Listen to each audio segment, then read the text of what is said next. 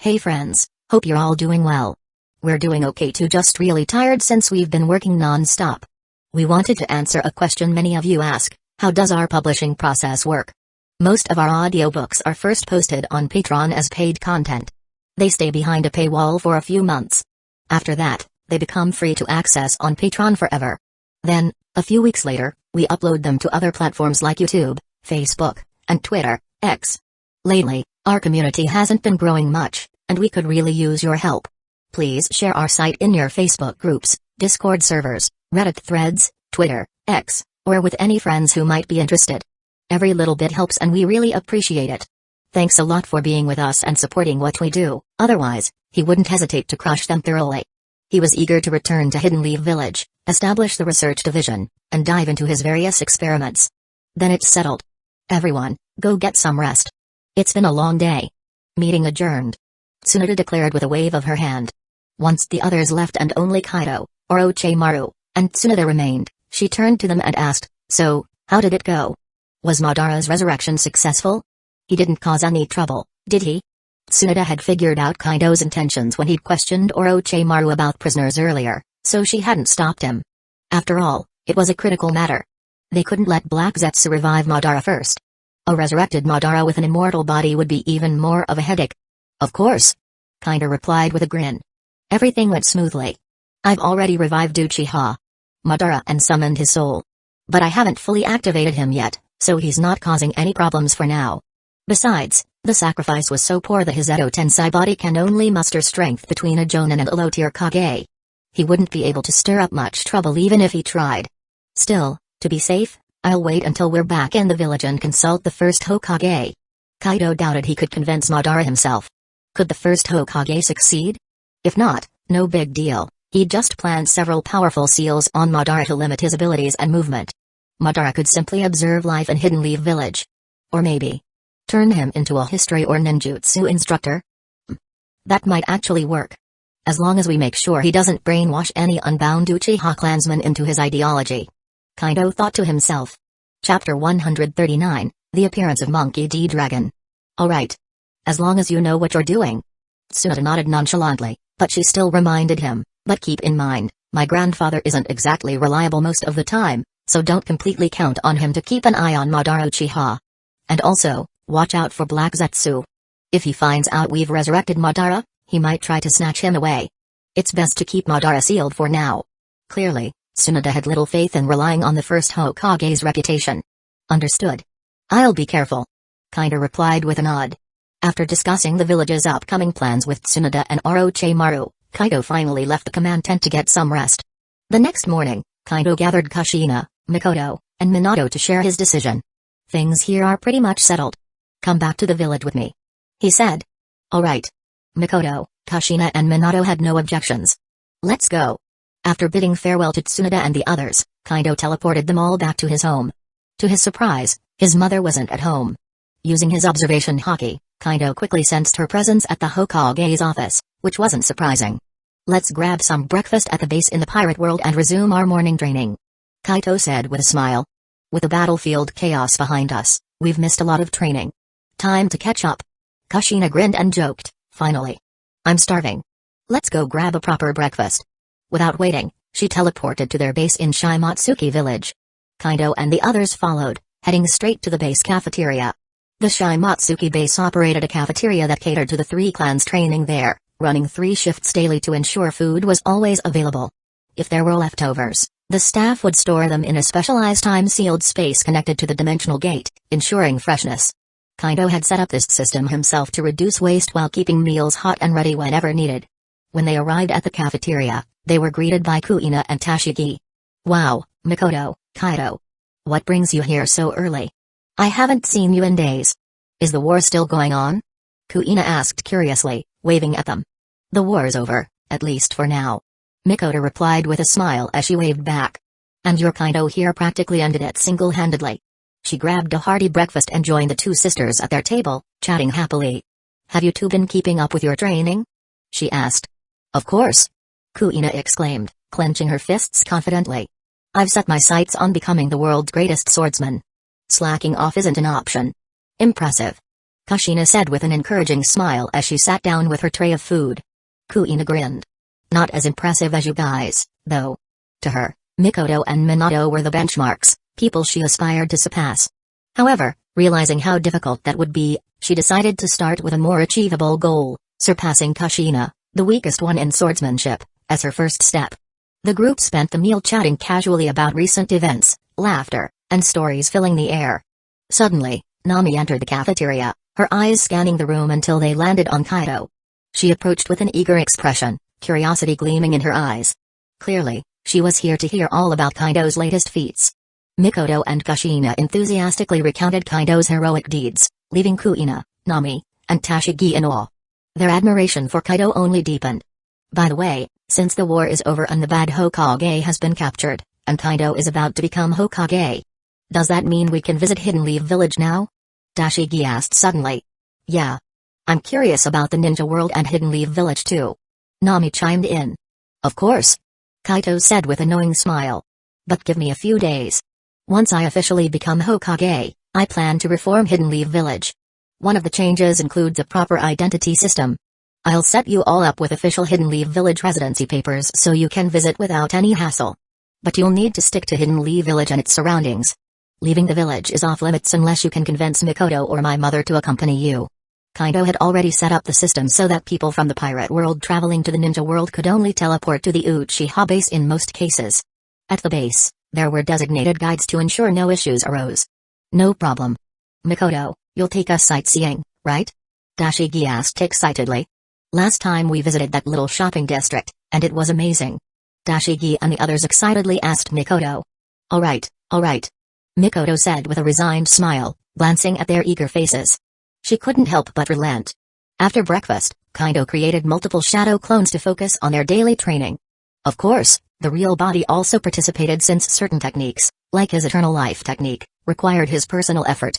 Once the morning training was over, after about 2 hours, Kaido left some shadow clones to continue working in the pirate world or return to the ninja world to practice ninjutsu, sealing techniques, and swordsmanship. Meanwhile, the real Kaido was called over by Koshiro. Inside a tea room at the dojo, Koshiro poured tea for himself and Kaido, as usual, before asking about the details of the war. After listening, he nodded thoughtfully and said, "It's good that the war ended early. The ninja world is far too twisted. Hopefully, it'll unify soon. For such a small place to remain divided and war-torn for so long, it's no good for anyone. If you need my help, don't hesitate to ask. With my strength, dealing with Kage-level opponents shouldn't be an issue. As for stronger ones, I could hold my own initially, but prolonged battles might be tough." He didn't boast unnecessarily, after all, the ninja world was full of bizarre and unpredictable techniques. While he had explored chakra to some extent, his focus was still primarily on swordsmanship. Got it. Kaito smiled and nodded. If I run into any trouble, I won't hesitate to ask for your help.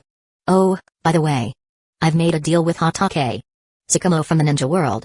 I'm trading our pirate world swordsmanship training methods for their family samurai swordsmanship techniques and ninja sword techniques.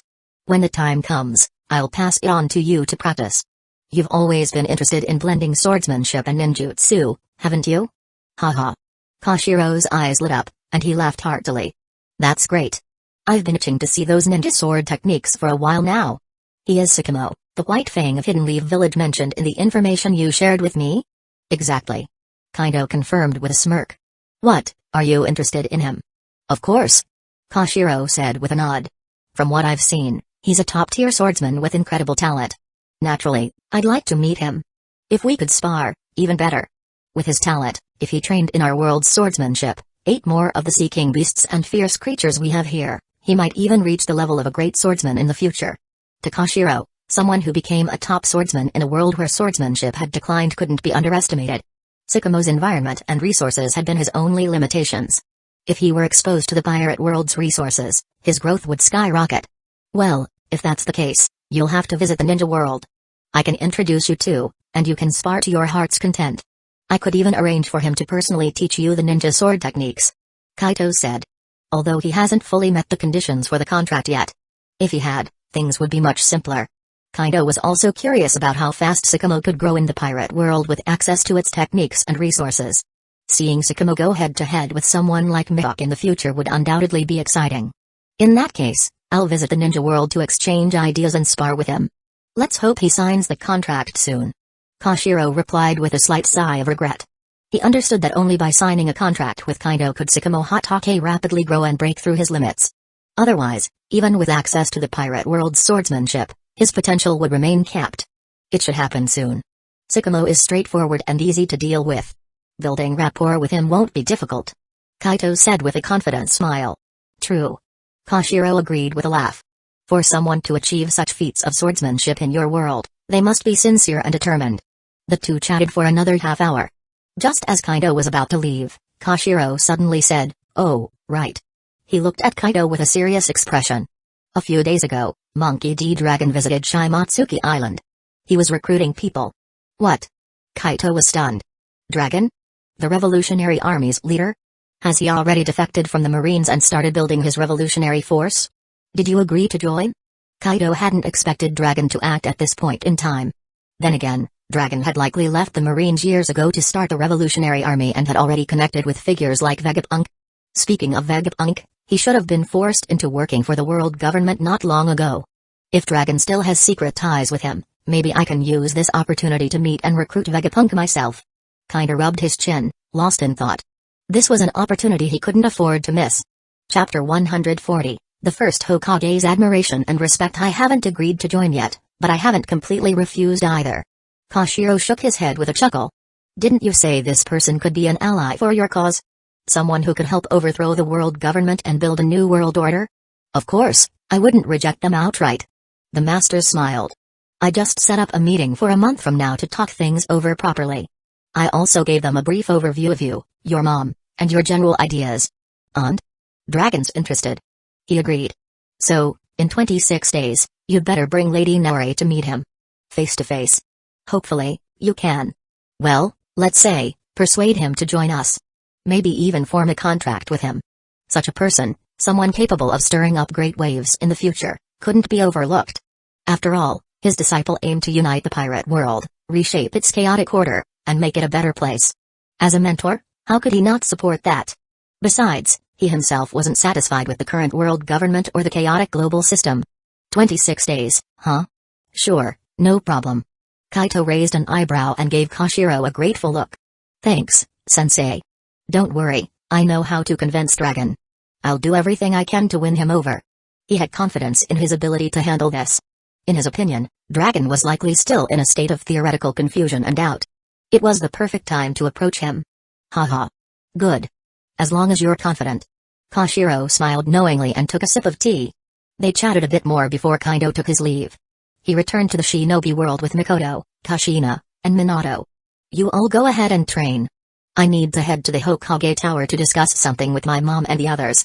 As soon as they arrived back, Kaido gave instructions to Mikoto and the group. Alright, go take care of your business. Mikoto waved him off, then took Kushina and Minato, heading toward the Uchiha clan's training grounds. Kaido, meanwhile, made his way to the Hokage Tower. After a brief announcement, a new Anbu led him to the Hokage's office, where he found his mother and a few others. Mom. Lady Mito. First Hokage. As soon as he entered, Kaido greeted them warmly. Back already? How's the situation on the front lines? Naori Uchiha asked, nodding in acknowledgement. Both Uzumaki Mito and the first Hokage turned to Kaido, awaiting his report. Kaito sat down on the sofa beside the first Hokage. The major issues are handled. What's left is dealing with the Sand Shinobi. I killed their Kazekage and wiped out thousands of their elite forces. Now it's up to them to decide what's next. Hopefully, they'll surrender, admit defeat, and sign a treaty. If not, I might have to make another trip to crush them completely. Even then, it shouldn't take long. Good. Naori nodded in satisfaction. We were just discussing the details of your succession ceremony. The Hokage robes and other preparations are being handled as we speak. We've also contacted the sculptors for the monument, they're ready to start anytime. Now we're just waiting for the front-line troops to return victorious. Since you're back, it's time for you to start taking over Hokage duties and handling things directly. Being Hokage isn't easy. We've been working non-stop these past few days. Finally, we can get some rest. Mito smiled in relief and added, exactly. We're getting old. It's time to pass these responsibilities to you younger folks. Kaido gave them a deadpan look. If you want to slack off, just say so. Why make excuses? You're not exactly old, don't think I don't know better. Haha. Ha ha ha. Mido and Nari couldn't help but laugh, and even the first Hokage joined in heartily. Alright, I have something to say. Kaito sighed, waving his hand to calm them down. He then pulled out a document and handed it to Nori and the others. Here, this is Hidden Leaf Village's 5-year development plan and the new power structure proposal. Take a look, and if you have any suggestions or issues, let me know so we can adjust it. Once I officially take over, I'll start implementing these plans step by step. Oh? Mido accepted the document, surprised. Didn't expect you to already have a plan in place. Alright, let's take a look. The three of them began reading through the detailed proposal. Wow. This is a bold plan. A research department? And this expansion of the school system, along with adjustments to the curriculum. You've even included ideological education? That's actually a great idea. As they read, they occasionally exclaimed in surprise and discussed specific points. It took a while for everyone to finish reading the detailed plan. The first Hokage couldn't help but praise it. This plan is incredibly well made. It's far better than the current structure of Hidden Leaf Village. Did you come up with all this by yourself? Who else could it be? Kaido shrugged casually. Do you see anyone else capable of drafting such a plan? Haha. You're amazing, kid. I'm impressed.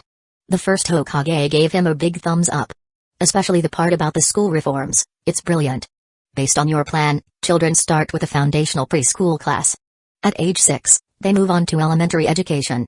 The curriculum includes basic ninja techniques, physical training, weapon handling, chakra refinement, ethics, history, chemistry, biology, and physics. In the later years of elementary school, they'll begin learning chakra control, practical combat, and even beginner-level ninjutsu.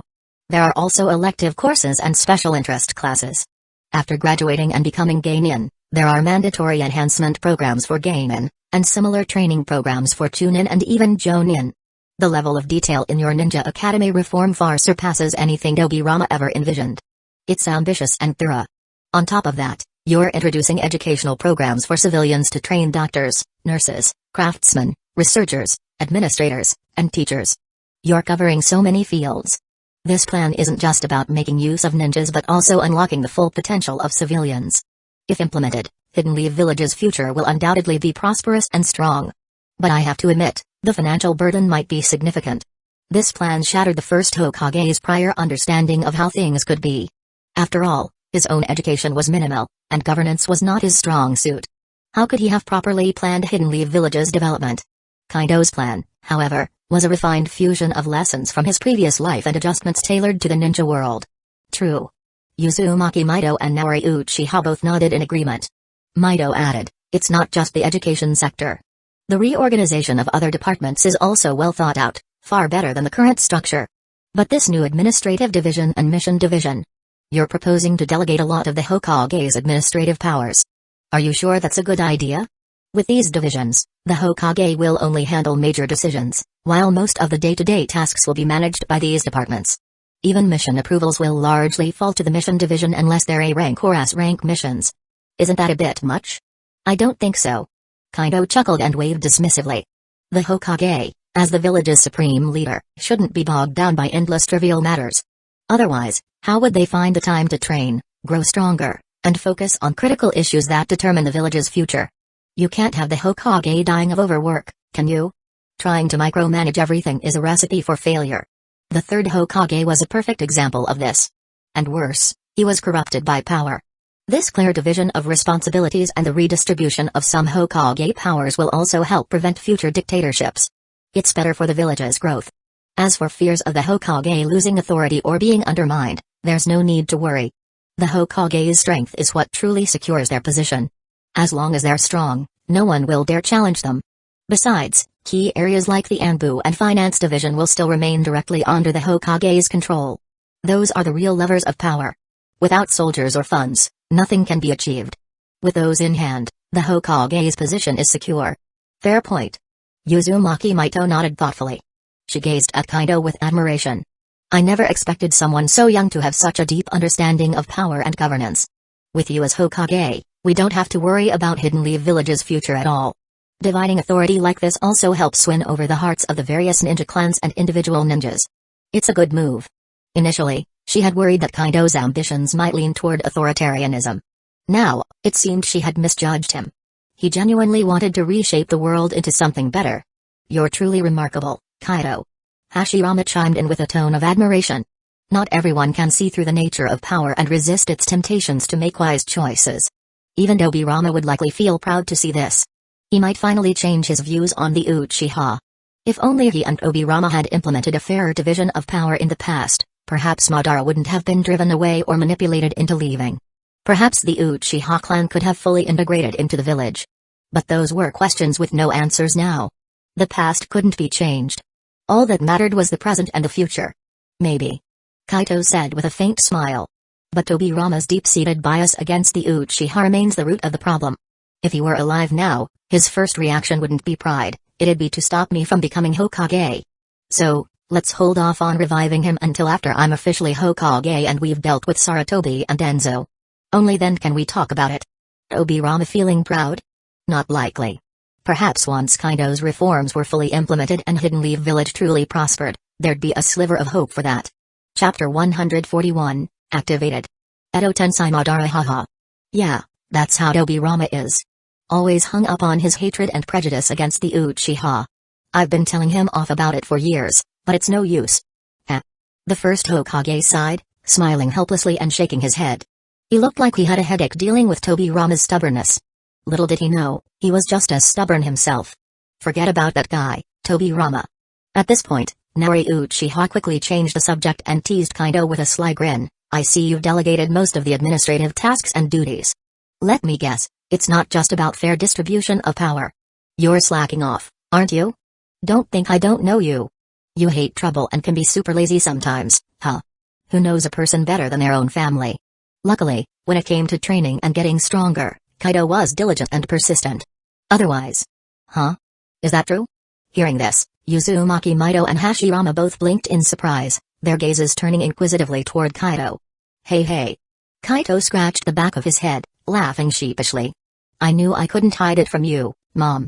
Yeah, that's part of the reason. But honestly, I think it's totally fine. Why waste my precious time on trivial stuff? That's just a waste of my life. As Hokage, my job is to keep getting stronger, set the village on the right course, and guide its development. Isn't that enough? The little details? Leave those to the people under me. If they can't handle that, then what's the point of having them around? Under my leadership, the capable rise, and the incompetent step aside. With this approach, there's no need to worry about things going wrong. Prioritizing the big picture over the small stuff, that's the way to go. Well, you've got a point. Naruto Uchiha chuckled, nodding. The group then got into a detailed discussion, refining the policies and addressing overlooked issues. Gradually, their plans became more thorough and reasonable. They discussed until noon without even stopping for a meal, instead pulling food out of a storage scroll and eating as they talked. Gulp. The aroma of roasted sea kings and beast meat filled the air, rich with vitality and nutrients. Hashirama couldn't help but swallow hard, his eyes glued to the food on the table. There's no poison in that, right? So can I have some? Just a bite? What's this stuff anyway? It smells so full of life and energy. Uzumaki Mido rolled her eyes and snapped, you're basically a walking corpse. What's the point of eating? It's a waste. Just sit tight and behave.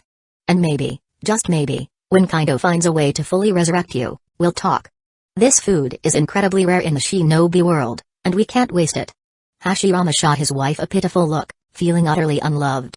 Alright. Let our first Hokage eat a little. It's not that big of a deal.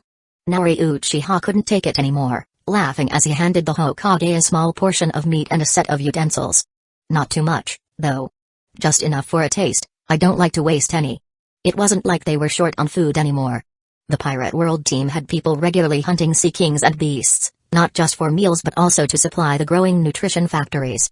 Given the size of the Pirate World and its abundant resources, they didn't have to worry about overhunting. Thanks. Hey. Hashirama clapped his hands together in gratitude, then eagerly dug into the bowl in front of him. He picked up his chopsticks and started eating with gusto. So good. So good. As he ate, he couldn't help but praise the food. He wasn't exaggerating, this was genuinely the best meal he'd ever had, even better than anything from when he was alive.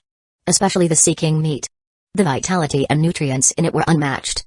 Unfortunately, all of it went to waste because his current body couldn't absorb it. This realization made him feel a little down. Kaido, When do you think you'll figure out a way to properly resurrect me? I'm really starting to hate this half-dead state. If it's not possible, I might as well head back to the Pure Land. At least I wouldn't have to sit here drooling over food.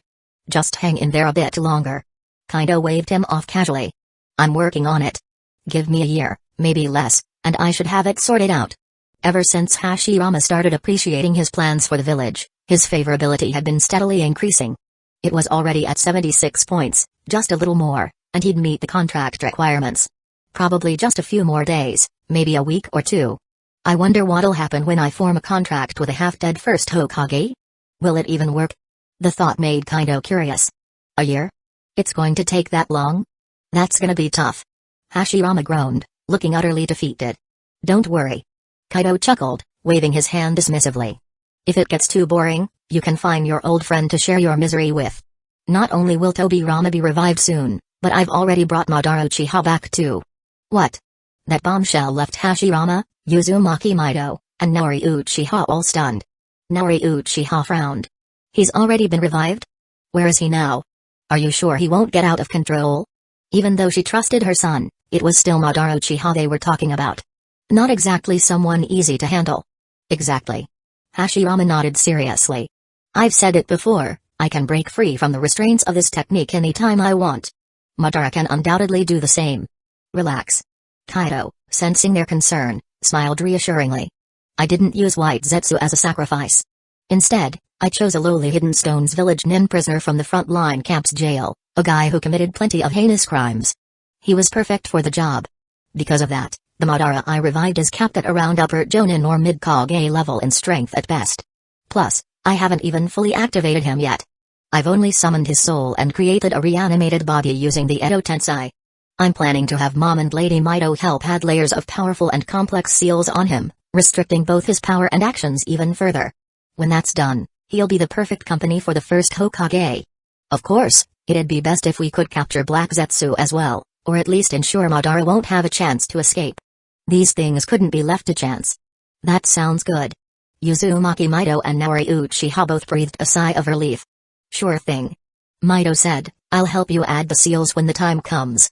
Great. The meal went on for a good half hour before wrapping up. Afterward, they continued refining Hidden Leaf Village's first 5-year plan. Kaido even invited temporary village leaders and representatives from various shinobi clans to join the discussion. When these representatives saw the content of the plan, they were visibly amazed. Naturally, the fact that Kaido was willing to delegate more authority made them quite happy. They began thinking that having Kaido as Hokage was leagues better than the third Hokage. After all, during the third's rule, he had constantly suppressed the clans, centralized power, and siphoned off village resources to strengthen himself. He wanted to control everything, and it made the clans incredibly uncomfortable. This plan was ambitious so that it couldn't be finalized in just one day. Over the course of 5 days, Kaido and his team worked tirelessly to polish the plan. Finally, they nailed it down. By then, Kaido felt a huge sense of relief.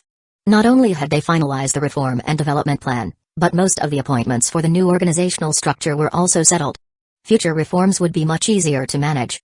During those same 5 days, with the help of Uzumaki Mido and Naori Uchiha, Kaido also completed the sealing and modification of Madara Uchiha's reanimated body. Now, Madara was utterly incapable of escaping. His power could be adjusted to remain completely sealed or reduced to an immobile state, weaker than an average Kage-level ninja. Moreover, Madara couldn't act without Kaido or his allies' permission. Escape was impossible, his location would be monitored in real time, and if he tried to leave the designated area, he'd be completely sealed, rendered powerless, and instantly transported to a specially constructed Uchiha death cell. Alternatively, at Kaido's command, Madara could be knocked unconscious and confined in isolation for a predetermined time. With all these layers of precautions in place, Kaido finally activated Madara Uchiha and handed him over to the first Hokage. He hoped Hashirama could bring Madara back to the right path. What is this? The moment Edo Tensei was activated, Madara opened his eyes and immediately saw Hashirama and Kaito standing before him. In an instant, his mind snapped into focus. His face hardened, his body tensed, and he took up a battle stance, ready to kill Kaido and anyone else nearby. But the next second, his body went limp. Thud. He collapsed onto the ground, stunned. What? What is this? Where's my strength? And this feeling? Is this Edo Tensei? Did you bring me back in this form? And you tampered with me? As he spoke, Madara Uchiha glared at Kaido and the others, his eyes burning with disbelief and indignation. He wanted nothing more than to tear them to pieces. Don't bother struggling, it's pointless. We've prepared every safeguard. You can't escape, and you definitely can't harm anyone in Hidden Leaf Village. Kaido smiled faintly at Madara's reaction. He then calmly explained the restrictions and countermeasures they had put in place. Of course, he only mentioned the existence of these measures, not their specific details. He wasn't stupid. You. Madara's face darkened as he listened, feeling a surge of frustration. His hand, barely regaining some strength, trembled as he pointed at Kaido. The sheer humiliation made him want to vomit blood. If looks could kill, Kaido and the others would have been shredded into pieces by Madara's glare. This was too cruel. Too damn underhanded. Madara couldn't accept how he lost the battle before and now this. Chapter 142, Madara, you've gotten dumber fuck. At this moment, Madara Uchiha couldn't help but curse inwardly. Just hearing about all the sealing techniques applied to him, he could already sense that the situation was far worse than what Kaido had described. There was practically no way he could escape on his own. It was obvious, they were preventing him from being revived using Black Zetsu's Edo Tensei technique. So, they preemptively went all out to stop him. And damn it, they succeeded. It was a flawless plan. They blocked every possible path. No loopholes. Looks like I'll have to rely on Black Zetsu now. Madara thought. Let's hope he's competent enough to find me quickly and help me break free from this control. Kaido, you little punk. Just you wait. The day I break free and return to my prime, I'll make you pay. I'll tear you all apart. Madara vowed bitterly in his heart. He had never suffered such humiliation before. Ahahaha. At this moment, Hashirama scratched the back of his head, looking at Madara with an awkward smile. Madara. You don't have to be so upset about this. He tried to console him. Look on the bright side. When we defeat Black Zetsu and bring you back to the right path, I'll convince Kaido to lift these restrictions on you. In fact, maybe someday, you'll truly come back to life for real. Come on, cheer up. To be honest, if you were in Madara's shoes, he'd probably feel just as bad. But what else could they do? Madara had chosen the wrong path, after all. Hashirama, you really love talking big, don't you? Madara snapped back, his tone full of resentment. You're not the one being sealed and locked up. Of course, it's easy for you to say, look at the bright side. Why don't you trade places with me and see how you like it?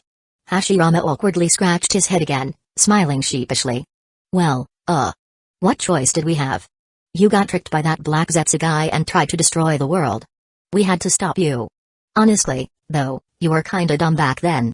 How could you fall for Black Zetsu's lies so easily? That's not like you, Madara. Weren't you always the smart one? You used to say I was the dumb one, remember? Hashirama's words hit a nerve. Excuse me?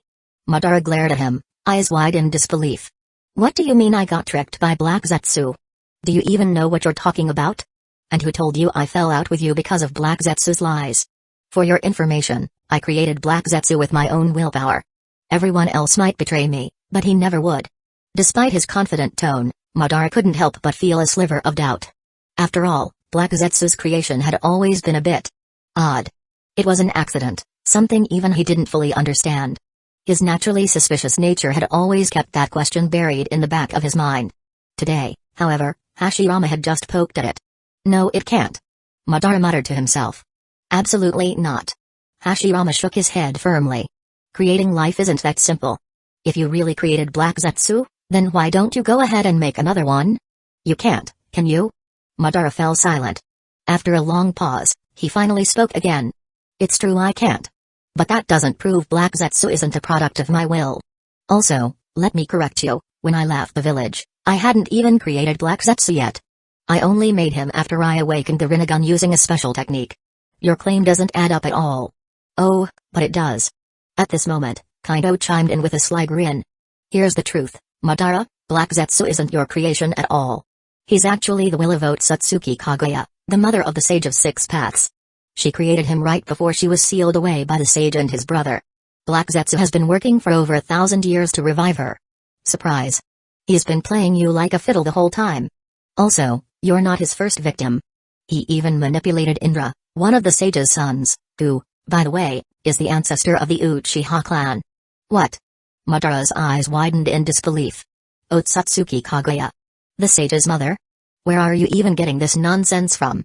You're just a 10-year-old kid. How could you possibly know the truth about something that happened over 1,000 years ago? And don't tell me it's from the clan records. When I left the village, I took most of those valuable texts with me. There's no way any of that would have been recorded in what was left behind. Kaido just shrugged with a smug smile. Doesn't matter how I know. The point is, I do know. And by the way, you keep insisting you didn't get tricked by Black Zetsu into turning against Hashirama and leaving the village, but that's just wrong. Don't forget, you read the contents of the Uchiha clan stone tablet, didn't you? That's where you got the idea about merging the powers of the Uchiha and Senju clans to achieve infinite peace through the infinite Tsukami. What? Madara's pupils contracted sharply.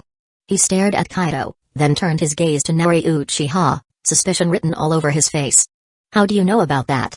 Wait. Naori, did you awaken the eternal Mangekyō Sharingan?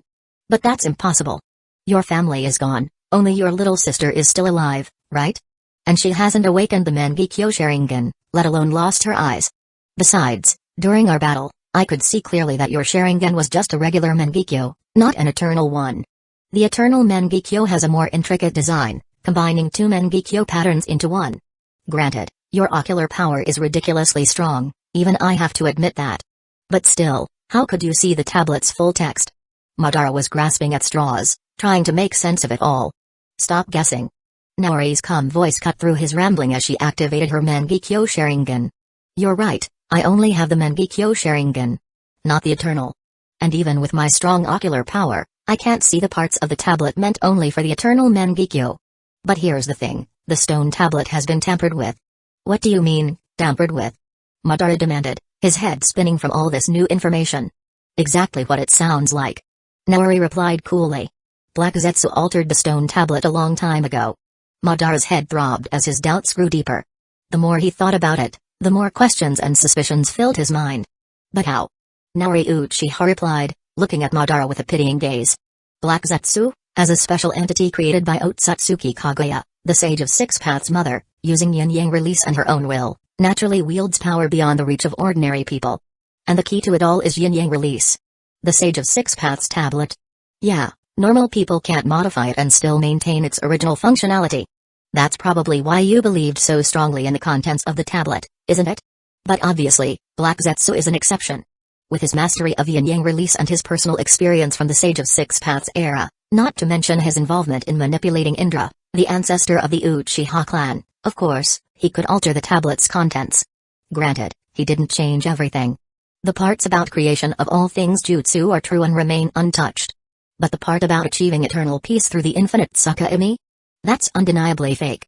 The real goal wasn't to bring about eternal peace but to harness the power of the Ten Tails and the infinite Tsukami to resurrect his sealed mother, Otsutsuki Kaguya. You need to understand, the Ten Tails was originally the divine tree, planted by the Otsutsuki clan. Kaguya ate the fruit it bore, becoming the progenitor of chakra in the ninja world. When the Sage of Six Paths sealed her away, the chakra of the Ten Tails fruit was split into two parts. One became the Judo statue, and the other was divided into the nine-tailed beasts. To revive Kaguya, they would need the power of the Ten Tails and a caster with enough strength and potential to act as the vessel. Now tell me, who do you think that unfortunate caster is? Madara, hearing Naori's mocking tone and words, flushed with anger. But he couldn't deny that Naori's reasoning made his suspicions about Black Zetsu grow even stronger. It wasn't just the content, it was the depth of knowledge Naori and his companions seemed to have. The logic they presented was undeniable. You had to understand, the history of Indra, the Sage of Six Paths, the Judo statue, and the Ten Tails. This level of detail wasn't something widely documented in the ninja world. And yet, Naori and his group spoke as though they had lived through it all. It was deeply unsettling. Why do you believe the infinite Tsukami can't truly achieve eternal peace? Madara, unable to make sense of it, took a deep breath and searched for flaws in Naori's arguments, questioning him further. Isn't it obvious? Naori responded, looking at Madara as though he were a complete idiot. Madara's face flushed even redder. He felt insulted.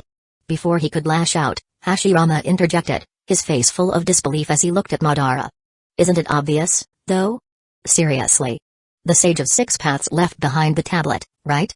According to legend, when he founded ninja and spread chakra to humanity, his ultimate goal was to achieve eternal peace, a world without war, full of harmony and cooperation. If the infinite Tsukami truly could achieve that goal, why didn't he do it himself? Why leave it on a tablet for future generations to discover? Don't tell me he realized this at the end of his life when it was already too late. Madara, initially stunned by Hashirama's logic, began to see the inconsistency.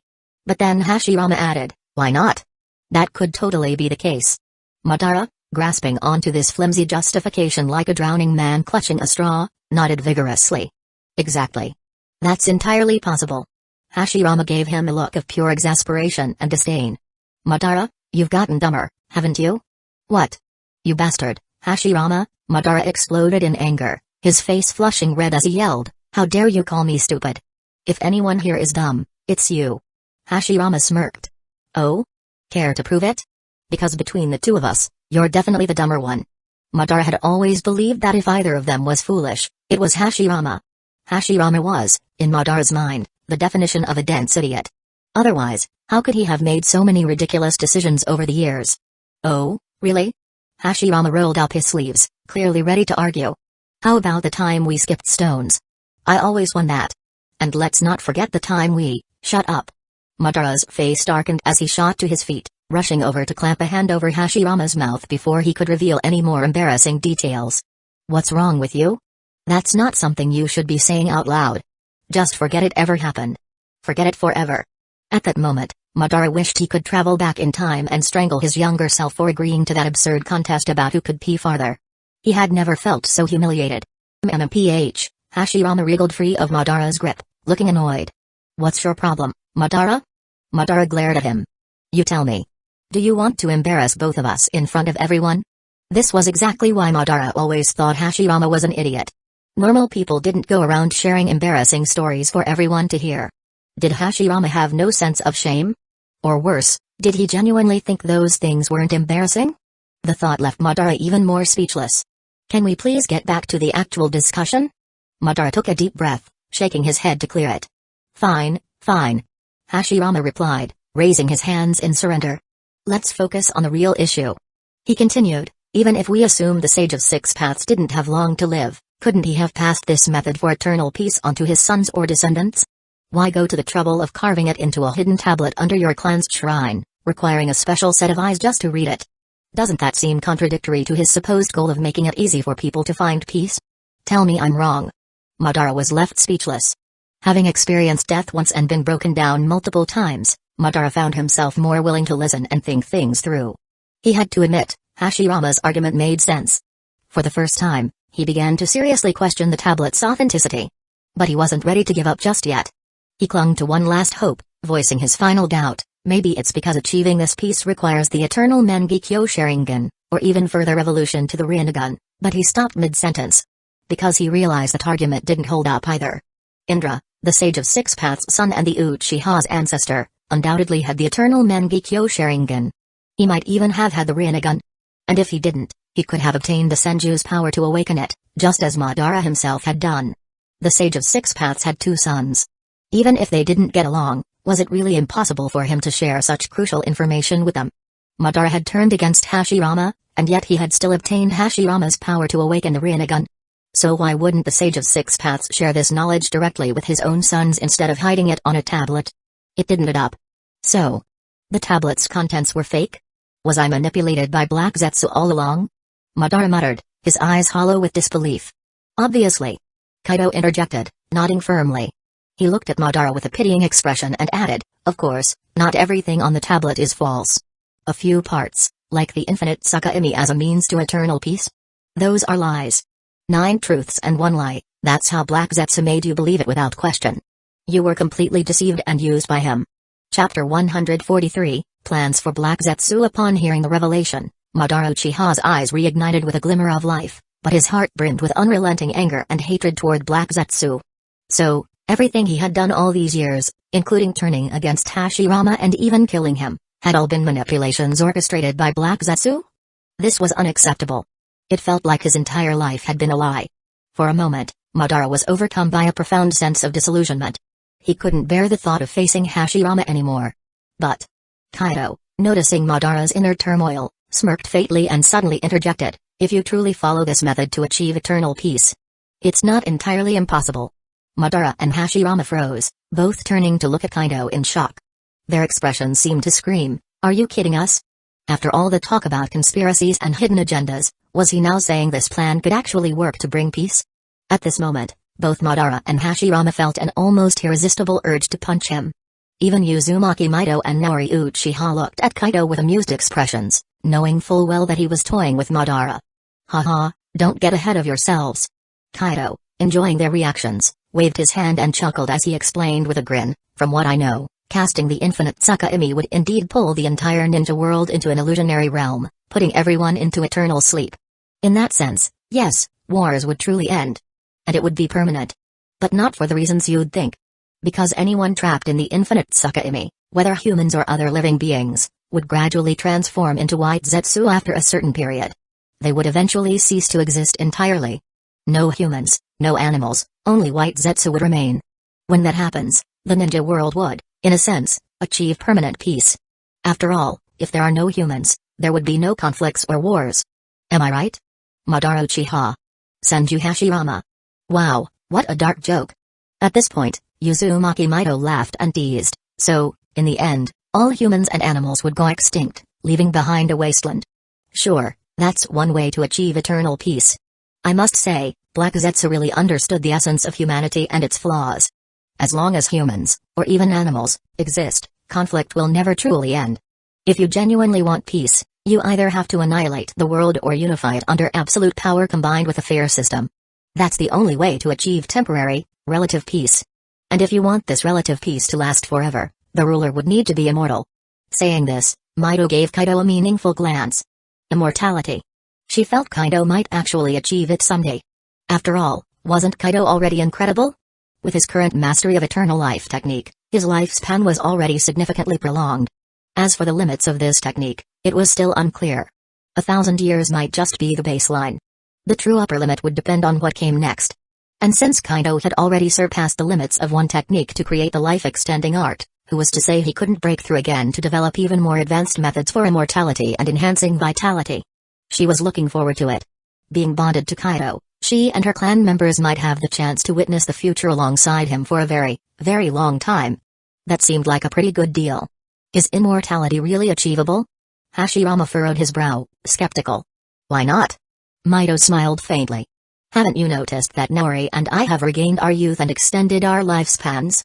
Nothing is truly impossible. Besides, you might not know this, but the Otsutsuki clan are naturally long-lived beings, practically immortal. If she hadn't been sealed away, the Sage of Six Paths mother, Otsutsuki Kaguya, would still be alive and well to this day. Both Hashirama and Madara gasped audibly, their shock evident. Madara's eyes glimmered with newfound longing. If only he had possessed such method back then. There would have been no need for him to plot and scheme from the shadows, clinging to life like a dying ember. He could have openly unified the ninja world with his overwhelming strength and achieved his goals honorably. But alas! If what you say is true, then it seems Black Zetsu is also immortal. But why wasn't the Sage of Six Paths immortal? Why did he grow old and die? Madara's face was filled with confusion. This was something he simply couldn't wrap his head around. Surely the Sage of Six Paths, with his strength surpassing even Madara's peak after awakening the Rinnegan, wouldn't succumb to aging. After all, he was the son of Otsutsuki Kaguya, a being from another world. How could someone like that die of old age? And then there was Kaido. What exactly had he done to restore Mido and Naori's youth and extend their lifespans? Yes, Madara had finally pieced it together. The changes in Mido and Naori were all tied to this mysterious 10-year-old boy, Kaido. Everything seemed to trace back to him. This only made Madara more curious about Kaido's secrets. Hearing Madara's question, both Mido and Naori were momentarily stunned. They, too, couldn't figure it out and turned their gazes to Kaido. That's a good question. Kaido mused, stroking his chin thoughtfully. Logically speaking, someone like the Sage of Six Paths should have had an exceptionally long life. But the truth is, he did die. That probably has a lot to do with him removing the 10 tails from his body. Once he lost the 10 tails power, he was no longer immortal and ended up losing his life, just like how a Jinchuriki would die if their tailed beast were extracted. However, it seems like his death was voluntary. As for his true motives? That, I don't know yet. Kaido paused and added, but it's probably not something good. He had a feeling the Sage of Six Paths was playing a very long and complex game, and that his deliberate journey to the Pure Land of the Afterlife was a critical step in his grand plan. Kaido even suspected that the Pure Land might have been something the sage himself created by merging it with the original afterlife realm of the Shinobi world. It wasn't impossible. If this theory held, then the sage's purpose became clear: to take control of the afterlife's power while using the Pure Land as a foundation to catalyze and absorb the chakra of countless powerful ninja souls. And how would he get these souls? By provoking endless wars in the shinobi world. It wasn't just about growing stronger for himself. He might have been preparing for the eventual arrival of the Otsutsuki clan. Kaido didn't believe for a second that the Sage of Six Paths was unaware of the Otsutsuki's impending descent upon the world. Even if he hadn't known initially, sealing his own mother would have revealed the truth to him. He must have realized that his existence as a mortal had limits. Just like how ordinary ninjas hit a ceiling due to their bloodline restrictions, the Sage of Six Paths might have faced a similar bottleneck later on. If he wanted to keep getting stronger to face the future threat of the Otsutsuki, he would have had to break through those limits. But how could he do that if his mortal body constrained him? Wait for death? Clearly, that wasn't an option. So, maybe he used his Rinnegan or some other method to discover the afterlife and found a way to continue progressing, but it required him to become a spirit, separating himself from his physical form entirely.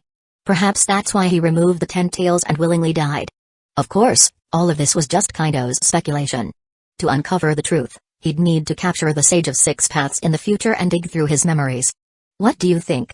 Madara and the others frowned after hearing this. They also felt that whatever the Sage of Six Paths had done, it wasn't without some sinister purpose.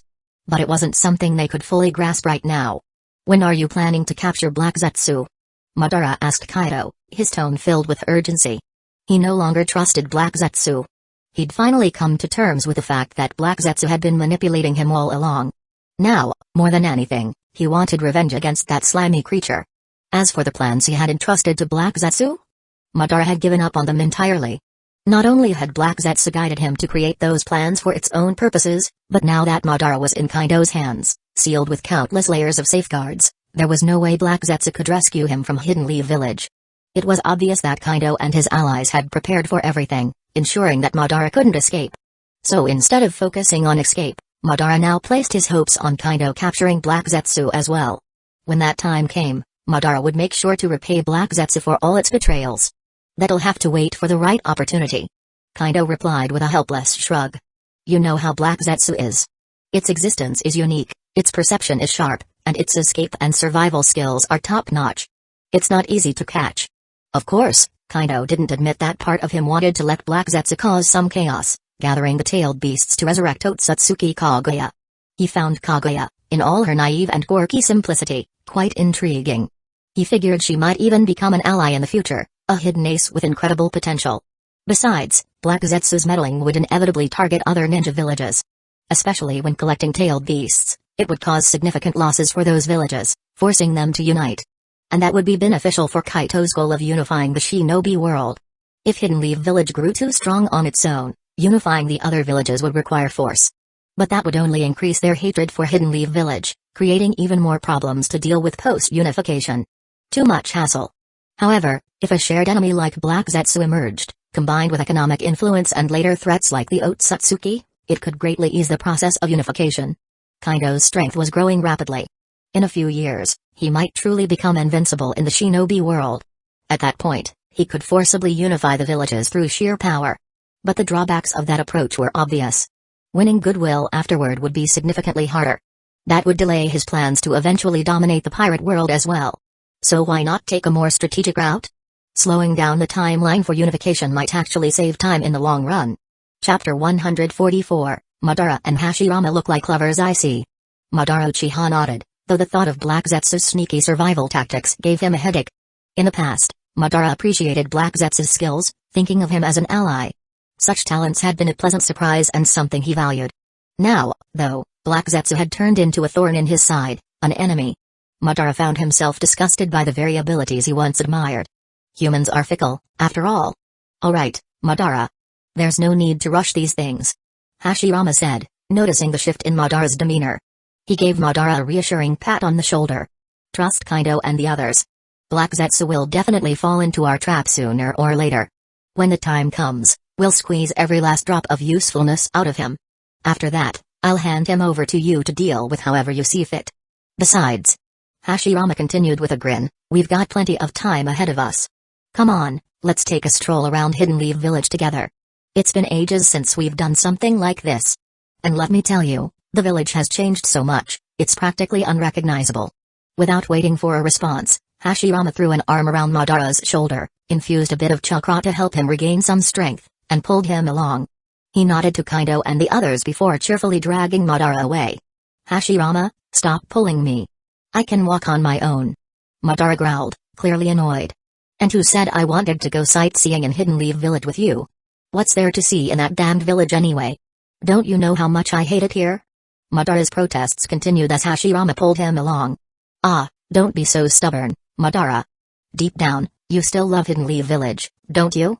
No need to act all tough, I know you too well. I know you the best. Ha ha ha. Hashirama chuckled. Madara. Uzumaki Mido. Hikari Uchiha. In the end, despite his grumbling, Madara let Hashirama drag him into Hidden Leaf Village. For all his fiery personality, Madara seemed to have resigned himself to reality. Ha. It's true, Hashirama's the only one who can handle Madara. Kaito said, shaking his head in amazement at the scene. Thunk. Before Kaido could say more, Mido smacked him on the head, frowning. If you can't say something sensible, don't say anything at all. You're making it sound like they're lovers. Kaido rubbed his head, looking at Mido with a bewildered expression. His gaze seemed to ask, aren't they, though? Mido's eyes narrowed, and she raised her hand threateningly. Alright, I surrender. Kaido quickly raised his hands in mock defeat. Arguing with a woman, even one who's no longer young, was a losing battle, after all. PFFT. Nori, watching the entire exchange, couldn't help but laugh. You know, there's definitely something unusual about the bond between Hashirama and Madara. It's not your typical friendship, don't you think, Mido? Shut it, you. Mido snapped, her face darkening. She glared at Nori before abruptly changing the subject. Pulling out an old book, she said, didn't you two want information on Hikari Uchiha from the Senju archives? Well, here it is. What? Both Kaido and Nori were stunned. They immediately took the ancient text from Mido, eagerly flipping through its pages. It's true. Nori exclaimed. She's sealed in Mount Kaianmu. I remember that place, it used to be a Senju outpost, right? That's correct. Mido confirmed with a nod. The Senju and Sarutobi clans used the outpost to lay a trap. They lured Hikari Uchiha there, who was known as Uchiha Nanashi, and successfully ambushed her, sealing her away. So, what's the plan? Are you going to try to free her? Of course. Kaido and Nori exchanged a determined glance and nodded in unison. Alright. Mido said.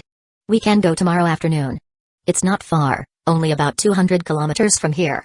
We can teleport directly, so it shouldn't take long. But, Mido added, her expression serious, there's something you need to know. According to the records, Hikari Uchiha was betrayed by her clan. Combined with everything she endured before her sealing, it's highly likely she holds a deep grudge against the Uchiha. You'll need to tread carefully. She might not be willing to cooperate. Be prepared to change her perspective on the Uchiha, and maybe even life itself. Understood. Kaido and Nori replied, their expressions solemn. Kaito nodded thoughtfully. We'll figure something out. First, let's get her out of there and bring her back. Alright, then it's settled. Mido said, wrapping up the discussion. With that, Kaido headed off to train with Mikoto and the others. Meanwhile, on the Hidden Stones village front lines a few days earlier, Lord Tsuchikage, it's confirmed, Kazekage is dead. The Sand Village has suffered heavy losses, with at least 2,000 to 3,000 elite shinobi killed. Their camp is in disarray, and morale is low. The scout, Kitsuchi, reported. Although Chio and Debuzo are holding things together, for now, there's internal division. Some want revenge against Hidden Leaf Village, but the majority seem inclined to negotiate for peace and withdraw their troops. We can take this opportunity while they're negotiating with Hidden Leaf Village to launch a surprise attack on them. Catch them completely off guard. We could recover the losses we suffered from Hidden Leaf Village by taking it out on the Sand Ninja. What do you think? As Kitsuchi returned from scouting the Sand Ninja's camp, he quickly reported everything he had learned to his father, Onoki, along with his suggestion. No. After listening, Onoki pondered for a moment before decisively rejecting the idea. We'll wait until they finish negotiating with Hidden Leaf Village and withdraw from the front lines to return to their village. Then we'll ambush them on their way back. Understood. And make sure not to drag Hidden Leaf Village into this matter. Onoki added. The last thing we need is Hidden Leaf Village taking this chance to extort us again. That's not a scenario I want to see. Once was more than enough humiliation, until they could counter the mass flying thunder god jutsu used by Hidden Leaf Village's forces. Onoki knew he had no choice but to tread carefully around them, lest they face even greater disgrace. Is that so? Kitsuchi frowned slightly. But if we wait until the Sand Ninja finalize their treaty with Hidden Leaf Village. You know how Hidden Leaf Village operates. Once they sign a treaty, they'll probably form an alliance with the Sand Ninja too. By then, attacking the Sand Ninja will be far more complicated, won't it?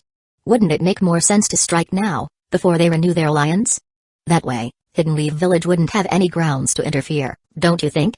Things aren't that simple. Onoki replied, shaking his head. If we attack the Sand Ninja while they're negotiating with Hidden Leaf Village, it'll be a blatant slap in Hidden Leaf Village's face. They'll definitely find an excuse to retaliate. But if we wait until their treaty and alliance are finalized, then attack the Sand Ninja, Hidden Leaf Village won't have a leg to stand on if they try to interfere. After all, we're Hidden Leaf Village's allies too. We've signed the same treaty. This would just be an internal matter between us and the Sand Ninja.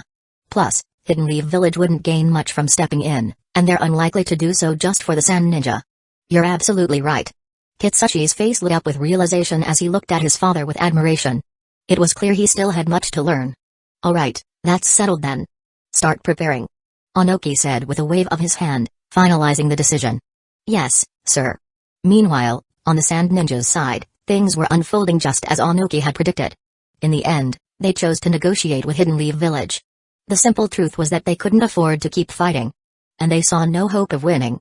Hidden Leaf Village, on the other hand, was just as eager to end the conflict, return home in triumph, and prepare for Kaido's ascension as the Fourth Hokage. The negotiations progressed smoothly. Within 2 days, they had reached an agreement, signed a peace treaty, and even renewed their alliance. Of course, as the losing side, the Sand Ninja were required to pay reparations worth 10 billion. Despite their reluctance, Chio and the others ultimately agreed after assessing their dire situation and the unshakable resolve of Hidden Leaf Village. However, they made a small request, to pay in minerals and gold sand instead of money and other resources. Orochimaru saw no reason to refuse. Hidden Leaf Village had a high demand for minerals, making this a win-win situation. The Sand Ninja could settle their debt with fewer losses, and Hidden Leaf Village would gain a substantial amount of high-quality resources. Phew. It's finally done. Time to pack up and head back to the village. Tsunade said with a stretch after the treaties were signed. Yeah. Orochimaru nodded with a rare smile. It's finally over. I hear the preparations for Kaido's ascension are already underway in the village. We need to wrap things up here quickly and head back to Hidden Leaf Village. We can't afford to delay things on his end. Orochimaru was eager to return, not just for the village's affairs but also for his research. He could hardly wait to get back to his lab. At that moment, Jiraiya hesitated before speaking. Since the war's over, I was thinking. Maybe I won't head back to the village right away. I'd like to travel for a while, see the world a bit. What do you think? He was unsure how to face his teacher back in the village. By now, Jiraiya was well aware that his teacher and his clan had been exposed and were awaiting public trial after Kaido's ascension. Most of the frontline ninjas already knew about it too. He dreaded the possibility of being asked to plead on his teacher's behalf. At the same time, he couldn't bear the thought of witnessing his teacher's downfall. Part of him wanted to help, to plead for mercy. After all, Hiruzen was like both a teacher and a father to him. But after learning about the extent of his teacher's actions, the corruption, the resources embezzled from Hidden Leaf Village, he couldn't bring himself to ignore it either. In short, he was deeply conflicted. Chapter 145, The News Spread What?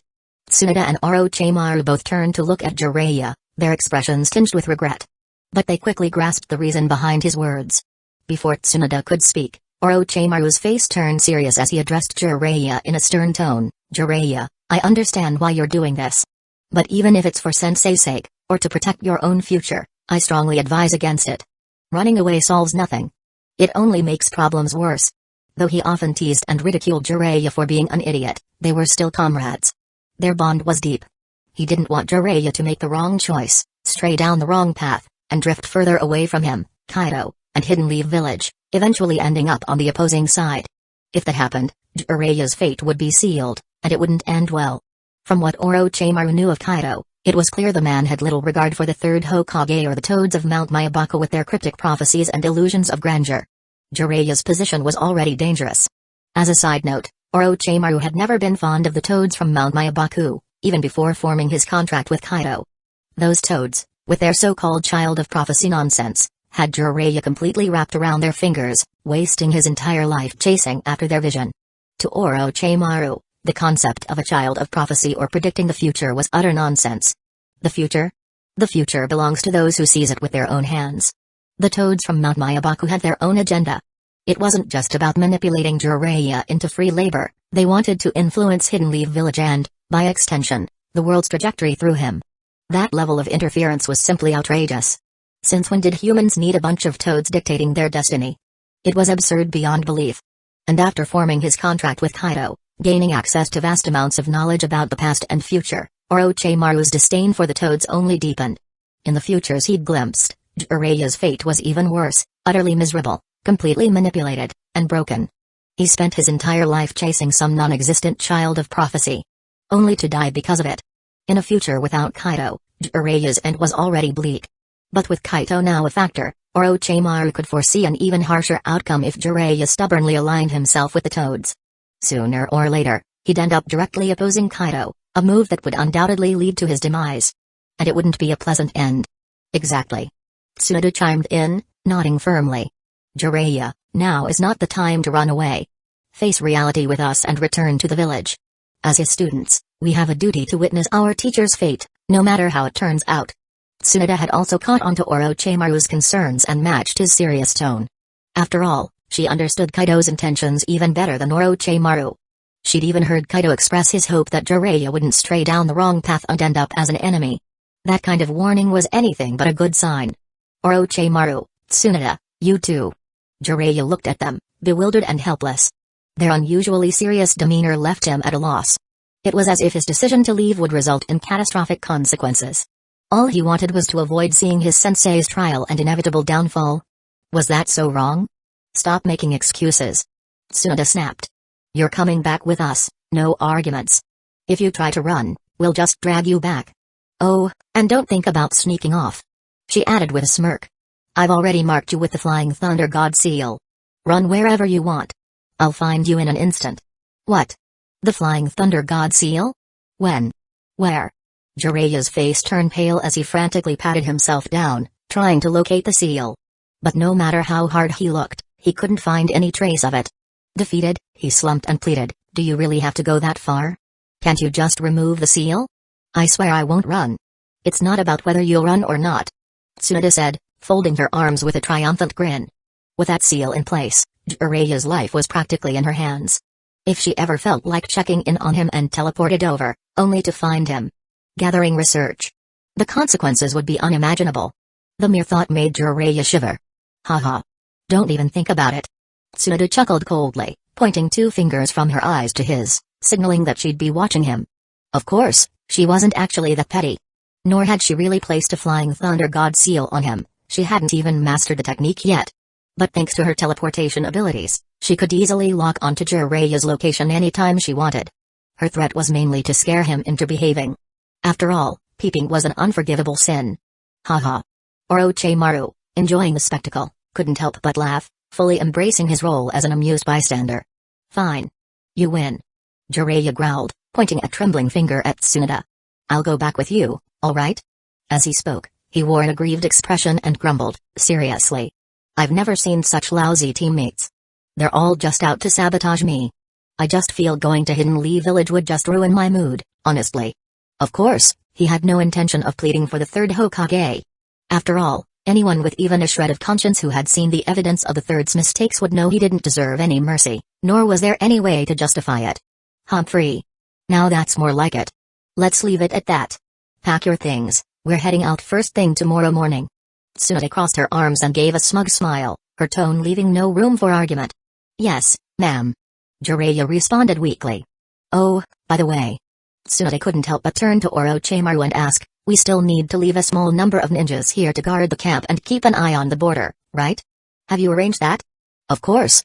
Orochimaru nodded confidently. I've already made all the necessary arrangements. 5 teams will remain here to monitor the movements of the Hidden Stones Village and Hidden Sand Village ninja. As for the Hidden Rain Village forces, they already been thoroughly defeated and wouldn't dare provoke Hidden Leaf Village again anytime soon. Good. That's settled, then. I'm heading to rest. Satisfied, Tsunade nodded and headed back to her tent. The next morning, she, along with Orochimaru, Jiraiya, Sakamo Hatake, Shiki Yamanara, and others, led thousands of Hidden Leaf Village ninjas in a grand and powerful procession as they began their march. Meanwhile, the other villages, Hidden Clouds Village, Hidden Mist Village, Hidden Stones Village, and Hidden Sand Village, finally received news about the upheaval within Hidden Leaf Village. The third Hokage's faction had been toppled, with him and his supporters arrested and awaiting trial. The revelation caused an uproar among the leadership of the four villages. At the Hidden Stones Village frontline camp, what the hell? I can't believe something this big happened in Hidden Leaf Village just a few days ago. That old geezer, Sarutobi Hiruzen, got kicked off his perch, and even his clan's been suppressed. Pathetic. Couldn't he have at least resisted a bit more? Stirred up some chaos or even a civil war in Hidden Leaf Village? Onoki was practically fuming as he cursed out loud. If Hidden Leaf Village had descended into chaos, he wouldn't have been forced into such a passive and frustrating position in recent days. He might even have had the chance to lead Hidden Stones Village forces into the heart of the Fire Country and claim a large piece of it. Such a waste. A huge waste. Onoki shook his head in frustration, muttering to himself. What an opportunity. Completely squandered. By the way, I heard Uzumaki Mido's still alive? And she's even regained her youth and grown stronger? What's going on with that? And that Hikari Uchiha, too. What's with all these weird things happening in Hidden Leaf Village recently? Do we have any more detailed intelligence on this from our spies in Hidden Leaf Village? Onoki's face was filled with confusion as he looked at the Hidden Stones Village intelligence chief standing before him. The intelligence chief sighed and shook his head. Unfortunately, no. Whether it's Uzumaki Mido or Hikari Uchiha regaining their youth and power, or the development of those mysterious Uchiha energy pills, none of our agents have managed to gather any concrete details. Even within Hidden Leaf Village, it seems like very few people know the full story. Sarutobi Hiruzen himself didn't seem to know much either. Most likely, only a select few in Hidden Leaf Village, like Uzumaki Mido herself, understand the situation. Oh, and there's one more thing. Our spies report that Hidden Leaf Village seems to have resurrected the first Hokage, Senju Hashirama, and Madara Uchiha. We haven't confirmed it yet, though. Onoki froze at the mention of these two names. His expression immediately shifted to one of panic and disbelief. What? You're telling me those two are back? Are you sure this isn't just a rumor? That's impossible. Could they have used that forbidden technique, Edo Tensei? What is Hidden Leaf Village planning? Onoki began pacing nervously, his mind racing. Why would Hidden Leaf Village resurrect Hashirama and Madara now? It didn't make sense. The village wasn't facing an existential crisis. In fact, Hidden Leaf Village had just forced Hidden Stones Village and Hidden Sand Village into peace agreements and reparations. Hidden Leaf Village was clearly thriving. This is bad. Onoki muttered under his breath. Chief, we don't have any further information for now. The intelligence officer replied, shaking his head. All we know is that the two have been spotted wandering around Hidden Leaf Village.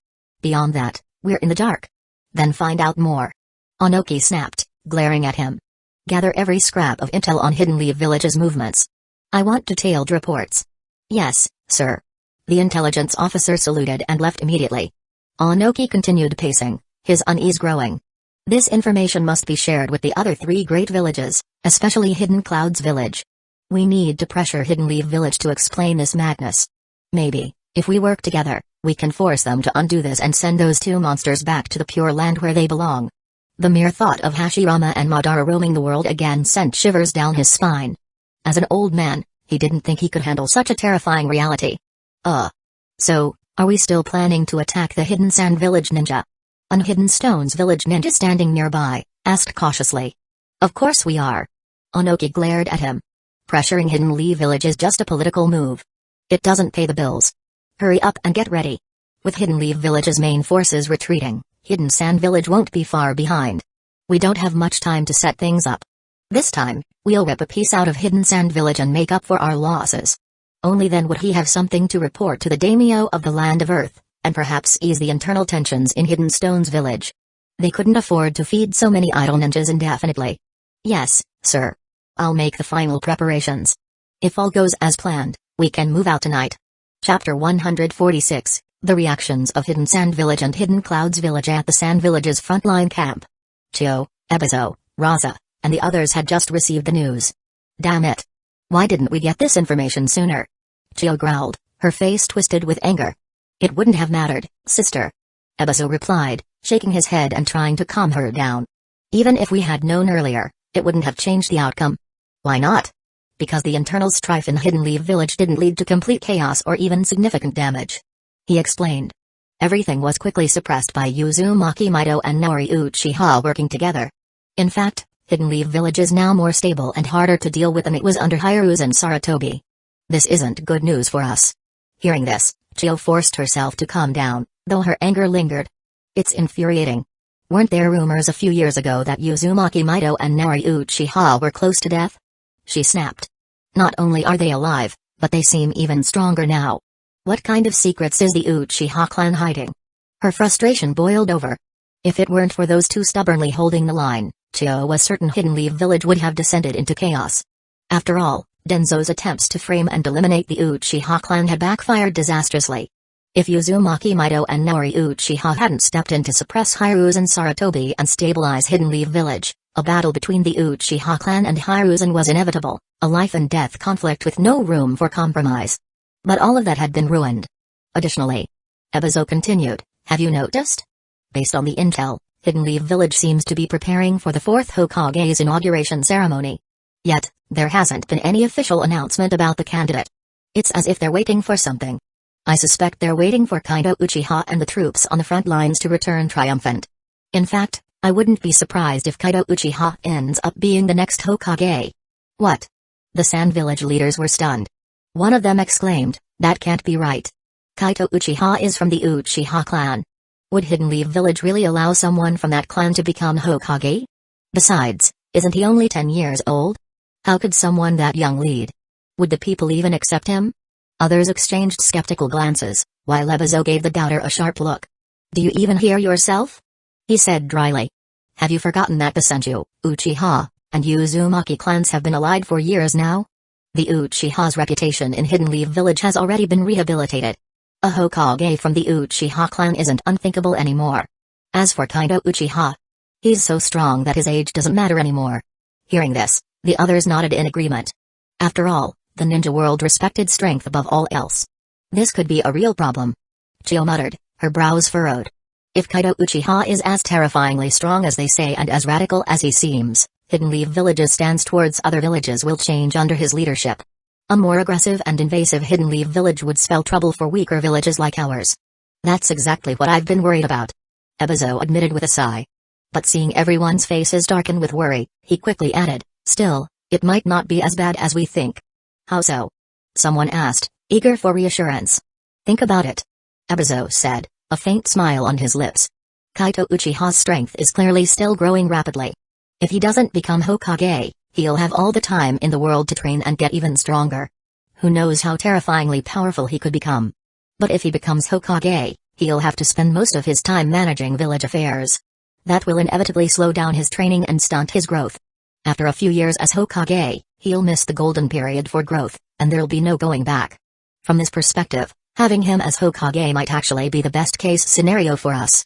Otherwise, I shudder to think what he could achieve if he kept focusing on his training. It wouldn't just be a question of surpassing Senju Hashirama or Madara Uchiha. It'd only be a matter of time. A freak like that. One is already too much. Two were a nightmare. A third? The world can't handle that. True. Chio murmured, her eyes brightening slightly. The others also looked visibly relieved. After further discussions, they decided to retreat and return to the Sand Village the next day. Once the others had left, only Chio and Ebizo remained. Brother, do you really think becoming Hokage will hold back Kaido Uchiha's growth? Chio asked, her gaze piercing. Ebizo sighed, shaking his head. I fear that's just wishful thinking on our part. Kaido Uchiha isn't an idiot. His mother, Naori Uchiha, isn't either. Kaido Uchiha isn't an idiot, and neither is his mother, Naori Uchiha.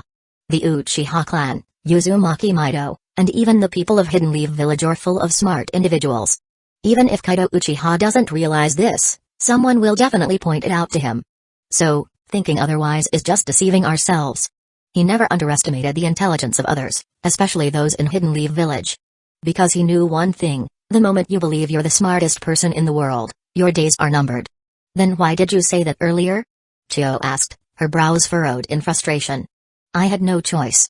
Ebizo gave a bitter smile and shook his head. Most of them were on the verge of breaking down. If I hadn't said that, how else could I stabilize and restore their confidence? Well, that makes sense. Chio nodded, though not entirely convinced. In her opinion, if these people couldn't even handle hearing such news, they were doomed to fail anyway. There was no point expecting them to achieve anything great in the future. Let's talk about the rumor that Senju Hashirama and Madara Uchiha have been resurrected by Hidden Leaf Village. Do you think it's true? And if it is, what's Hidden Leaf Village planning with this? Chiyo tapped her fingers on the table, her face dark with worry.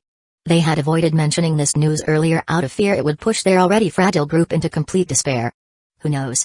Ebizo rubbed his temples, looking equally worn out. Whatever their intentions, there's nothing we can do about it right now. We need to focus on ourselves first. Stabilize the village, keep our heads down, and rebuild for a few years to recover. I'm sure the other major villages have received this news by now too. We'll just wait and see how they react. There's no way they'll sit back and let this slide. We'll wait for their response and act accordingly. This wasn't something a single village could handle alone. Also, according to our spies, Hidden Stone's village seems to have its sights set on us. I suspect they might ambush us on our way back. They probably want to take a piece out of us to make up for the losses they suffered against Hidden Leaf Village. What do you think we should do, sister? Talking about this gave Ebizo an even bigger headache. It was truly a case of misfortune piling on misfortune. Hidden Sand Village was already in terrible shape, with heavy losses from the last battle, and now Hidden Stone's village wanted to exploit their weakness. It was utterly infuriating. Those bastards. Chiyo exploded in anger. Does Onoki want to fight us to the death? If it weren't for him, the Kazekage and those thousands of ninjas wouldn't have died. He's already screwed us over once, and now he wants to do it again? Does he think we're that easy to bully? Fine, bring it on. Who's afraid of who? If it comes to it, we'll fight them to the bitter end. Even if we have to use everything we've got, I'll drag those Hidden Stones village nin down with us. Humphrey. Chiyo was absolutely livid. She had always known Onoki was shameless, but she didn't think he'd stoop this low. If they want to ambush us, then we'll turn it around on them.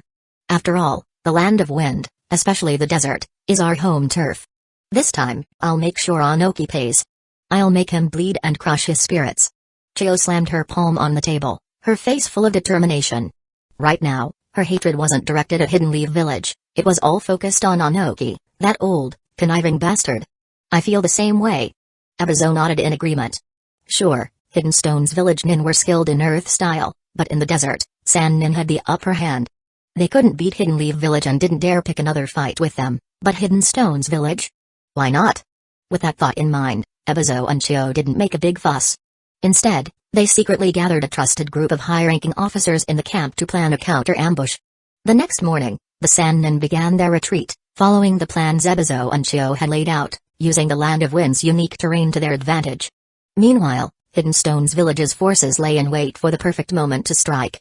Over in Hidden Cloud's village, the third Hokage read the latest intel from Hidden Leaf Village, his brow furrowed so tightly it looked like a twisted knot.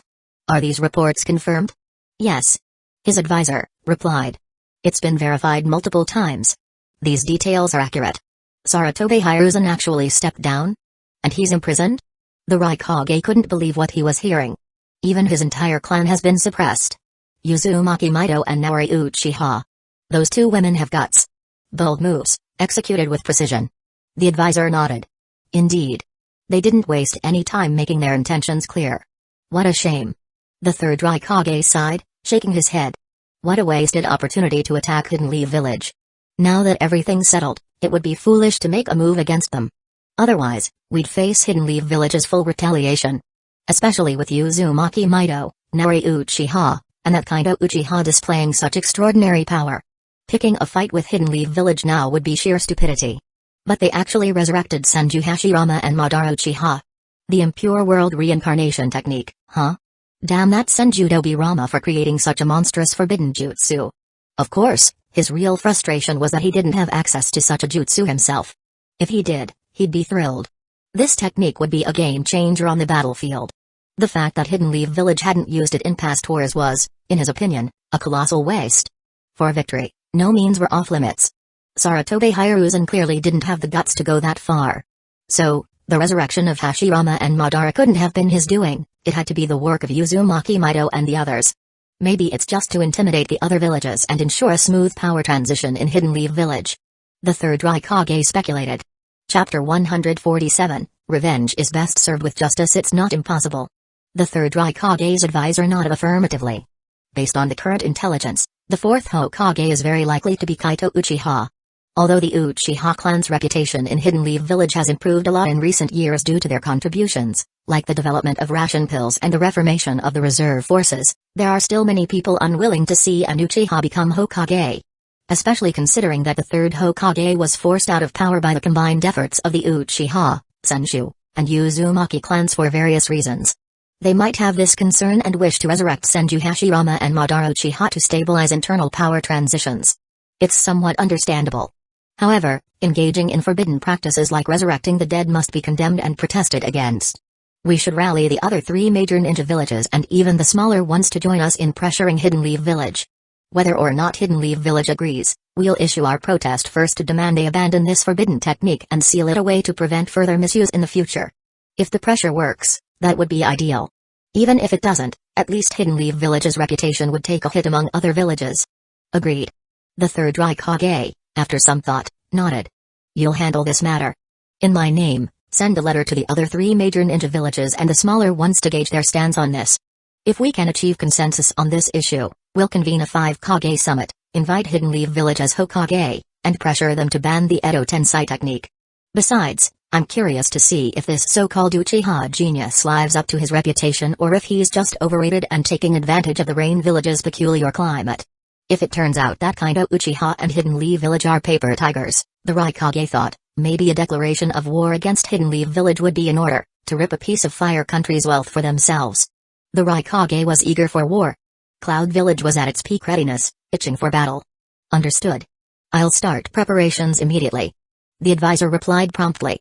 Meanwhile, in Hidden Leaf Village, Kaito Uchiha visited the prison within the Uchiha Police Forces building, where he met the third Hokage, Sarutobe Hiruzen, who had been stripped of his chakra. Long time no see, third Hokage. How are you holding up? Kaito greeted with a mocking smile. It's you? Hiruzen looked up, his pupils constricting in shock. His heart was in turmoil. This kid had ruined everything, every plan he and Danzō had meticulously laid out. He regretted not eliminating Kaito when he had the chance. But now, it was too late. Why are you here? To laugh at me? Hiruzen asked, suppressing his anger and keeping his expression neutral. Partly, yes. Kaito replied with a sly grin. After all, if you and Danzō hadn't been so greedy, trying to destroy me and the Uchiha clan, maybe you wouldn't have fallen so quickly. Unfortunately, your greed led you here. Oh, by the way, I'll be officially inaugurated as the fourth Hokage in a few days. I plan to lead Hidden Leaf Village to a new era of glory.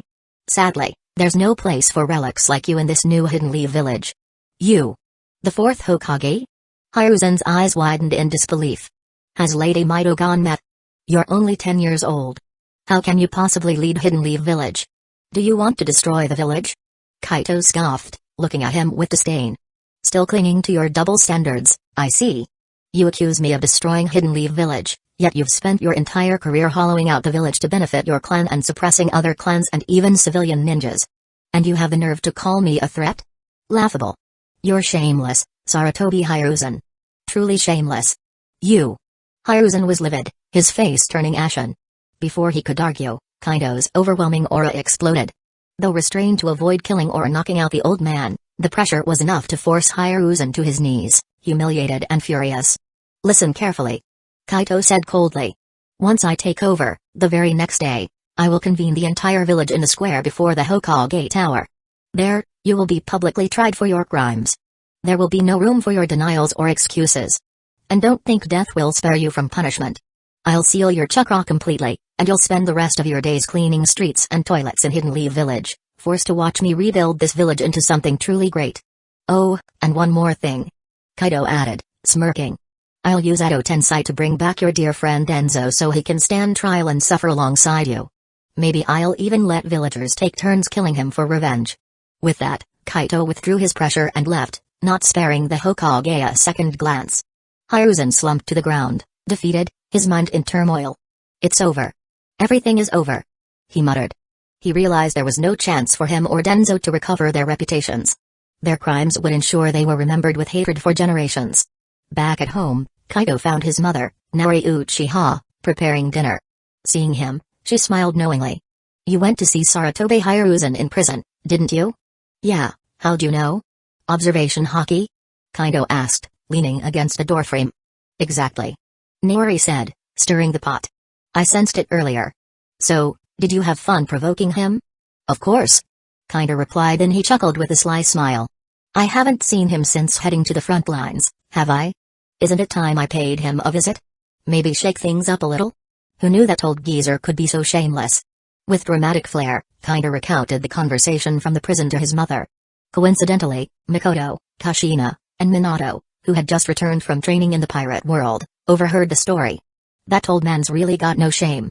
To think he could justify draining the village dry just to benefit his own clan as if it were his right. Kushina exclaimed, her voice brimming with anger. Shameless to that degree? I've got to hand it to him. Maybe we should just end him. She added fiercely. Minato sighed and shook his head. I never imagined the third Hokage would turn out to be someone like this. You really can't judge a book by its cover. But killing him would be letting him off too easily. Minato continued. I think Kaido's suggestion is better. Seal away all his strength and make him sweep the streets, and clean the public toilets. Let him experience humility. Exactly. He needs to see Hidden Leaf Village rise to glory under Kaido's leadership while his Sarutobi clan fades into obscurity. That's the real punishment for him. Kushina said, her eyes burning with determination. Revenge is best served with a side of poetic justice. Mikoto added, her tone calm but firm. Minato had experienced the village's unfairness firsthand.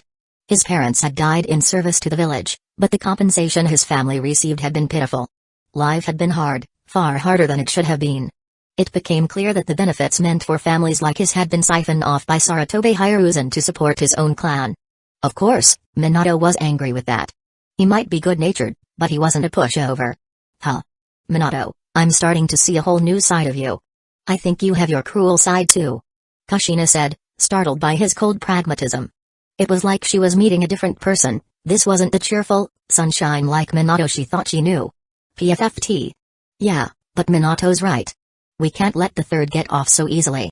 Mikoto said with a mischievous grin. Cruel? Maybe. But I'm only a human. I've got feelings too, you know. Minato said, scratching the back of his head with a sheepish laugh. All right, dinner's ready.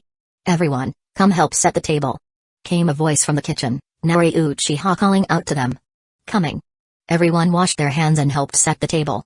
Soon, they dug into the meal with enthusiasm. Even though the chefs at the pirate world bases are amazing, nothing beats your cooking, Aunt Naori. Kushina said between mouthfuls, giving her a thumbs up. Agreed. Mikoto and Minato chimed in, nodding vigorously. Naori smiled warmly. I'm glad you all enjoy it. Her daily efforts in preparing dinner were worth it when she saw their happy faces. Breakfast and lunch were usually quick affairs, especially with the pirate world bases supplying plenty of gourmet food. But dinner? Dinner was sacred, a time to bond as a family. Kushina and Mikoto were practically daughters-in-law to her already. Even Minato felt like another son. She loved these moments of togetherness. By the way, how's the triumphant army's progress? When will they reach Hidden Leaf Village? Naori asked Kaido during the meal. Recently, she had been swamped with preparations, Kaido's Hokage inauguration, the public trial of the third, and implementing reforms within Hidden Leaf Village's administration. It was endless work. Meanwhile, Kaido, the future Hokage, spent most of his time training. He did leave a shadow clone in the Hokage office to handle urgent matters and ensure the reforms stayed on track, but his personal growth remained a priority. 3 or 4 more days, I'd say. Don't worry.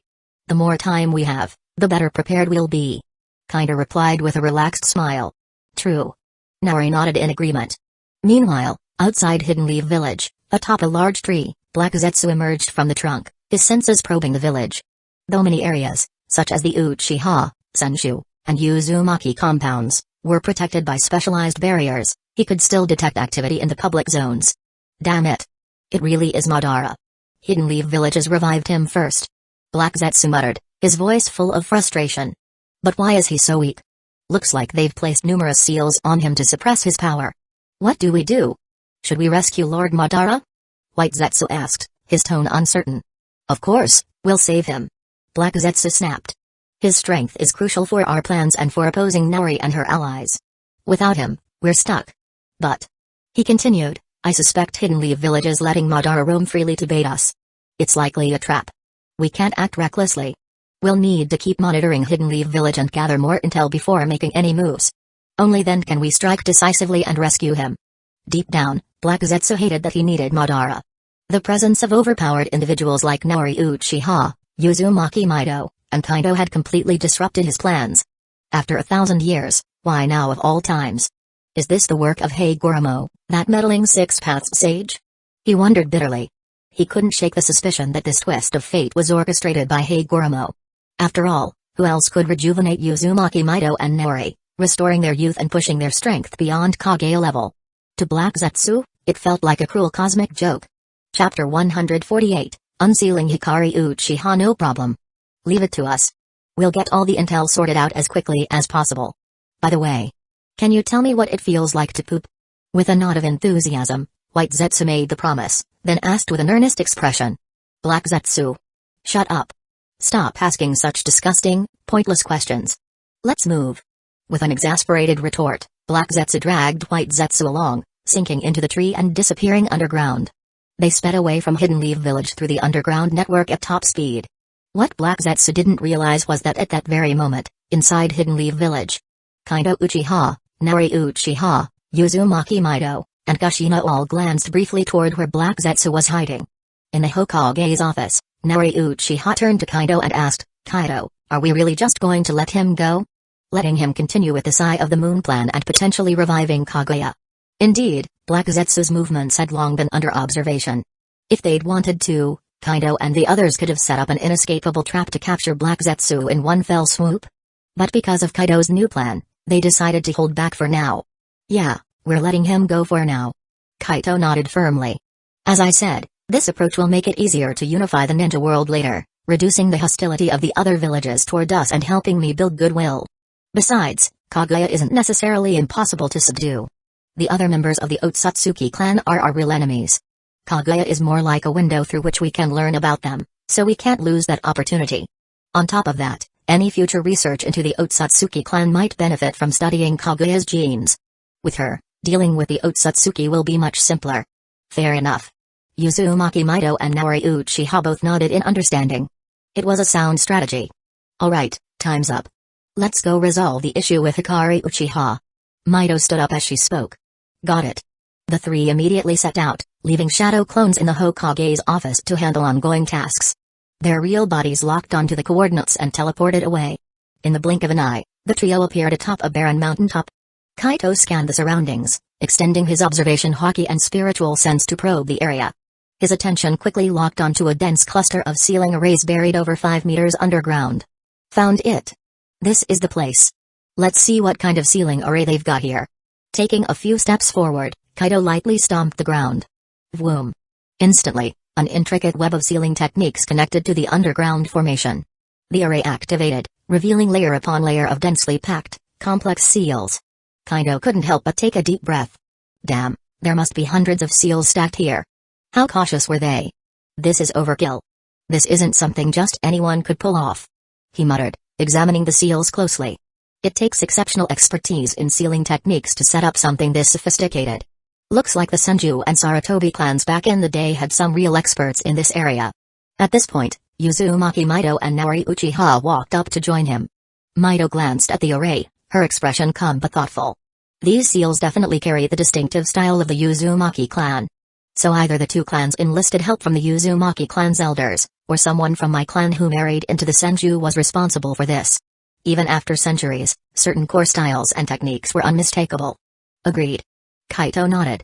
And I see some unique seals here that I've never come across in the books you or the Uzumaki clan gave me. Lost techniques, maybe? He turned to Mido with a teasing grin. Mido rolled her eyes. You know perfectly well that all the Uzumaki clan sealing texts were passed on to you. If you don't see them there, then yeah, they're probably lost techniques. It's not surprising. Even though our clan has maintained its traditions over the centuries, some seals are one-of-a-kind creations by geniuses or clan leaders. If they die unexpectedly, those techniques can easily vanish. Add in other unforeseen events, and well, it's not like this is unique to the Uzumaki clan. Every ninja clan deals with similar issues. Fair enough, fair enough. Just teasing. Kaido chuckled, then added, since these seals are lost techniques, we shouldn't rush to break them. Let's document everything first and analyze it later. He pulled out several scrolls and began quickly recording the array. Of course. Mido nodded and also retrieved blank scrolls and ink from her storage space, joining in the effort. No way was she going to rely on borrowing Kaido's notes later. Meanwhile, Hikari Uchiha wandered off to explore the area. Over an hour later. All done. Me too. Both Kaido and Mito had finished recording the array. During the process, Kaido not only copied the sealing techniques but also mastered them and deciphered the method to break the seals. I've pretty much figured out how to break this cluster of sealing techniques. Should I give it a shot? Kaido asked Mito confidently. As expected of you. Uzumaki Mito paused for a moment, then shook her head with a hint of helplessness. Your talent for learning and comprehension is seriously enviable. And a bit depressing. Even I, someone who prides myself on being a sealing genius, am no match for you. Since you're so confident, go ahead. Let's just say I'm here for the show today. She added with a chuckle. At the very least, I've gained knowledge of some long-lost sealing techniques without doing much work. That's a win too, right? Alright. Kaito smiled, nodded, and called his mother back. Only then did he crouch down, pressing his palm against the ground. A multitude of sealing scripts flowed out from his hand, surging toward the seals in the cluster. In no time, Kaido effortlessly broke through one sealing formula after another. Within minutes, the entire cluster of seals disappeared. Crack, crack, crack. The ground split open, layers of soil crumbling away. From the depths emerged a long, rectangular box, heavily bound with countless chains engraved with seals and runes. Wow! Kaido whistled in amazement upon seeing the box and chains. Now, this is overkill, and expensive at that. This box and these chains. They're infused with a large amount of chakra conductive metal. Did the Senju and Sarutobi clans of centuries ago really have this much wealth to spare? Just refining these chains and the box could probably yield thousands of pounds of chakra conductive metal. This is a jackpot. Haha. Not that he particularly needed the money. The key point was that chakra conductive metal was incredibly rare, and the more it was mined, the scarcer it became. Definitely extravagant.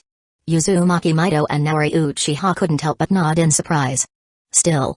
Mito continued, a few centuries ago, chakra conductive metals might have been more abundant than they are now. Even so, using this much metal just to seal one person must have cost a fortune.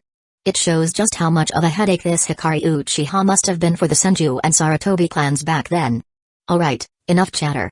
Let's break the final seal. Got it. Kaito stepped forward, raised his hand, and pointed at a specific spot on the box. More sealing scripts flowed out from his fingertips, invading and dismantling the seals with ease. Once the seals were completely undone, Kaito used his mental energy to envelop the box and absorb the chakra conductive chains into his storage space. Then he leaped back several meters. Boom. The box lid shot up, flying dozens of meters into the air. From within the box, a shadow darted out. It was a girl, seemingly in her early teens, dressed in ancient Uchiha-styled clothing with the clan emblem prominently displayed. The design, however, was distinctly archaic. Uchiha. Uzumaki? Die. The girl's eyes burned with intense killing intent as she spotted Kaido, Nori, and Mito. Without hesitation, she formed hand seals and launched a fire-style jutsu at them. Her Sharingan spun, transforming into the Mangekyō Sharingan. Amaterasu. Black flames erupted, igniting on the trio. Blood trickled from the corner of her eye as the deadly flames spread. Unfortunately for her, the next moment, Kaido and Nori activated their Susanoo, shielding themselves from the flames. The black flames of Amaterasu and the fire-style jutsu were deflected effortlessly. Mito, relying on her tailed beast cloak, also deflected the flames and redirected them elsewhere. None of the three sustained any injuries. Seeing this, the girl's eyes narrowed, and she prepared to launch another attack. But before she could act, dozens of golden chains shot out from beneath her feet, wrapping her up tightly before she even had time to react. She struggled, but soon realized her chakra had been sealed. Unable to summon her chakra, even her Mangekyō Sharingan was deactivated. Damn it. Let me go. You cursed Uchihas, you all deserve to die. The Uchiha clan allied with the Senju? That makes you even more disgusting. She struggled and cursed vehemently, her hatred overflowing. Oh boy, this is going to be troublesome. Kaito muttered, rubbing his temples. This personality and mindset are clearly problematic. Maybe we should seal her chakra entirely, take her back to the village, and re-educate her before completely lifting the seal? Hearing her relentless insults, Kaido felt a headache coming on. He had been overly optimistic earlier, thinking she might be reasonable. But the current situation clearly proved otherwise. That's probably the best option. Uzumaki Mito and Hikari Uchiha agreed. Without hesitation, Kaito stepped forward, ignoring the girl's furious glare and threats. He pressed his hand against her abdomen. A surge of sealing scripts poured out from his palm, quickly spreading across her body. Sealing Jutsu, Chakra Seal. The scripts glowed and converged toward Kaito's hand, forming a special sealing mark on the girl's abdomen. As Kaito withdrew his hand, the seal solidified, glowing faintly. "It's done," Kaito said, nodding at Uzumaki Mido. Mido retracted the adamantine chains binding the girl. Chapter 149, The Mangekyō Sharingan Jutsu's Die. The next moment, Hikari Uchiha pounced at Kaito like a crazed cat, wrapping her limbs around him. Her hands reached for his throat, and her mouth aimed to bite his nose. Her attack was wild and chaotic, leaving Kaito both amused and exasperated. With a swift move, he grabbed her and pried her off his body, tossing her aside effortlessly. Hikari collapsed onto the floor, momentarily drained of energy. She glared at Kaito with defiant, hate-filled eyes, as though she wanted to devour him. Her behavior gave Kaito a headache. He turned to his mother. "Mom, I can't deal with this. Can you step in?" "Ha." Naori Uchiha chuckled softly, covering her mouth. "Finally something you can't handle, huh? Leave it to me." She approached, took Hikari from Kaito's hands, and activated her Mangekyō Sharingan. With a single genjutsu, Hikari fell into a deep sleep. "I'll take her back first," Naori said as she lifted Hikari into her arms. She glanced at Kaito. "Clean up this mess and come back soon." She nodded to Uzumaki Mido before teleporting away with Hikari. "I'm leaving too," Mido said, vanishing shortly after. Kaito walked forward, storing a long chakra metal box into his spatial storage. He retrieved the fallen lid and stored that as well. After thoroughly inspecting the area to ensure nothing was left behind, he teleported back to the Uchiha residence in Hidden Leaf Village. When he arrived, Naori had just stepped out of a guest room. "How is she?" Kaito asked immediately. "I just got back too," Naori replied, rolling her eyes. "Let her sleep for now. Once she wakes up, I'll start educating her properly. But she'll be fine," she added with a reassuring smile. "All right," Kaito said nonchalantly. With no immediate tasks, he took out a vial containing Kagami Uchiha's Mangekyō Sharingan and began analyzing the mysteries of its eye techniques with his mental energy. "How's your research coming along?" Naori asked, intrigued as she walked over. "I'm making progress," Kaito replied with a nod. "Give me some more time, and I should be able to figure out a way to produce Mangekyō Sharingan techniques. Once I crack this method, it'll be much easier to develop techniques for other Mangekyō Sharingan users in the future. By the way," he continued, "several of Hikari's techniques were forcibly transplanted into her by Uchiha ancestors centuries ago. Studying her Sharingan might also provide valuable insights and speed up my research. That said, mastering these Mangekyō techniques will probably come with significant limitations," Kaito added thoughtfully. "At the very least, it'll require possessing a Sharingan with a level of ocular power 3 times that of a standard 3 Tomoe Sharingan. The eye and chakra pathways also need to be strong enough to handle the strain. Otherwise, the burden will be too much to bear." "That makes sense." Naori nodded in understanding. "Even so, this is already a significant breakthrough. It can serve as a transitional technique for our clan members before they awaken the eternal Mangekyō Sharingan." "Exactly," Kaito agreed. "That was my intention from the start." After all, he had been reluctant to awaken his own Mangekyō Sharingan, fearing it would damage his eye's potential. As a result, he had been unable to use Mangekyō techniques. If this new method allowed people to learn those techniques without such sacrifices, it would solve a major problem. With his current level of ocular power and the strength of his chakra pathways, using Mangekyō techniques would no longer pose any difficulty. "By the way," Naori said, her expression thoughtful. "How's your research on prematurely activating Susanoo? Is it applicable to others?" "If it is," she continued, "it could solve the problem for clan members who take a long time to awaken their eternal Mangekyō Sharingan. Some might even master Susanoo's power earlier than expected." "I'm almost done," Kaito replied confidently. "I'll give you the training method later. It's definitely something anyone can learn." He explained further, "To put it simply, you need to develop the Sharingan to a certain level, increase your mental energy, and grasp the right techniques.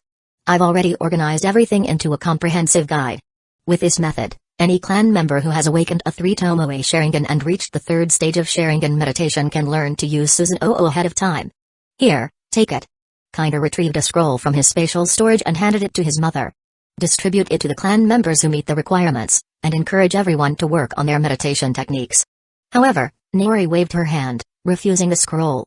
"No, you should handle this personally," she said with a sly smile. "Think of it as a chance to improve your reputation." Haven't you been worried about not being able to win over some of the stubborn old-timers and the middle-aged folks? This is an excellent opportunity. Once they learn about this training method, they'll definitely be grateful to you. Who knows, maybe more of our clan members will meet the requirements for the contract. Hikari Uchiha genuinely hoped Kaido could bind all their clan members to the contract as soon as possible. Not only would this further strengthen the Uchiha's power, but it would also ensure the loyalty of all their people. No need to worry about anyone being tricked or manipulated by Black Zetsu, like Obito was. Yeah, that makes sense. In that case, let's hold a clan meeting in a few days and announce this news. At that time, I'll put the Susanoo training method in the clan's merit library so that qualified members can exchange for it. Hearing this, Kaido was momentarily surprised, then nodded in agreement. Alright, do as you see fit. Hikari Uchiha had no objections, of course. Over the next few days, Kaido was busy handling village affairs and training, barely catching a break. To make things harder, Hikari had to spend a lot of time counseling and training Hikari Uchiha, leaving Kaido with even more on his plate. Fortunately, the situation with Hikari was improving. At least now, she no longer attacked members of the Uchiha, Senshu, or Uzumaki clans at random. She had also come to terms with the fact that the Warring States era was long over and that things were different now. She no longer needed to serve as a weapon of war. Sadly, her personality and mindset still had significant issues. Fixing that wasn't something that could be done quickly. Maybe I could create a Genjutsu world, a type of illusion technique, to quickly reshape her values and fix her emotional and personality flaws. As Kaido worked through the paperwork, he suddenly thought of Hikari and mused to himself. What kind of Genjutsu world? Beside him, Uzumaki Mido asked curiously. Well. Kaido gave a wry smile and explained, I'm thinking about how to quickly fix Hikari's emotional and personality deficiencies and help her build proper values. Otherwise, my mother won't have the time to help me with this anytime soon.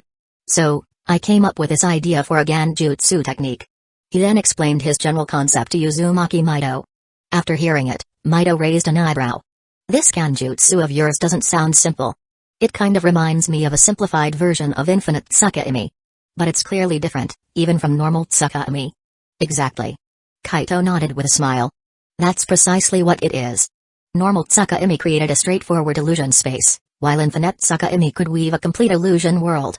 But a technique like that would require extremely high levels of mental strength and imagination. Mido shook her head but then looked at Kaido and seemed to realize something. Although, for you, that probably isn't a problem. So, what's the difficulty with creating this Genjutsu? It's Tsukaimi. Kaido said thoughtfully, resting his chin on his hand. I need to first create a training method for mastering Tsukaimi, one of the Mangekyō Sharingan abilities. Then I can use that as a foundation to develop this Genjutsu world. Tsukaimi? Mido frowned slightly. Doesn't that mean you'll have to study and understand the ability from Hikari's eyes? After all, neither Kagami Uchiha nor Naori had Tsukaimi as their Mangekyō Sharingan abilities, right? In fact, no one truly knew what Naori's Mangekyō Sharingan abilities were. The only known information was that they involved time and quality in some way.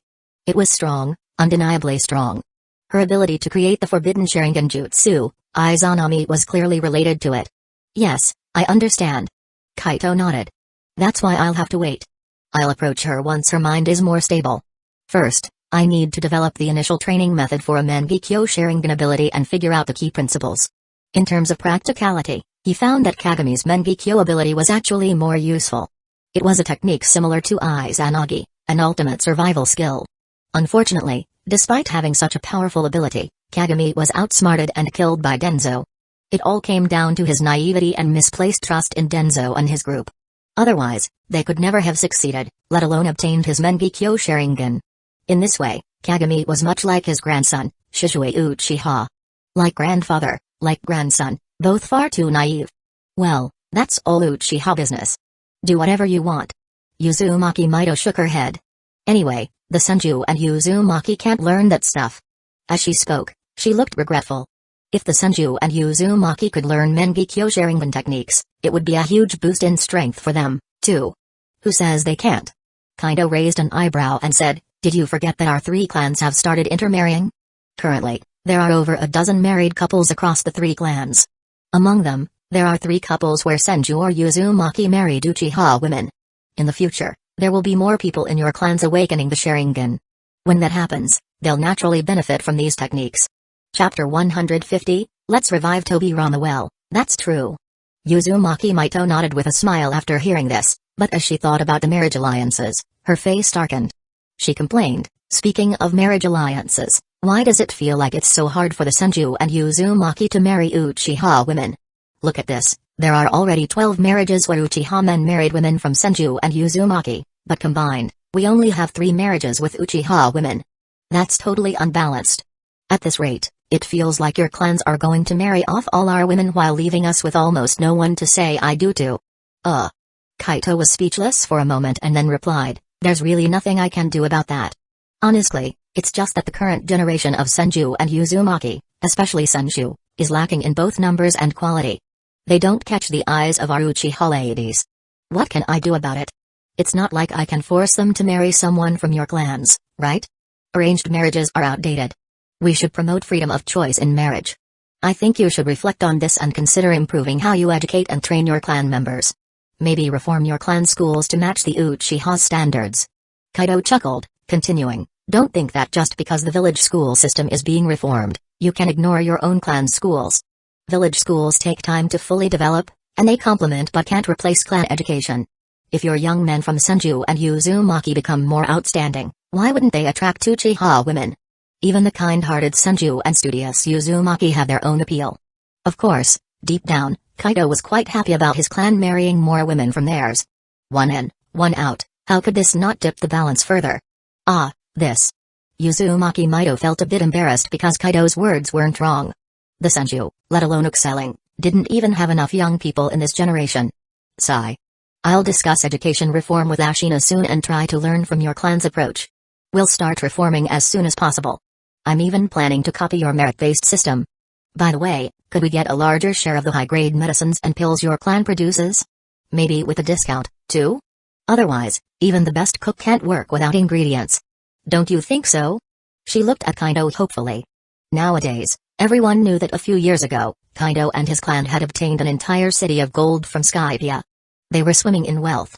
Add in their profits from selling medicine and their miraculous shell-like products, and the Uchiha clan had a massive inflow of resources every month. The Uchiha were living large now, making both the Senju and Uzumaki clans envious. Well, that's no problem. We're allies, after all. When it comes to supplies, you guys have been cooperative during contract missions. It's only fair to help out a bit. Just talk to my mom about the specifics. She's in charge of those things. Kaito said with a smile, agreeing easily. Thank you so much. Uzumaki Maito beamed and quickly expressed her gratitude. Then she remembered something and said, oh, right, speaking of the Senju's lack of people, I've discussed this with Hashirama and Tsunade. We're planning to revoke the policy that forces clansmen to blend into Hidden Lee Village's civilian population. We're also going to recall any Senju members and descendants who are willing to return. What do you think about this? Since Kaito was essentially the fourth Hokage already, such a decision naturally had to go through him to avoid upsetting him. What's there to disagree about? I'm all for it. Kaito laughed. The Uchiha have never been afraid of a strong Senju. In fact, as allies, we'd love for you to grow stronger. Honestly, I always thought that policy was stupid from the start. I don't know what the second Hokage was thinking when he came up with such a brain-dead plan. Kaito shook his head. On one hand, you could call the second Hokage clueless. After all, he had resolved many issues during Hidden Lee Village's early days when neither the first Hokage nor Madara Uchiha could be counted on. But on the other hand, you could also say he was too clever for his own good. His anti-Uchiha policies, the Senju integration plan, the way he educated his successors, and his decision to cover their retreat by sacrificing himself as Hokage, all had questionable outcomes. Sigh. You can't entirely blame him. Maito sighed. Back then, he had good intentions and wanted the best for Hidden Lee Village. He hoped to integrate the major clans into the village over time, creating a unified whole and breaking down the barriers between clans. At the same time, he wanted to avoid the Senju dominating everything and turning the village into Senju Village. From Hidden Lee Village's perspective, as Hokage, his approach was actually correct. The only issue is that he died too early. None of these plans were completed before his sudden death. Plus, he trusted his 4 disciples too much, and they ultimately led to the current situation. Senju Dobirama was always a visionary. Hey. Maybe. Kaito laughed dryly. In the end, Senju Village never happened, but Sarutobi Village almost did. What do you think? Should we revive the second Hokage now and let him witness the chaos he caused? I'd love to see his reaction. The thought of Tobirama's face when he discovered everything was enough to spark vivid imaginations. Oh? Uzumaki Mido raised an eyebrow slightly. Aren't you worried he might oppose your position as the fourth Hokage if he comes back? Worried? Not in the slightest. Kaito scoffed, his expression full of disdain. The only reason I didn't revive him earlier was because I didn't want the hassle, not because I was afraid he'd block my path to becoming Hokage. Besides, at this point, my position is set in stone. Not even Tobirama or Hashirama could change that now. Eh? Stop you from what? Just then, Hashirama pushed the door open and walked in with Madara Uchiha by his side, confusion etched on his face. Kaido's grin turned mischievous as he repeated the earlier conversation for the two newcomers. When they finished listening, Hashirama and Madara exchanged a glance, rubbing their chins with identical strange expressions. Tobirama and I wouldn't be able to stop you from becoming the fourth Hokage now, Hashirama admitted. And honestly, there's no reason to. You're doing a fine job. Then, turning to Madara, he added with a sly smile, Madara, don't you think it'd be fascinating to see Tobirama's reaction to all this? To see him realize the current state of the Uchiha clan and what his four disciples have done? Clearly, Hashirama wasn't one to shy away from some good old-fashioned drama, not even when it involved his own brother. His remark also hinted at his disapproval of Tobirama's later policies and the disciples he chose. It was those very policies and people that turned Hidden Leaf Village into a mess. Thankfully, Kaido appeared out of nowhere to set things right. Without him, who knows what Hidden Leaf Village would have become. Frankly, the village could have been wiped out entirely. Oh? Madara raised an eyebrow and crossed his arms, an amused look on his face. That does sound interesting. Should we give it a try? Yeah. Let's do it. Hashirama's mischievous grin widened. Mido shot him an exasperated glare as he quickly straightened up, pretending to be serious as he cleared his throat and turned to Kaido. Well then, Kaido, since you're interested, let's revive Tobirama now. I've got plenty of unresolved grievances to settle with him. And while we're at it, how about reviving Danzō too? Hashirama suggested, his expression darkening. That conniving dog, just letting him die so easily is too merciful. I'd like to kill him a few more times to vent my anger. Can I? Kaido blinked, momentarily taken aback, but then nodded. Of course. I was planning to revive Danzō in the next few days anyway, so the villagers could get some closure. Hashirama didn't disappoint, he was as decisive as ever, and he never shied away from stirring the pot. Then what are we waiting for? Let's go. Hashirama's excitement was palpable. Alright, but... Kaido grinned. Let's head to training ground number 2 in the Uchiha district. The more spectators, the better. He created a shadow clone to handle his ongoing duties while his main body placed a hand on both Hashirama's and Madara's shoulders. Whoosh! They disappeared in an instant. Back in the room, Kaido's shadow clone noticed Mido also creating a shadow clone before teleporting her main body away. Lady Mido, where did your real body go? The clone asked, puzzled. What do you think? To watch the show, of course. Mido's clone replied with a chuckle. Fair enough. The clone sighed and silently offered a moment of sympathy for Tobirama. Uchiha District, training ground number 2. The next moment, Kaido, Hashirama, and Madara appeared in the middle of the field. Huh? Lord Kaido? Lord Madara? And the first Hokage? The elite Uchiha Guard members training there froze in surprise. What were these three doing here together? Over the past few days, news had spread about Madara's revival and the partial sealing of his powers. Some of the older generations revered him, but most harbored fear. The younger generation knew less about him, so their reactions were more normal but still in awe in front of the legend.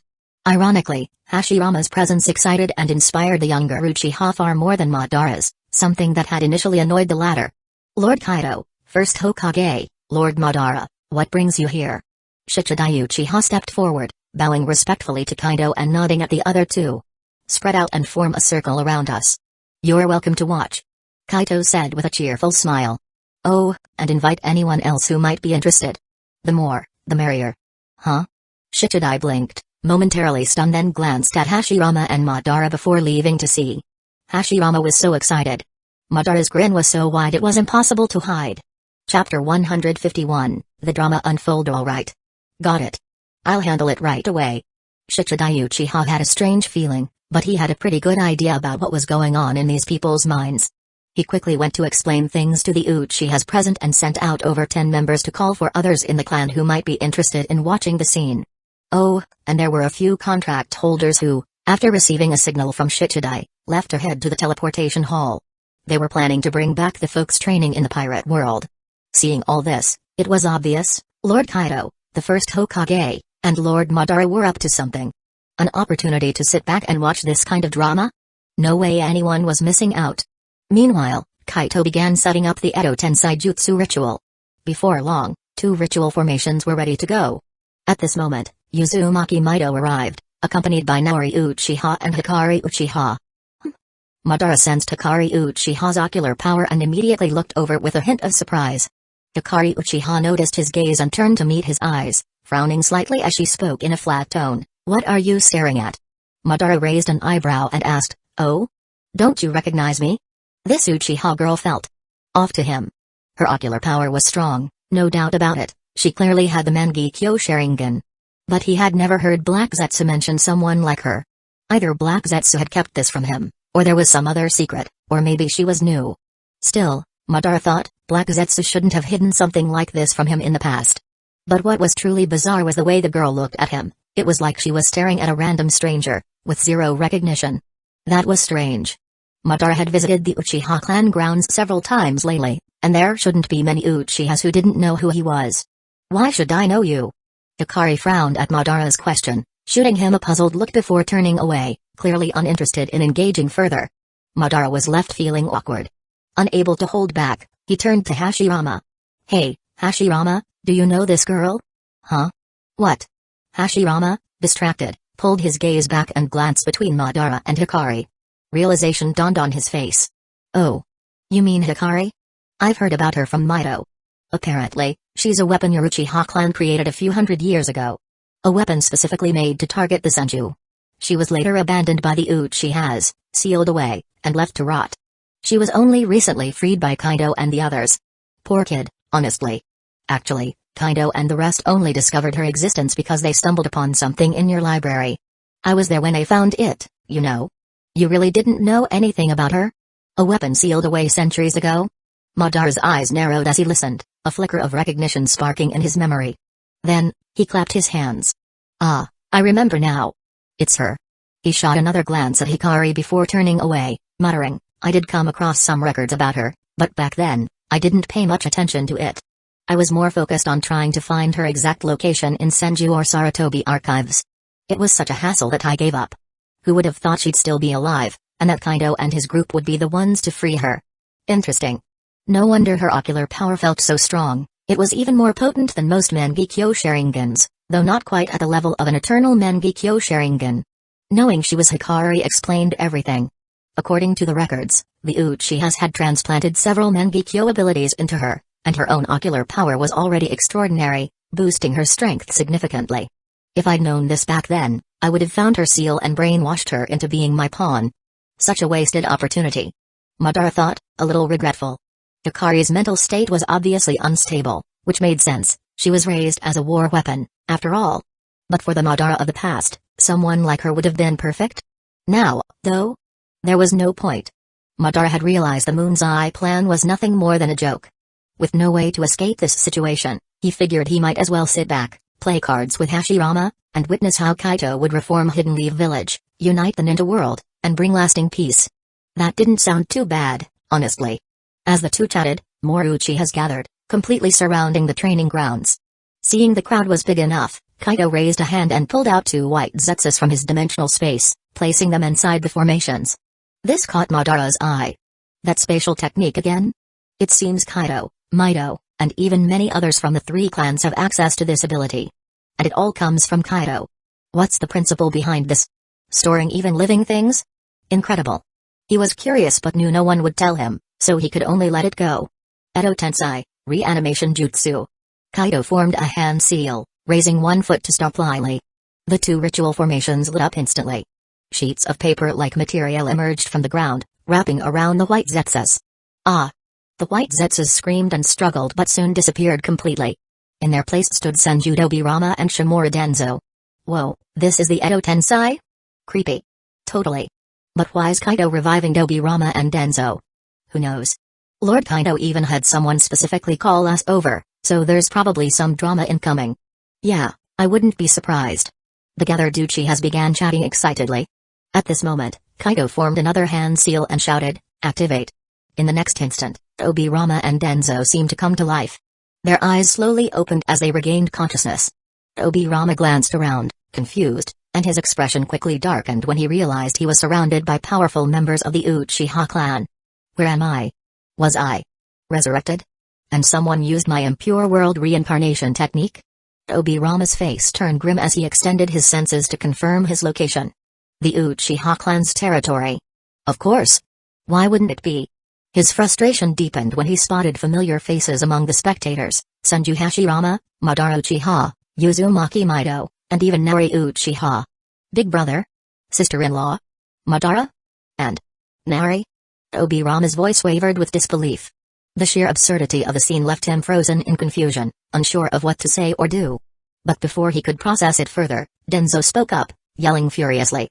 I've been resurrected? With the Edo Tensei? Danzo's voice rose in anger as he glared at Kaito. Kaito Uchiha. This is your doing, isn't it? You brought me back to life. After killing me? What are you scheming here in the Uchiha compound? Whatever it is, it won't work. Hiruzen will avenge me. Prepare to die. Danzo charged at Kaito in a rage, his killing intent unmistakable. Shut up already. Kaito shot Danzo a cold glare, activating a seal within his body. Instantly, Danzo froze in place, unable to move or speak. His furious, hate-filled eyes stared daggers at Kaito, but his body remained immobilized. Just as noisy as ever, huh, Danzo? So you were killed by Uchiha? Kaito raised an eyebrow as Obirama, ever serious, demanded answers. Young Uchiha brat. Obirama said sternly. Are you the one who brought us back? What's your goal here? And what was that nonsense Danzo was shouting about? Did you kill him?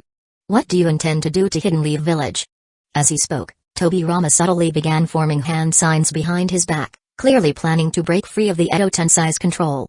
Watching this unfold, both Hashirama and Madara exchanged amused smirks, finding the scene highly entertaining. You won't get away with it. Obirama snapped, but his defiance only made Kaito sneer. Don't even bother, Obirama. Kaito said dismissively, his tone laced with disdain. It won't work. With a thought, Kaito activated another seal within Obirama's body. Immediately, Obirama felt his chakra drain away, leaving him as powerless as a regular person. His strength, his abilities, all of it was sealed. What? Obirama's eyes widened in shock as he stumbled, glaring at Kaito. You! What did you do to me? What's your real purpose for bringing me back? His attention shifted to the spectators, his voice rising. Big brother. Sister-in-law. What's going on here? Why are you just standing there watching? Explain this madness. Hashirama, unable to contain his laughter any longer, stepped forward and clapped Obirama on the shoulder. Relax, Obirama. No one here is under any sort of control. Hidden Leaf Village hasn't fallen, and the Uchiha haven't taken over. Hashirama said, a teasing smile on his face. But your bias against the Uchiha is as strong as ever. That's exactly why Hiruzen and Danzo made such a mess of Hidden Leaf Village in the first place. Honestly, Obirama, all of this is your fault. Obirama froze, stunned by his brother's words. What? What are you talking about, big brother? Despite his confusion, one thing became clear, Hidden Leaf Village hadn't been destroyed. But if that was the case, why was Danzo dead? And why was Madara resurrected too? Obirama's head spun with questions. His brother words, the strange situation, and the younger-looking versions of Mido and Nori, it all felt surreal. Is this some kind of elaborate genjutsu? Obirama muttered, still trying to make sense of the bizarre scenario unfolding around him. Chapter 152, Watching Obirama get beat up by Madara Senju. Obirama took a deep breath, barely calming himself down. Looking at his older brother and sister-in-law, he asked seriously, can you tell me what's really going on? What's the purpose of reviving me by this little Uchiha brat? And what exactly did Danzo and Hiruzen do? I need the full story, every detail about what happened after I died. He had a bad feeling about all this. He needed answers, and he needed them now. Sure. Hashirama hesitated briefly but then nodded. His expression turned serious as he began recounting everything that had happened in the years since Obirama's death. Uzumaki Mido joined in, and together they painted a bleak picture of the past. They detailed how Obirama's trusted students conspired to suppress and undermine both the Senju and Uchiha clans. They explained how those students manipulated events to consolidate power for their own families, systematically targeting other ninja clans and even colluding with enemies on the battlefield. Sin after sin was laid bare, with nothing hidden. The more Obirama listened, the angrier he became. His trust in Danzō and Hiruzen was shattered. Damn it. They're the disgrace. I didn't teach them to be like this. I thought Hiruzen had a kind heart, that he'd make a good Hokage.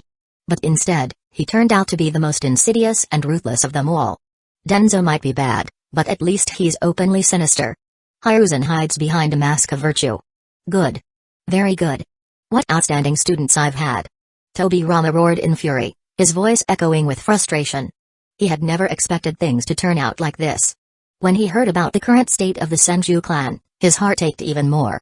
Yes, he had once decided to integrate the branch families of the Senju into Hidden Leaf Village's civilian population. But that was to strengthen Hidden Leaf Village, to eliminate clan rivalries, and to prepare for a future where all ninja clans could coexist peacefully.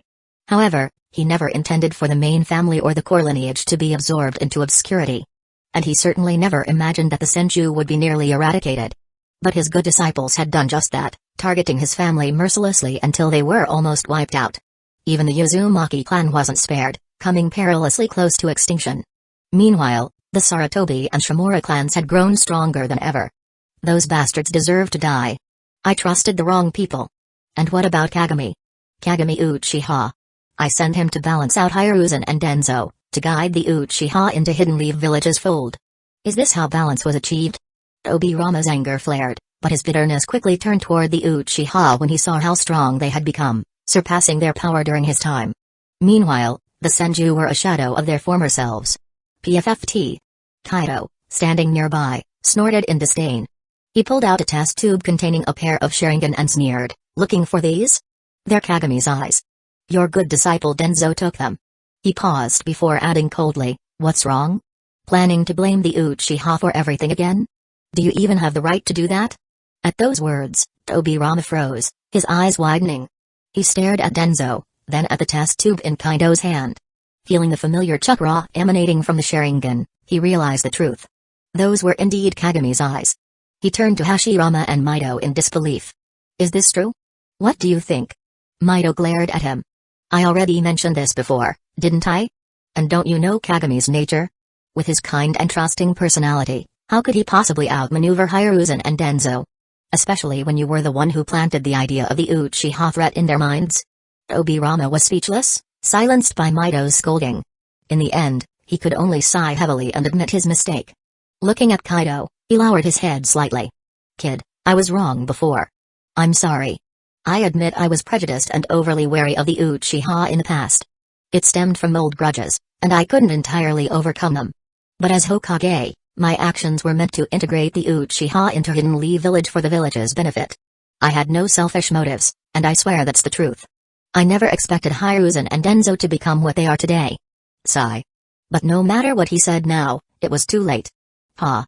Before Kaido could respond, Uchiha. Madara couldn't hold back his laughter. No selfish motives? Give me a break, Tobirama. From the moment you created the police force and assigned it to the Uchiha, you've been scheming against us. You're the one who instilled the Uchiha threat narrative in your students. Their actions reflect your teachings. And now you're here, admitting your mistakes and playing the victim? How pathetic. And don't even get me started on grudges. If anyone has a right to hate, it's the Uchiha. Who was it that ambushed me and caused my brother's death? Who ensured the Uchiha were sidelined in Hidden Leaf Village, denied even a single Hokage position? Back then, we agreed the clans would take turns leading the village. Did you honor that agreement? No. All you ever wanted was to suppress the Uchiha and force us into submission. And now you have the audacity to say you wanted us to integrate into Hidden Leaf Village? What a joke.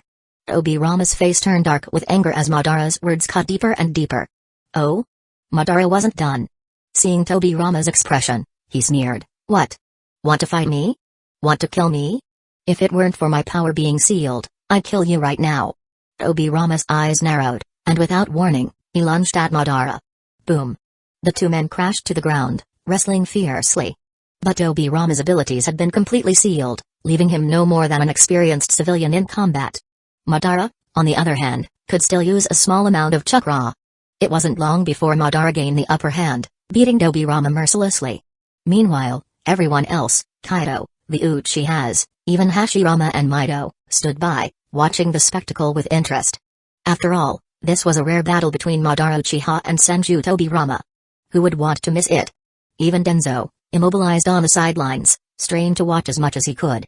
Humans, it seemed, were naturally drawn to drama. After a good 10 minutes of watching Tobirama get pummeled, his body repeatedly smashed and reformed, Hashirama finally stepped in to break it up. "Alright, that's enough, Madara," he said, pulling the two apart. "Haha. That felt great." Madara stood with his hands on his hips, laughing heartily. His tone oozed satisfaction. Clearly, beating up Tobirama had been cathartic for him. "You." Tobirama, battered and bruised, glared at his brother. "Big brother, you're too much. You just stood there watching me get beaten? You even enjoyed it? You did that on purpose, didn't you?"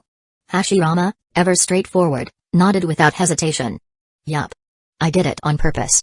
In fact, I feel like even this isn't enough.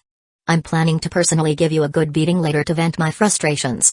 You let your students ruin Hidden Leaf Village and destroy the Senju. Do you know how much damage they caused? Do you have any idea? If it weren't for the Uchiha clan stepping in, the Senju might already have been wiped out completely by now. And the Uzumaki clan too. All of this mess, your good disciples doing. So tell me, don't you think you deserve to be punished?" The first Hokage's tone grew increasingly stern as he spoke, and by the end, he was glaring furiously at Tobirama. Well. Tobirama, who had been angry, now deflated, mumbling and unsure how to defend himself. After all, everything the first said was true. "So, you brought me back to life just to mock me and beat me up? No serious purpose behind this?" Unable to argue, Tobirama decided to slyly change the subject. "Of course not." The first shook his head. "It's because Kaido is about to become the fourth Hokage, and we'll soon be holding a public trial for the monkey and Danzo. It's the perfect time for you to witness it firsthand. Plus, Kaito values your research skills. He's planning to have you guide the newly established Research and Development Department to help advance Hidden Leaf Village's progress. I think it's a good idea. Everyone should play to their strengths." Even the first Hokage had been assigned tasks related to Hidden Leaf Village's reconstruction. Although it felt like a hassle, he agreed for the sake of the village. Besides, he suspected that if he refused, Kaito would find a way to convince Mido to make him agree. "Wait, what?" Tobirama's eyes widened in shock as he glanced at his brother, then at Kaido Uchiha standing nearby. "The Kaido you're talking about? It's this brat who brought me back? He's an Uchiha." Tobirama trailed off. "What's wrong? Can't continue your sentence? Is it because you still think Uchiha isn't worthy?" Naori Uchiha, who had been silent, crossed her arms and smiled at Tobirama. The oppressive aura and killing intent she exuded instinctively made Tobirama take 2 steps back, hiding behind the first. Looking at Naori, Tobirama mumbled awkwardly, No. If it's a decision made by the village, a dead man like me has no say in it. I trust the villagers' judgment." Ultimately, Tobirama gave in. But inwardly, he was grumbling, how did this woman not only regain her youth but also become so much stronger? She feels like Big Brother did back in the day. Terrifying. He had no idea what changes had occurred within the Uchiha clan over the past few years. Based on what his brother and sister-in-law had told him, everything seemed to have started a little over 3 years ago with the Uchiha. Without them, the Senju might have truly disappeared, the Uzumaki clan wiped out, and his sister-in-law likely dead. The Uchiha would not have fared any better. Hidden Leaf Village would have been entirely under the control of the monkey, hollowed out to benefit only the Sarutobi clan. The thought of such a future sent shivers down Tobirama's spine. And the core of it all is this brat, Kaido Uchiha. Tobirama thought to himself. He was no fool, he could clearly see that Kaido was the linchpin of the changes. So maybe it's worth staying in Hidden Leaf Village for a while. He considered. Watching closely will let me see what direction this brat takes the village in. And if he screws up, I'll have a good reason to persuade Big Brother and sister-in-law to change their minds and put someone more suitable in charge. With this in mind, Tobirama added, Fine, I'll also agree to work in the research department. Hey. Naori snorted. Agreeing is the least you can do. I know you've got ulterior motives. But I don't care. My son Kaido doesn't care either. Just focus on doing your job well. After all, Tobirama was going to be working under her son now. He'd already bowed his head, so there was no need to press the matter further. Wait, Kaido. Your son? Tobirama froze, looking between Kaido and Naori in disbelief. That's right. Naori smiled proudly. What, didn't expect it? Well, how about it? Isn't my son amazing? Yeah, he's impressive. Forcing a strained smile, Tobirama screamed internally, what the hell? How is this even fair? This brat is her son? No wonder she regained her youth and got stronger. But wait. Then why did sister-in-law also regain her youth and grow stronger? Glancing at Mundo, Tobirama saw her giving him a mysterious smile, sending chills down his spine. He had a bad feeling, like there were still secrets big brother and sister-in-law hadn't shared with him. Alright, let's move this discussion to my office, Kaito said, drawing everyone's attention. And as for Danzo, you can all deal with him as you see fit to blow off some steam. Just don't use any sealing jutsu on him. With that, Kaito motioned for the first Hokage, Mundo, Madara, Nori, and Tobirama to follow him, disappearing via Flying Thunder God. Danzo was left behind, his movements freed but his chakra still sealed. His body was now as frail as an ordinary human's. Thank you, Lord Kaito. What are we waiting for? That's Shimura Danzo, the scumbag. Let's get him. How about we toss him into a cesspit for a soak? Tempting, but that might be too messy for later. Let's check with Lord Kaito first. True, he revived him for a reason. Let's hold back for now. Yeah, fair enough. Chapter 153, Senju Tobirama's approval. Uchiha. I hate them. Danzo let out a sorrowful roar, his voice echoing through the training ground, as he was overwhelmed by the grinning Uchiha attackers charging at him from all sides. Feeling the power within him sealed, his movements slowed and his resistance faltered, leaving him defenseless. In moments, he was quickly swallowed by the merciless Uchiha onslaught.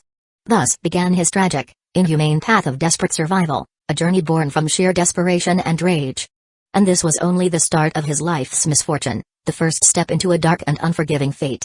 Meanwhile, in the Hokage's office, as soon as Tobirama Senju arrived, he couldn't hold back and said, "You brat, you actually managed to learn my Flying Thunder God Jutsu? And your mastery of it seems to be quite high too? Did someone teach you this?" He didn't believe for a second it was the monkeys, Sarutobi and the others. If not them, then it could only be. Thinking of this, he couldn't help but glance at his sister-in-law. The level of proficiency this brat showed was something impossible to achieve without considerable time and effort. It was indeed me, Uzumaki Mito admitted when she felt his gaze. She spread her hands and explained, "It was part of a deal to restore my vitality and extend my life." What? Do you find it unacceptable? Or do you think I'm not qualified to do this? No, no. Tobirama quickly shook his head, denying it vehemently. Who else would be more qualified? Sister-in-law, you must be joking. This deal was an excellent choice. If she hadn't made the deal and passed away, the Senju clan would have completely fallen by now. But still, this brat had managed to master his signature technique to such an extent, it left Tobirama feeling a bit unsettled. This wasn't just any jutsu, it was the ultimate technique he had specifically developed to counter the Uchiha. After all, it was the very technique he used to kill Uchiha. Isn't back in the day? Is there a reason you brought us here? Madara Uchiha asked bluntly, his face as stoic as ever. The others also turned their attention to Kaito. Kaito shrugged and replied, "No big reason. I just thought, since you're all revived now, it'd be a good opportunity to discuss Hidden Leaf Village's first 5-year plan. We've already gone through several rounds of discussions with the village leadership and Jonin representatives. I believe it's quite thorough. Still, an outsider's perspective is valuable, so I wanted to hear your input." Saying this, Kaito picked up a document from the desk and handed it to Madara and the others. Oh? The first 5-year plan? Madara and Tobirama both seemed intrigued and reached out to grab the document. But as each of them tugged at one end, they both paused and turned expressionless gazes at each other. The tug of war was so amusing. Alright. I'll make another copy for you. Kaito, exasperated, smacked his forehead and grabbed another document to hand over. Tobirama immediately relaxed, only to have the file in his hands snatched away by Madara. Madara walked over to a nearby sofa, sat down, and began flipping through it with Hashirama. The sight made Tobirama grit his teeth in frustration. Damn. Madara was bad enough, but even his own brother was acting like this? Anyone watching might think the two were actual siblings. Despite his annoyance, Tobirama was used to this behavior and decided to ignore them entirely. He took the second document from Kaito and began reading. After a long while, Tobirama finally finished reading. He took a sharp breath and looked at Kaito in shock. Kid. This plan of yours is pretty bold. Just the expansion of the Ninja Academy alone is already on this scale. Your ambitions aren't just about developing Hidden Leaf Village, are they?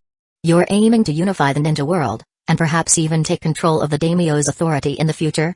While none of this was explicitly stated in the document, Tobirama could see the hints everywhere. The expansion of the academy and the addition of targeted courses, especially ideological education and governance training, stood out. There were even plans for schools for civilians. All of this screamed preparation for a larger, unified structure. Moreover, the plan clearly outlined Hidden Leaf Village's future industrial and commercial development, aiming for self-sufficiency. Military, economic, and political development, all integrated and progressing together. This was entirely different from Hidden Leaf Village's traditional positioning. Additionally, the reconstruction and expansion plan indicated Kaito's intent to attract a massive influx of external population, drastically increasing Hidden Leaf Village's demographic base. If everything went according to plan, Hidden Leaf Village's population would balloon to at least 3 million in 5 years.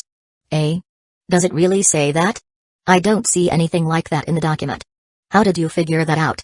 Hashirama, curious, turned to Tobirama. Madara, watching from the side, looked exasperated. As expected, Hashirama's sensitivity to such matters was still painfully low. Oh? Kaito raised an eyebrow at Tobirama. You figured it out that quickly? Tobirama smirked coldly. It's obvious. Practically every line screams your intentions. How could I not see it? Still, I'm surprised you're willing to decentralize the Hokage's power, delegating administrative and mission-related responsibilities. That takes guts. I'll admit, I had major doubts about you being Hokage. It wasn't just because you're from the Uchiha clan, but also because you're only 10 years old. I thought that no matter how talented you were, you'd still lack the maturity and strategic mindset needed for leadership. But now, I see I was shallow and underestimated you. Just based on this plan, you're more than qualified to be Hokage, possibly even more qualified than I ever was. So, I officially acknowledge you as the fourth Hokage. I'm looking forward to seeing what you'll accomplish next. Senju Tobirama's words were heartfelt and sincere. The plan presented by Kaito covered many aspects that even seasoned strategists hadn't considered in the past. Tobirama was confident that if this plan could be executed firmly and successfully, within 5 years, Hidden Leaf Village would be unbeatable in the ninja world, a true foundation for unifying it entirely. Haha, thanks for the compliment. Kaito chuckled. But for now, let's focus. Does anyone have any opinions on this plan? Making improvements while we still have time is crucial. He added with a calm smile. Tobirama's acknowledgement didn't hold much sway for Kaito personally. But he couldn't deny that it was rare for someone like Tobirama, who harbored a deep dislike for the Uchiha clan, to recognize him, a not yet official Hokage. It was a rare and pleasant feeling. Of course. Tobirama replied, and they immediately delved into discussing the finer details of the plan. Soon, others joined in the discussion, including Uzumaki Mido, Madara Uchiha, Senju Hashirama, and even more key figures. Together, they refined the plan. Although the plan was already quite comprehensive, every now and then, Tobirama and the others proposed constructive suggestions, further perfecting it. 3 days later, Tsunade and the returning forces finally marched back victorious. Kaito and his group personally greeted them at the village gates to celebrate their triumphant return. At the same time, it was announced that the next day, Kaito would officially assume the role of Hokage, with a ceremony to mark the occasion. Ah! We're finally back. Tsunade stretched her arms lazily on their way to the Hokage's office. Can I finally relax now? You wish. Orochimaru teased with a sly smile. Tomorrow is Kaito's day. After that, Hidden Leaf Village will officially start its reforms under his leadership. Reforms will surely include the ninja hospital, so you, as the village's top medical ninja, better not slack off. What are you even thinking? Ugh, no way. Tsunade groaned, her face instantly souring. I think the hospital is perfectly fine as it is. Why mess with it? Don't complain to me about it. Orochimaru replied, shaking his head in amusement.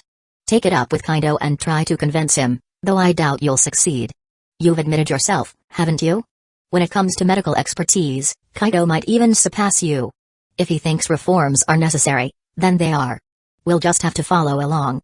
Orochimaru's eyes gleamed mischievously as he added, by the way, I noticed something interesting earlier. Lord Tobirama seems to have been revived.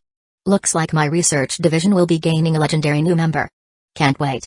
Tobirama, a master of forbidden techniques, in his research division. Orochimaru couldn't contain his excitement, imagining the breakthroughs they could achieve. Kaito was incredibly considerate, wasn't he? Huh? Really? Tsunade stopped mid-thought, recalling Orochimaru's words. Now that you mention it, he was there. Weird, though. With my granduncle's temper and his hatred for the Uchiha, I can't believe he didn't oppose Kaito becoming Hokage. Seems like we missed a lot while we were away. She mused aloud, half amazed, half relieved. If even my granduncle is convinced, Kaito must have pulled off something amazing. Not that she was complaining. She already thought Kaito was the perfect choice for the fourth Hokage. If Tobirama was on board, all the better. She'd been worried he'd cause trouble, but that wasn't the case. Nearby, Jiraiya looked pensive after hearing about Tobirama's revival. If Lord Tobirama's back, then he must know about all the crimes Sensei and Danzō committed over the years. He is also likely aware of the village's decisions about them. And if he hasn't opposed any of it, it means they have no chance of redemption, huh? I just hope Kaito spares Sensei's life. Jiraiya muttered quietly, his expression heavy. After all, despite everything, Hiruzen had done a lot for the village in his time, keeping it together after Tobirama's death, and pushing back enemy villages. Jiraiya couldn't ignore those contributions. Tsunade and Orochimaru exchanged glances, both momentarily silent. Guess we'll find out soon enough. Tsunade replied nonchalantly. Kaito already announced the public trial for the day after tomorrow. He even revived Danzō specifically for it. Don't get your hopes up, though. She added with a wry smirk. If it were up to me, I'd say the old man should just be executed. Clean and simple. Otherwise, living might be worse for him than dying, more humiliating, at least. Kaito has no mercy for his enemies. That guy's ruthless when it comes to revenge. Her words hung in the air, chilling yet confident. Chapter 154, Rejecting Mount Myabaku exactly. Orochimaru nodded meaningfully at Jiraiya after hearing his words. Sometimes, living is far more painful than dying. Jiraiya, you're still too young. But since even the second Hokage and the others have acknowledged it, you'd better not do anything foolish moving forward. Don't go against Kaito. Otherwise, I don't want to one day see you defect from the village and have to personally hunt you down. And trust me, I won't hold back. Orochimaru's words were a warning, a preemptive strike to ensure Jiraiya wouldn't act recklessly and create an irreparable situation. As one of his few true comrades, Orochimaru genuinely cared about him. I understand.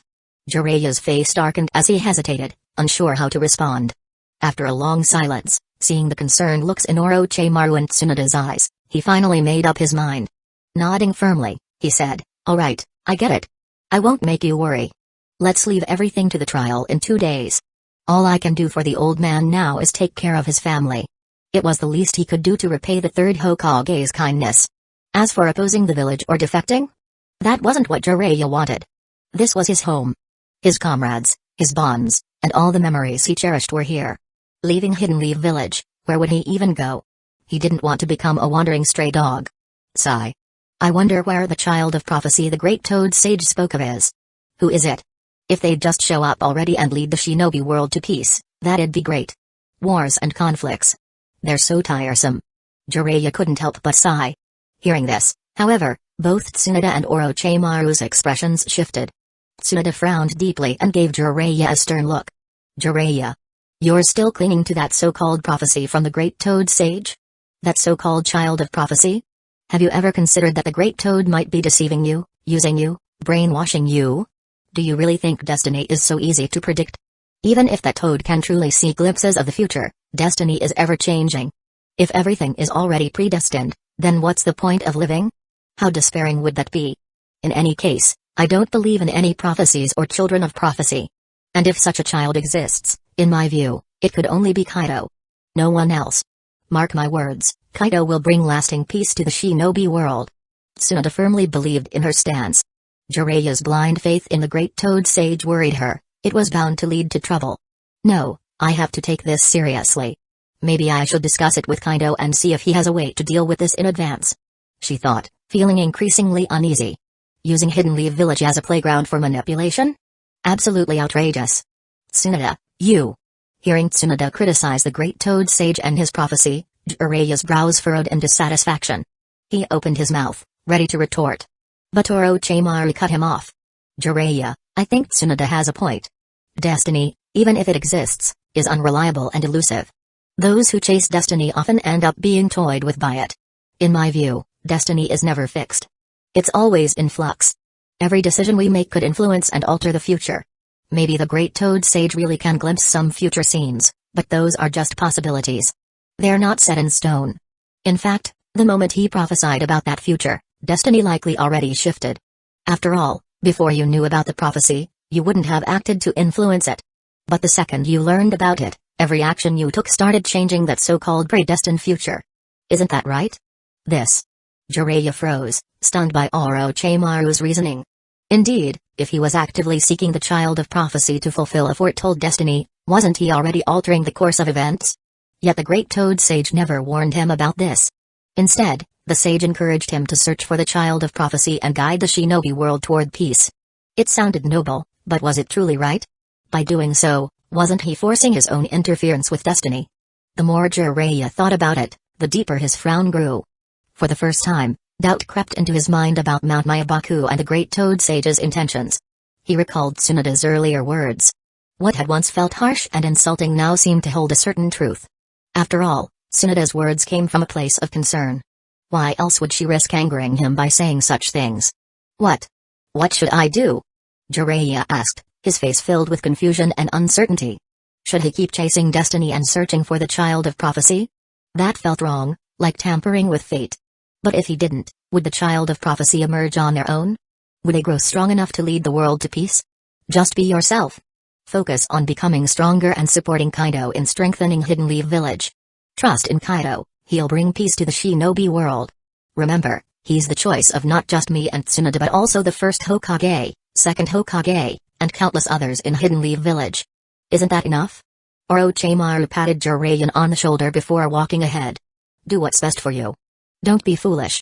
In this world, there's no such thing as love or hate without reason. That old toad from Mount Myabaku chose you for a purpose. You're not just some random guy picked by chance. It's obvious they're using you to influence Hidden Leaf Village and its future decisions. Honestly, even without Mount Myabaku, you'd still become a strong ninja.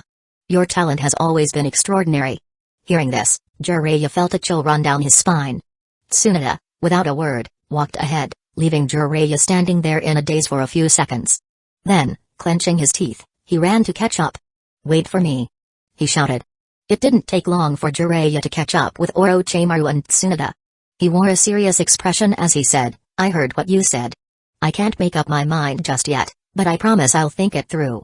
But trust me on this, I'll always stand firmly with Hidden Leaf Village. I swear it. Haha. That's more like it. Exactly. Hearing this, Orochimaru and Tsunoda both smiled knowingly. It was a good start, wasn't it?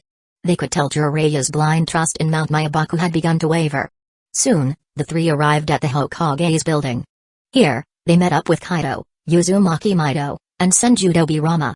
As soon as they entered, Tobirama's eyes landed on Tsunoda. A rare smile crossed his usually stern face. You've grown up, Tsunoda. Stronger, more reliable, it's good to see. Second Grandpa. Tsunoda waved and smiled back, though she modestly added, honestly, it's mostly thanks to Kaito's guidance. Without him, I wouldn't have developed this quickly or reached my current potential and strength. Hearing this, Tobirama's face darkened slightly. Why does everyone keep mentioning that brat? He thought to himself. Not just Tsunoda, over the past few days, every Senju and Uzumaki he had spoken to had showered Kaido Uchiha with gratitude. Some even seemed ready to treat Kaido like a family member. This left Tobirama feeling conflicted and a little annoyed. Was the mighty Senju and Uzumaki alliance really so dependent on that Uchiha kid? It was absurd. But he couldn't deny it. Because it was true. Damn Sarutobi. Damn Danzo. This is all your fault. Tobirama silently cursed. His frustration with Sarutobi Hiruzen and Shimura Danzo only grew, along with his disdain for Utatane Koharu and Mitakato Hamura. I should have appointed Kagami Uchiha or even Akimeki Torafu as the third Hokage instead of Sarutobi. One mistake, and now it's a lifetime of regret. He thought bitterly. Tsunoda, meanwhile, noticed her granduncle's dark expression and chuckled inwardly. He's still salty about the Uchiha, she thought. But what did that have to do with her? Could she admit she was doing this on purpose? If her granduncle hadn't mentored people like Sarutobi and Danzo, who brought Hidden Leaf Village to ruin, would the Senju clan be in such a mess? Would she have had to work this hard? Let Tobirama stew in his own regret for a while. It served him right. Oblivious to Tsunoda's rebellious thoughts, Tobirama turned his attention to Orochimaru, who was watching him with an unsettlingly excited expression. So, you're Orochimaru? Tobirama said, scrutinizing him. I've heard about your talents in research. After this, meet me at the research department. I want to discuss some things with you. The department is still being organized, so if you have any ideas, share them now so we can make adjustments. Tobirama knew Kaido kept him around not just to mock him but to take advantage of his expertise. He didn't mind. A task assigned to him would be carried out with utmost seriousness. He had heard from Kaido that Orochimaru's research skills were outstanding, but he wanted to see for himself. "Let's hope you don't disappoint me," Tobirama muttered. "Of course, second Hokage. I'd be honored," Orochimaru replied, licking his lips eagerly. Tobirama, seeing that unsettling habit, frowned. Something's off with this guy, he thought, a faint chill running down his spine. Finally, Tobirama turned to Jiraiya, frowning slightly. "And you're Jiraiya. I've heard rumors about your questionable habits. Lurking around hot springs, for example? Who taught you such disgraceful behavior?" "Eh?" Jiraiya froze, suddenly aware that everyone in the room was staring at him. Okay, fine. It was my teacher, Sarutobi-sensei," Jiraiya blurted, waving his hands defensively. "He's the one who corrupted me. I didn't want to turn out like this. You wouldn't believe it, he even created a jutsu called telescope jutsu so he could spy on the village from his office. It's a giant crystal ball that lets him peep on almost anything, including hot springs and people's homes. I've caught him doing it countless times. And every time I confronted him, he dragged me into it to shut me up. That's how I ended up like this. If you don't believe me, ask Tsunade or Orochimaru. They've seen it too." The room fell silent. Everyone stared at Jiraiya, stunned. "Wow!" someone muttered. Jiraiya's desperate attempt to deflect blame was so extreme it left everyone speechless. Chapter 155, Tobirama beats up Jiraiya. What? As expected, Senju Tobirama's face turned stormy the moment he heard Jiraiya's words. He was furious, practically seething. Unable to hold back, he glanced at Tsunade and Orochimaru for confirmation and demanded, "Is what he said true? Is this all something the monkey taught him? And what's this about the monkey having a spying jutsu with a telescope?" "Huh. Probably." Tsunade and Orochimaru nodded enthusiastically, for reasons unknown. Deep down, they likely enjoyed throwing the third Hokage under the bus. They were probably just there for the drama, eagerly anticipating the scene of the second Hokage thrashing their teacher. They seemed to think it would be quite a spectacle. Of course, things were already heading downhill for Jiraiya. While Jiraiya's explanation had a hint of exaggeration and blame shifting, there was no denying that the third Hokage bore significant responsibility for how Jiraiya turned out. But that didn't stop everyone from looking down on Jiraiya with disdain. Because, let's be honest, he wasn't some innocent victim. He was a notorious pervert with a penchant for peeping. If he hadn't had that tendency in the first place, how could he have been influenced so easily? Take Orochimaru, for instance. He was also a student of the third, but he didn't develop this habit. In the end, the problem was Jiraiya himself. Hearing this, Kaido and the others also looked at Jiraiya with contempt. This guy. He really would go to any lengths to clear his name, even throwing his own teacher under the bus. Shameless. Well. Tobirama sneered coldly. Just as Jiraiya breathed a sigh of relief, thinking he might have dodged the bullet, Tobirama stepped forward. He grabbed Jiraiya by the shoulder, his face twisted in a sinister grin. "And you, brat? Did you think I'm that gullible? That easy to fool? Blaming everything on your teacher, huh? Such strong filial piety you have there," he said sarcastically. "If you didn't have it in you already, how could you turn out like this? Sure, your teacher might share some blame, but your own pervy nature and lack of self-control are the main issues here. Still trying to fool me? Come here."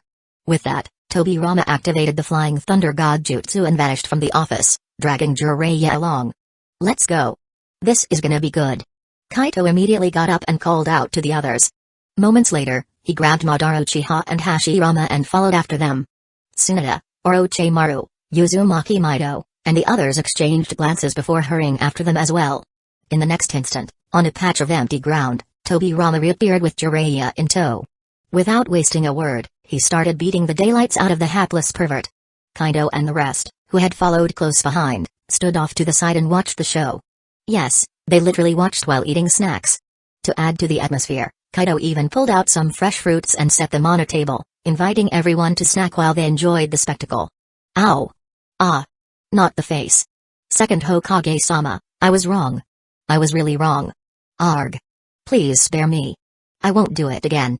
Despite Jiraiya's endless begging, Tobirama didn't stop. He pummeled Jiraiya for what felt like half an hour, leaving him with a blackened blue face and a swollen body that looked twice its normal size. But Tobirama was careful not to cause any lasting damage. Jiraiya's injuries were superficial, he'd recover in about 10 days or so. Still, Tobirama had used chakra and some special techniques to ensure the pain and bruises lingered for a good 2 weeks. It was a calculated move to make Jiraiya learn his lesson. Remember this, If you dare engage in your peeping nonsense again, it won't stop here. Tobirama warned coldly. Next time, I won't hesitate to completely destroy your strength, or even your dear third leg. I'll make sure you lose that ability entirely. Hearing this, Jiraiya felt a chill run down his spine. He couldn't even muster the strength to cry out. The murderous intent coming from Tobirama was real. Jiraiya was convinced that the second Hokage would absolutely make good on his threat if it came to that. Terrified, Jiraiya quickly raised his hand in a solemn vow. I understand, second Hokage-sama. I swear, I'll never do it again. Never. Otherwise. May I die a horrible death. Ow. As he spoke, moving his arm pulled on his injuries, making him suck in a sharp breath. But he didn't dare make any sudden movements. Humphrey. Remember your words. I'll be watching you. Tobirama said with a sharp glare before vanishing back to the Hokage's office with the Flying Thunder God Jutsu. As the dust settled, Uzumaki Mido and the others also dispersed. Meanwhile, Kaido approached with Tsunade and Orochimaru, a mischievous smile on their faces. Kaido crouched down and patted Jiraiya on the shoulder. Arg. Jiraiya screamed like a pig being slaughtered, and Kaido sneered, I really don't know what to say about you. He continued, I hope you learn your lesson this time. Stop being so shameless. Otherwise, even if Tobirama doesn't act, I'll have someone castrate you myself. That way, you won't have the urge to ruin other families' wives and daughters. Hearing this, Jiraiya shuddered, his face full of terror. He swallowed hard, utterly frightened. Kaito chuckled and gave Jiraiya's shoulder another hard pat. Despite Jiraiya's attempts to suppress his screams, his face contorted in pain. Kaito looked down on him and said, You're a grown man with hands, feet, and money. If you're really into that sort of thing, why not go to the proper places and pay for it? Why spy on innocent families? Isn't that pathetic? Do better for yourself. With that, Kaito teleported away, leaving Tsunade, Orochimaru, and Jiraiya behind. Serves you right. Tsunade sneered at Jiraiya for a few seconds before teleporting away as well, making Jiraiya feel even more dejected. At that moment, he figured he'd completely lost any chance of winning Tsunade over. Sigh. Orochimaru sighed as he stepped forward, crouching down to imitate Kaito by patting Jiraiya on the shoulder. Ah! Jiraiya winced in pain, angrily shoving Orochimaru away. Orochi, what the hell are you doing? Don't you know how much this hurts? They can do this to me because I can't fight back, but you? Do you really think I won't retaliate? If you try that again, I'll really lose my temper. At this point, his whole body was aching unbearably. He knew it would take at least 2 weeks before he could sleep properly again. Huh? Orochimaru clicked his tongue and shook his head. Seeing that you still have the strength to yell at me, I'm relieved. He stood up and looked down at Jiraiya. I've told you before, stop doing these despicable things. Think about it, most of the customers at the hot springs are wives and daughters of people from our village. Doing stuff like this is asking for trouble. Imagine if it were your future wife, daughter, or even your late mother who visited the hot springs and got spied on by some pervert. How would you feel? Put yourself in their shoes. Anyway, I'm out. With that, Orochimaru teleported away, leaving Jiraiya in silence. Orochimaru's words hit him like a deafening gong, striking a nerve he hadn't felt before. In the past, he would have brushed off such advice without a second thought. But after getting beaten so badly today, fear and shame had finally set in. For the first time, Jiraiya felt deeply ashamed of himself. I've decided. He muttered to himself. No more of this nonsense in the village. If I really have to do it, I'll go outside the village, maybe even to another country. At least that way, I won't harm my own people. If Kaido and the others heard this, they'd probably give him a good beating and say, some people just never change, huh? This guy's hopeless. Suddenly, Jiraiya's expression changed. Wait a second. Orochimaru just teleported too, and he was alone? When did he learn the Flying Thunder God technique? Jiraiya was utterly shocked. It felt like the world had turned upside down. Everyone seemed to be mastering the Flying Thunder God technique, a supposed high-difficulty forbidden jutsu that required special time-space aptitude. How did it become so widespread? Kaido, Tsunade, Lady Mido, Lady Neri, Lord Tobirama, Minato, Kushina, Mikoto. The list was almost in double digits now. I wonder if I have the talent for it. Jiraiya began fantasizing about it, but the pain in his body quickly reminded him of reality. He needed to head to the hospital. Wobbling to his feet, he stumbled toward the ninja hospital. Meanwhile, back at the Hokage's office, Tobirama paced back and forth, getting angrier the more he thought about it. This isn't enough. Just teaching Jiraiya a lesson isn't enough. He fumed. His scumbag teacher is equally guilty. Even if I can't kill him yet, I'll beat him half to death to vent my anger. Just as he prepared to teleport away, Kaido and the others returned. Hearing his plan, Uzumaki Mido stopped him. Don't rush into it. Let's wait until after the public trial in 2 days. After the trial, you can deal with him however you like. This way, no one can accuse us of using private justice. Besides, it's been decided.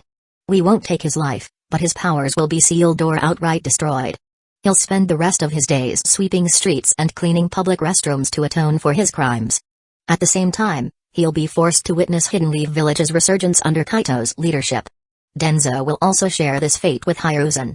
Even if Hiruzen dies during this period, Kaido plans to resurrect him with the Edo Tensei so he can keep sweeping streets and cleaning parks. He'll live to see Hidden Leaf Village unite the ninja world and watch the Sarutobi clan's inevitable downfall.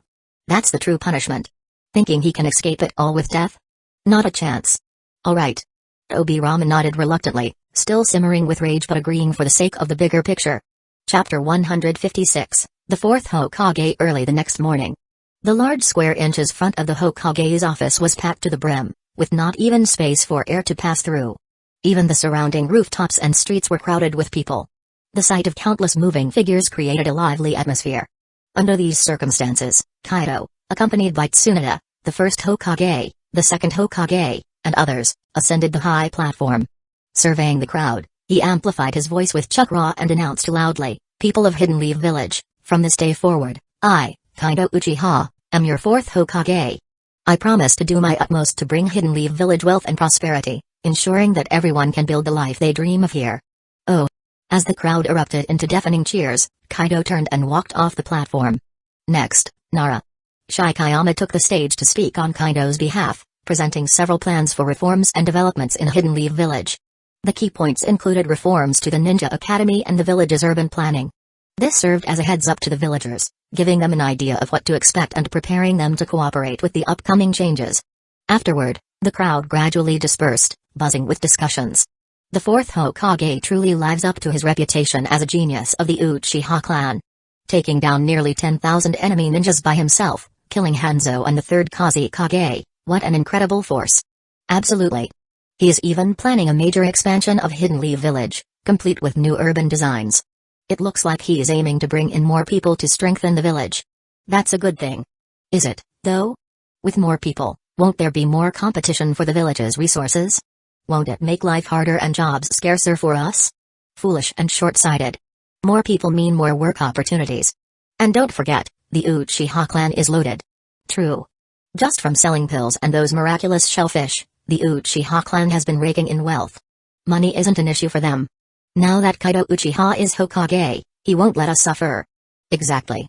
Kaido-sama seems like someone with big plans. If the villagers aren't well off, who'd want to join Hidden Leaf Village? Of course, there will be benefits for us too. Come on, don't be so shallow. Forget about the village expansion or bringing in more people. Isn't the most important thing right now the reforms to the Ninja Academy and the establishment of ordinary schools? Agreed. With the academy reforms, our kids have a better chance of becoming ninjas.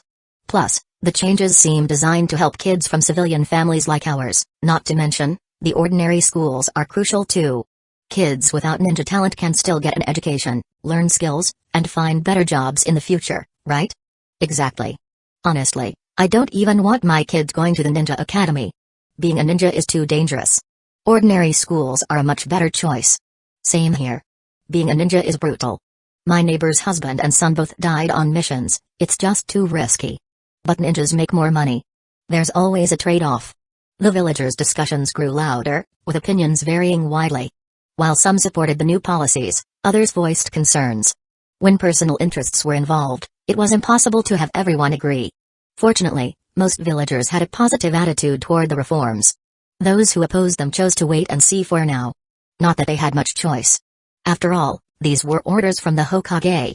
The opinions of ordinary people, while heard, didn't carry much weight. Ultimately, everything depended on the Hokage's will. In the world ranking, civilians and shinobi were not on the same level. At least, that was the reality in ninja villages. Compared to civilians, most ninjas, whether from clans or ordinary backgrounds, supported the reforms. Because the changes were beneficial to them. Meanwhile, Kaido wasted no time. He convened a meeting with all the Jonin in Hidden Leaf Village. At the meeting, he announced the first 5-year plan for Hidden Leaf Village. He also finalized adjustments to the village's power structure and confirmed key appointments. With the majority's approval, everything passed swiftly. Soon, the departments began working tirelessly to implement the changes. First Hokage, the upcoming expansion and renovation of Hidden Leaf Village will be quite the undertaking. We'll be relying on you. If not for your wood style and earth style, the first phase alone would take who knows how much time and effort. Please, we're counting on you. After the meeting, Kaito stayed behind with the senior leadership for a private discussion. With a serious expression, he grasped Hashirama's hand and earnestly made his request. Hashirama. He knew it. He knew Kaito hadn't revived him out of pure goodwill. Rely on me? Don't think I didn't see the detailed expansion plans. The scale of the project was overwhelming. Even with his unlimited chakra, working non-stop, it would take him several months to complete. This was practically exploitation, using him like a workhorse. Feeling a mix of resignation and frustration, Hashirama looked at Kaito and asked with a strained smile, "Can I refuse?" Ha ha ha. Before Kaito could respond, Madara burst out laughing. Hashirama. You too? Serves you right for always messing with me. Now you're the one being exploited. I knew it. That brat Kaito is as ruthless as ever. Even Dobirama got roped into working in the research division, stuck doing experiments day and night. Did you really think you'd escape? Ignoring Hashirama's pained expression, Madara gave Kaito a thumbs up. Kid, well done. That's the way to do it. Madara. Hashirama couldn't hold back anymore. He roared at Madara and lunged toward him, ready to beat him up. Alright. I'll stop. No need to get so worked up. Madara quickly held out his hands to block Hashirama, placating him. This is all for Hidden Leaf Village's sake. Deep down, I think you're actually enjoying this. Luckily, Hashirama didn't actually lose his temper. Otherwise, with Madara's power currently sealed down to a Chunin's level, Hashirama would have wiped the floor with him in seconds. Huh? Suddenly, Hashirama had an idea. His eyes lit up as he turned to Kaito. Hey, Kaito. Expanding and renovating Hidden Leaf Village shouldn't fall entirely on my shoulders. Madara can help too. After all, he fused with my cells and gained wood style. Plus, his earth style skills are top-notch. He'd make a perfect assistant, don't you think? What? Madara was stunned. Glaring at Hashirama, he growled, Hashirama, how could you? But deep down, Madara began plotting. This might actually be my chance to escape. If they want me to fully unleash my wood style, they'd have to unseal some of my power. Besides, expanding Hidden Leaf Village might disrupt or even break the current barrier formations. And if I get assigned to construction outside the village, the opportunities to escape will multiply. Still, one glaring issue remained: how would he disable the countless seals placed on him? If he couldn't block Kaito and the others from teleporting to him via the Flying Thunder God technique, and prevent them from bringing him back, it would all be for nothing. Madara wasn't confident about breaking the complex seal groups inside him. The first time he sensed and examined the seals within his body, his scalp tingled from sheer dread. There were simply too many. They crisscrossed and interconnected, forming an intricate whole. Pulling one thread could unravel the entire system. He didn't believe he could undo it. Could he rely on Black Zetsu? Madara wasn't sure if even that 1,000-year-old schemer had the skills for this. If Black Zetsu failed, and Madara was recaptured, the consequences would be grim. And Hikari Uchiha wasn't the type to let things slide. One misstep could even lead to a worse fate. Wait. A sudden flash of inspiration crossed Madara's mind. Infinite Tsukimi was a mistake, a trap. Why should I even bother trying to escape?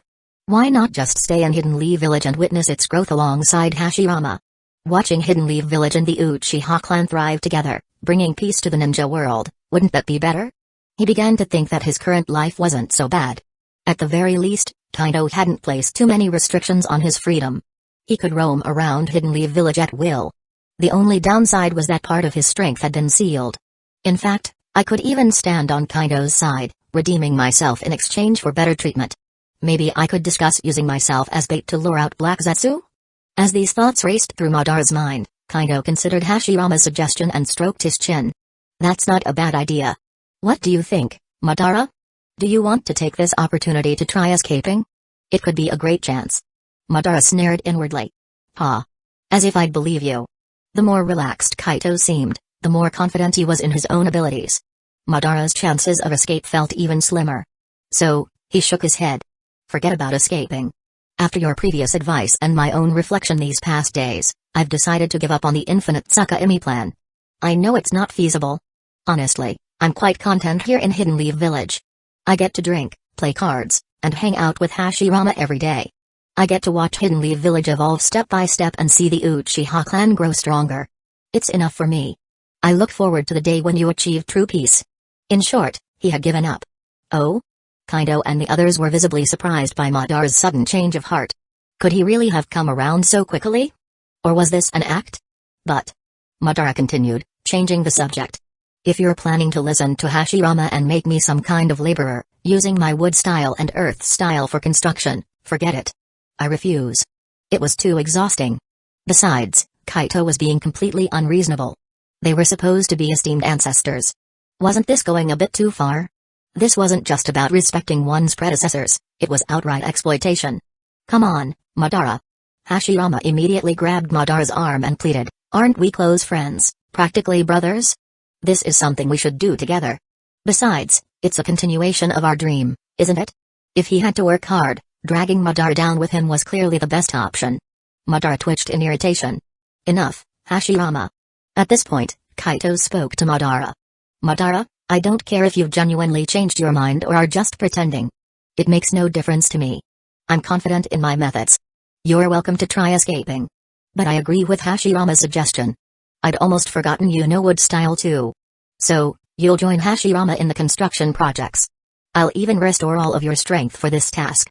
But at the same time, I'll add new seals to ensure you can't harm Hidden Leaf Village's villagers. And if you refuse, I can always control your body to use your jutsu for the construction anyway. At this point, your opinion doesn't matter." He chuckled darkly. "Thanks for the reminder, Hashirama." "You." Madara's face turned pale. He stared at Kaito, at a loss for words. Because he knew Kaito could absolutely do it. Thankfully, an idea came to him, and he quickly said, "If you promise not to make me work on these construction projects, I'll help you capture Black Zetsu. Aren't you all worried about him stirring up trouble behind the scenes? This is the perfect opportunity. Trust me, he doesn't know that I've discovered his true identity. He'll definitely take the bait." "No." Kaito shook his head decisively. "Wait, what?" Madara was dumbfounded. "Why not? Kaito wasn't like this before." "Because." Kaito smiled. "After some thought and discussions with my mother and other advisors, we've decided it's better to let Black Zetsu stir up trouble in the ninja world. In fact, if he captures the tailed beasts and revives Kaguya, it'll ultimately benefit Hidden Leaf Village's plans to unite the ninja world. On the other hand, capturing him now would eliminate a common enemy. The other 4 great ninja villages would then focus all their attention and resources on Hidden Leaf Village's growth. To stop Hidden Leaf Village from rising, they'd likely unite and attack us. While I'm not afraid and confident we could unify the ninja world even in such a scenario, I don't want a broken world, nor do I wish for unnecessary deaths. So for now, Black Zetsu stays. In fact, I'll even secretly help him succeed in some of his plans." With his growth rate, Kaito was confident he'd soon be invincible, even against Kaguya and a Sage of 6 Paths. There was no need to worry about things spiraling out of control. "What? You?" Madara's face twisted in shock. "You're seriously planning this? Even using Black Zetsu? You can scheme this much? Amazing. I'm starting to believe you really can unite the ninja world and bring peace." For the first time, Madara looked at Kaito with genuine admiration. This kid's planning was meticulous and far-sighted. If only they'd had this level of strategy back in the day, the ninja world might have been unified and peaceful long ago. "Wait, why didn't anyone tell me about that?" Hashirama spoke up, confused. "No one told you because you're too straightforward, big brother." At that moment, Tobirama entered the room with a smirk. "You'd probably oppose the plan or mess it up." "That's not true." Hashirama protested. "This sounds like a great plan. Why wouldn't I agree? It achieves our goal of uniting the ninja world at the smallest cost. Why would I oppose it?" He wasn't that foolish. Chapter 157, A ninja shouldn't be like a mercenario? Senju Tobirama raised an eyebrow slightly, looking at his older brother with some surprise. "I didn't expect your perspective to change so much, big brother." "Well, it's not bad. Keep it up." After that, he ignored Hashirama and handed a list and some documents to Kaito. "Here, Fourth Hokage. These are the research projects Orochimaru and I have organized over the past couple of days, along with the required funds, resources, and equipment. Take a look and see if there's any issue. If there aren't any problems, please approve them as soon as possible so we can get started on the research." Time waits for no one, and Tobirama was bursting with excitement, eager to dive into this work. By developing new technologies, he hoped to make Hidden Leaf Village stronger and wealthier faster. "Got it." Kaito nodded and took the documents, quickly flipping through them. After scanning the contents, he grabbed a pen and began marking and circling specific items. Once he finished, he handed the documents back to Tobirama. Focus on the items I've marked as priority research projects and try to complete them as soon as possible. Kaito said. These will be instrumental for the village's development and can even be used for international trade to generate huge profits. Actually, some home appliances are already being researched by the Hidden Cloud Village. We can't afford to fall behind, we need to surpass them. Got it? As for the genetic and Kekkei Genkai research, you can work on that in parallel, but this year's primary focus should be on home appliance development. I'll make time to visit and help personally. Worst case, I'll send a shadow clone over to assist. For funding and resources, just take this approval note to the finance department. He added, writing a quick authorization and stamping it with his Hokage seal before handing it over to Tobirama. Understood. Tobirama accepted the files and approval note, shot a quick glance at Hashirama and Madara, then turned and left swiftly. Once Tobirama was gone, Kaido turned to Hashirama and Madara. You two shouldn't waste any time either. Hashirama, take Madara to the engineering department and start laying out the project plans. Let's get this on the schedule ASAP. I've assigned a good number of people to assist you, including ninjas skilled in Earth style. This project needs to move quickly. The expansion and renovation of Hidden Leaf Village were central to the success of Kaido's first 5-year plan. He believed the combination of Hashirama and Madara's wood style would make rapid progress possible. Not to mention, he had also dispatched a significant number of ninjas to the engineering department for this. This wasn't just about speeding up the work, it was also intentional. He was purposefully guiding ninjas to adapt to contributing to basic infrastructure tasks. Gradually, he wanted to expand their horizons, moving them away from being confined to missions like escorting, battling, or scavenging for items. Tasks like building infrastructure, managing water resources, constructing roads, and even farming could be turned into missions for lower-level ninjas who couldn't handle high-stakes assignments. This would also address issues of livelihood and work for them, keeping them from needlessly risking their lives. After all, there was no rule that ninjas couldn't be involved in infrastructure or agriculture. Ninjas shouldn't be narrowly defined as killers or mercenaries. Such a definition would only lead to short-lived careers, dependency, and an inability to achieve peace. To boost Hashirama's enthusiasm, Kaido shared his vision and philosophy with him and Madara. Both were stunned. It hadn't occurred to them that there was such depth to this approach. Even more, they hadn't realized Kaido was already working on fundamentally altering the role of ninjas to create a peaceful and fulfilling life for them. I think your idea is fantastic, Kaido. Hashirama said, his tone filled with admiration. Honestly, none of us, not even me or Madara, had considered this angle before. Agreed. Madara nodded, crossing his arms. If we look at it this way, merely uniting the ninja world wouldn't be enough to ensure peace. Only by redefining the role of ninjas, making the profession disappear or evolve, and fully integrating them into the daily lives of ordinary people, can we truly achieve a peaceful and happy life for them. Since you have such a vision, Hashirama and I will help you get started. Madara added. Of course, he wasn't thrilled about becoming a workhorse for someone else. But at this point, he didn't have much of a choice. If he had to go through this, he might as well delegate tasks to other ninjas under the guise of training and reshaping their mindset. Ha! I'm glad you think that way. Kaito said, laughing heartily. He pointed a finger at Madara and released a beam of light that entered Madara's body. Immediately, Madara felt some of his sealed power returning. While it only restored him to a standard Kage-level strength, it was enough to give him some hope. For anything beyond that, Kaito would need to release the Edo Tensei technique, find him a better body, and offer a high-quality sacrifice. There you go. I've temporarily lifted part of the seal, so your strength is restored for now. Work hard, and I'll reward you accordingly. If you can truly impress me, restoring your peak powers, or even bringing you back to life for real, isn't out of the question. Go ahead. With a grin, Kaito waved dismissively at Madara Uchiha, spinning promises. Humphrey. Truly bringing me back to life? Hearing such lofty words, Madara wasn't moved. Instead, he sneered internally. He knew Kaido harbored secrets, and mysterious ones at that. But he didn't believe Kaido could so easily accomplish a true resurrection. That wasn't a simple trick, it was the power of the gods. Unless one day Kaido unlocked the Rinnegan, or took his own Rinnegan, it wasn't possible. Even then, there would still be a heavy price for reviving someone. For someone of Madara's caliber, Kaido might burn through his own life force entirely just to bring him back to his prime. Madara didn't think Kaido was that generous, or that foolish. Kaido, on the other hand, could pretty much guess what Madara was thinking. He knew Madara didn't believe him. But he didn't care.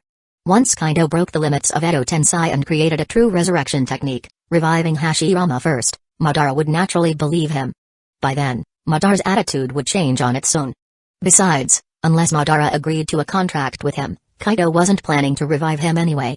On the other hand, Hashirama's favorability was just 2 points away from meeting the threshold. Kaido was looking forward to seeing how the contract with Hashirama would unfold. This would be the first contract with a living dead. "Let's go, Madara." Hashirama called out to Madara, leaving the Hokage's office together. Whoosh! Just then, Uzumaki Mido suddenly teleported into the room. Glancing at Hashirama as he left, she stepped in front of Kaido and said, "Kaido, now that you've taken over as the Fourth Hokage, how do you plan to deal with the daimyo? Should we send someone to inform them? Maybe ask for some funding while we're at it? The village is about to undergo major reforms and large-scale construction. We'll need money everywhere. It's not like we can expect the Uchiha clan to foot the entire bill. Even with land contracts and construction projects, it doesn't seem fair. If we rely too heavily on them, the entire village's real estate might end up in the hands of the Uchiha. That wouldn't be good for the village's development." "Oh?" Kaido raised an eyebrow, contemplating for a moment before responding, "Informing the daimyo is fine. Let them know we're planning big things. As for the construction projects, it's not just the Uchiha clan who can contribute funds, manpower, or resources. Other ninja clans in the village, as well as merchants, wealthy individuals, even the daimyo and the Fire Country's rich nobles, can all get involved and invest. Then, based on their contributions, we can distribute profits accordingly.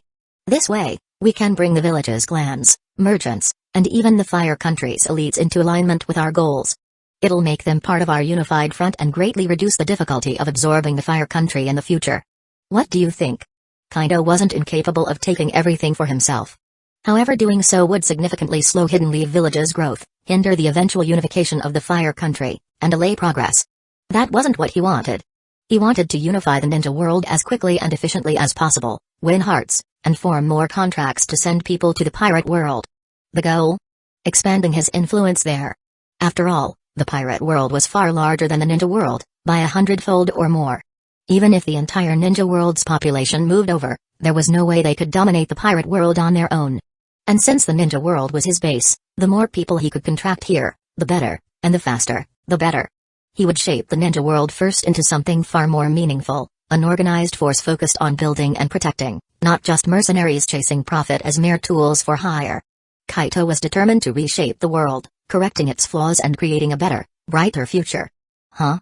Mido's eyes lit up as she processed his plan. "You're right. We can involve all the wealthy villagers. Actually, we could publicly raise funds from the entire population, offering shares in return. Let everyone take part in the expansion. With that, the villagers would also benefit from the growth. And getting the daimyo and Fire Country nobles to invest is a brilliant move. Once we show our strength and sincerity, this approach could even work in other nations when we expand in the future. Their resistance might not be so fierce." Brilliant. This plan achieves so many goals at once. Alright, let's do it this way. Though the Senju and Uzumaki clans weren't as wealthy as the Uchiha at the moment, their foundations were still solid. They could certainly contribute a substantial amount to secure shares in the project.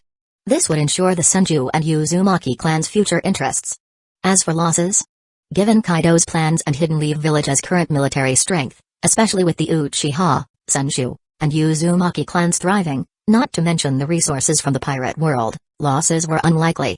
This plan was built on Hidden Leaf Village's power and its capacity to produce and export goods. For Hidden Leaf Village, there was no downside.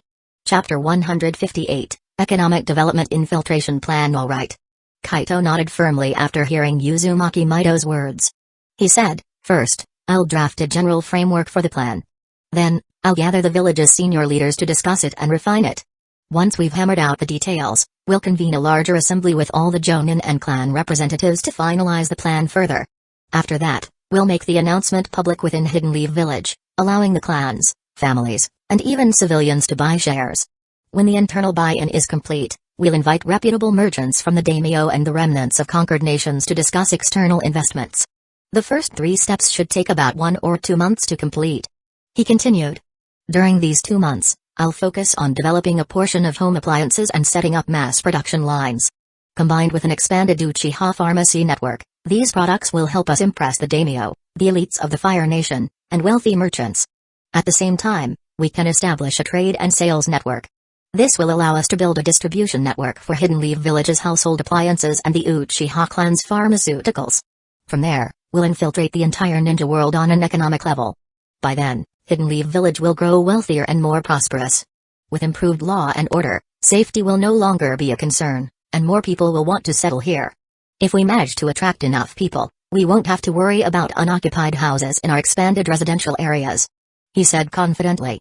"For those who can't afford housing but want to join, we can offer installment plans and loan options. That being the case, we'll also need to reform the banking system and financial policies." There's so much to do." Kaito sighed, rubbing his temples as the weight of responsibility pressed on him. Although he had only just become Hokage, today had already been exhausting. "I can't let myself get trapped in these administrative matters forever," he muttered. "I need to quickly finalize the major plans, delegate tasks, and free up my time for training." After all, he couldn't let himself stagnate amidst all the paperwork. Uzumaki Mido and the others listened to Kaito's clear and logical development plan, their eyes lighting up with admiration. "This plan is excellent," Uzumaki Mido praised, nodding in approval. "But how do you intend to reform the financial system?" she asked curiously. "Simple, we'll issue our own currency," Kaito replied with a confident smile. "With the Uchiha clan's reserves of gold, we can establish a robust backing for our currency issuance. However, this will inevitably disrupt the interests of the powerful nations in the ninja world," he added with a thoughtful frown. "We can't rush into it. We'll need to wait until we've further solidified our strength and infiltrated the Fire Nation, and even other major nations, gaining control over critical parts of their economies. Only then will we be in a position to act. Otherwise, the aristocrats won't let us succeed easily. If pushed too far, they might rally the other 4 great ninja villages to attack Hidden Leaf Village. Don't underestimate the leaders of the 5 great nations. They're no fools." Kaito's tone grew serious. "In fact, they're shrewd, very shrewd. Why else do you think they managed to turn ninjas, who hold absolute military power, into mere tools of assassination, mercenaries, and killers for hire? This entire system of manipulation was orchestrated by those aristocrats in the shadows. Because they control the majority of the resources, wealth, and population, they've been able to enforce strategies that limit and guide the ninja silently. And most ninjas, uneducated and without proper training and strategic thinking, couldn't see through their schemes. They fell into the trap easily. For over 1,000 years, this cycle has locked ninjas into the roles of assassins and mercenaries, defining their place in society. What I aim to do now is guide Hidden Leaf Village's ninjas and villagers to rethink their understanding of the ninja profession. Through this, we'll change the entire ninja world. Incorporating ninjas into the education and engineering departments, as well as the agriculture department, is all part of this vision." "That's exactly what I wanted to hear," Uzumaki Mido exclaimed, nodding in satisfaction. "When you first mentioned currency reform, I was worried you might act recklessly," she admitted. "But now, I see you've thought it through thoroughly. Honestly, you're far more cautious and knowledgeable in this area than I am.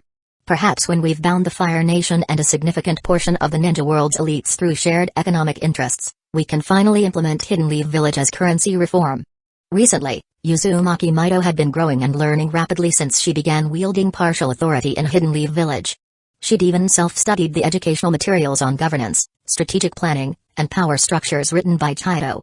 Her efforts were paying off, and her understanding had deepened significantly. Meanwhile, Hashirama and Madara Uchiha exchanged confused glances, completely lost in the conversation. Unable to follow, they quietly left the room. Of course, their actions didn't escape the notice of Kaito and Uzumaki Mido, who shared a knowing smile. Outside Hokage Tower the next day, the plaza outside the Hokage Tower buzzed with energy. Crowds of villagers and ninjas gathered, murmuring excitedly. "Hey, isn't that Danzo, the leader of the Root Division? That bastard who loved abducting talented ninjas from clans and civilian families for his twisted experiments? It's him. But didn't the Fourth Hokage kill him during the war when he tried to betray him? How's he back? Look closer at his eyes and face, notice the dark eyes and the cracks on his skin? He's clearly been resurrected using Edo Tensei. You're right. Looks like the Hokage brought him back on purpose, to give us a chance for revenge. Hahaha, amazing. I always felt Danzo got off too easy when he died. I'd love to kill him 1,000 times over. Same here. That bastard took my son away, and I never heard from him again. He deserves nothing less than a slow, agonizing death. Look over there, it's the third Hokage. He's looking so frail now. Yeah, but let's not forget, he did contribute to Hidden Leaf Village. Contribute? please. Whatever good he did is overshadowed by his crimes. Agreed. Most of his achievements were just his duties as Hokage. But his sins? Those were purely for his own benefit, at the expense of the village and its people. Exactly. The third Hokage must not be let off lightly. And not just him, his Sarutobi clan and the Shimura clan backing him must be held accountable too. I agree.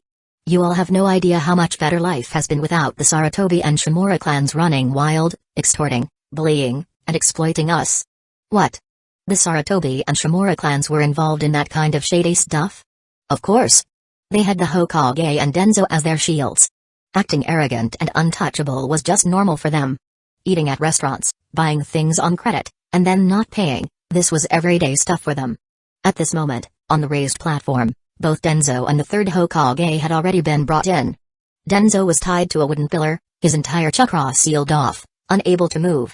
Surrounded by countless villagers and hearing their angry shouts and curses, Danzō was seething with hatred. His gaze was filled with venom as he glared at the crowd. If he still had his power, he wouldn't hesitate to slaughter every single one of these lowly peasants. To him, these insignificant worms had no right to speak ill of him. How dare they?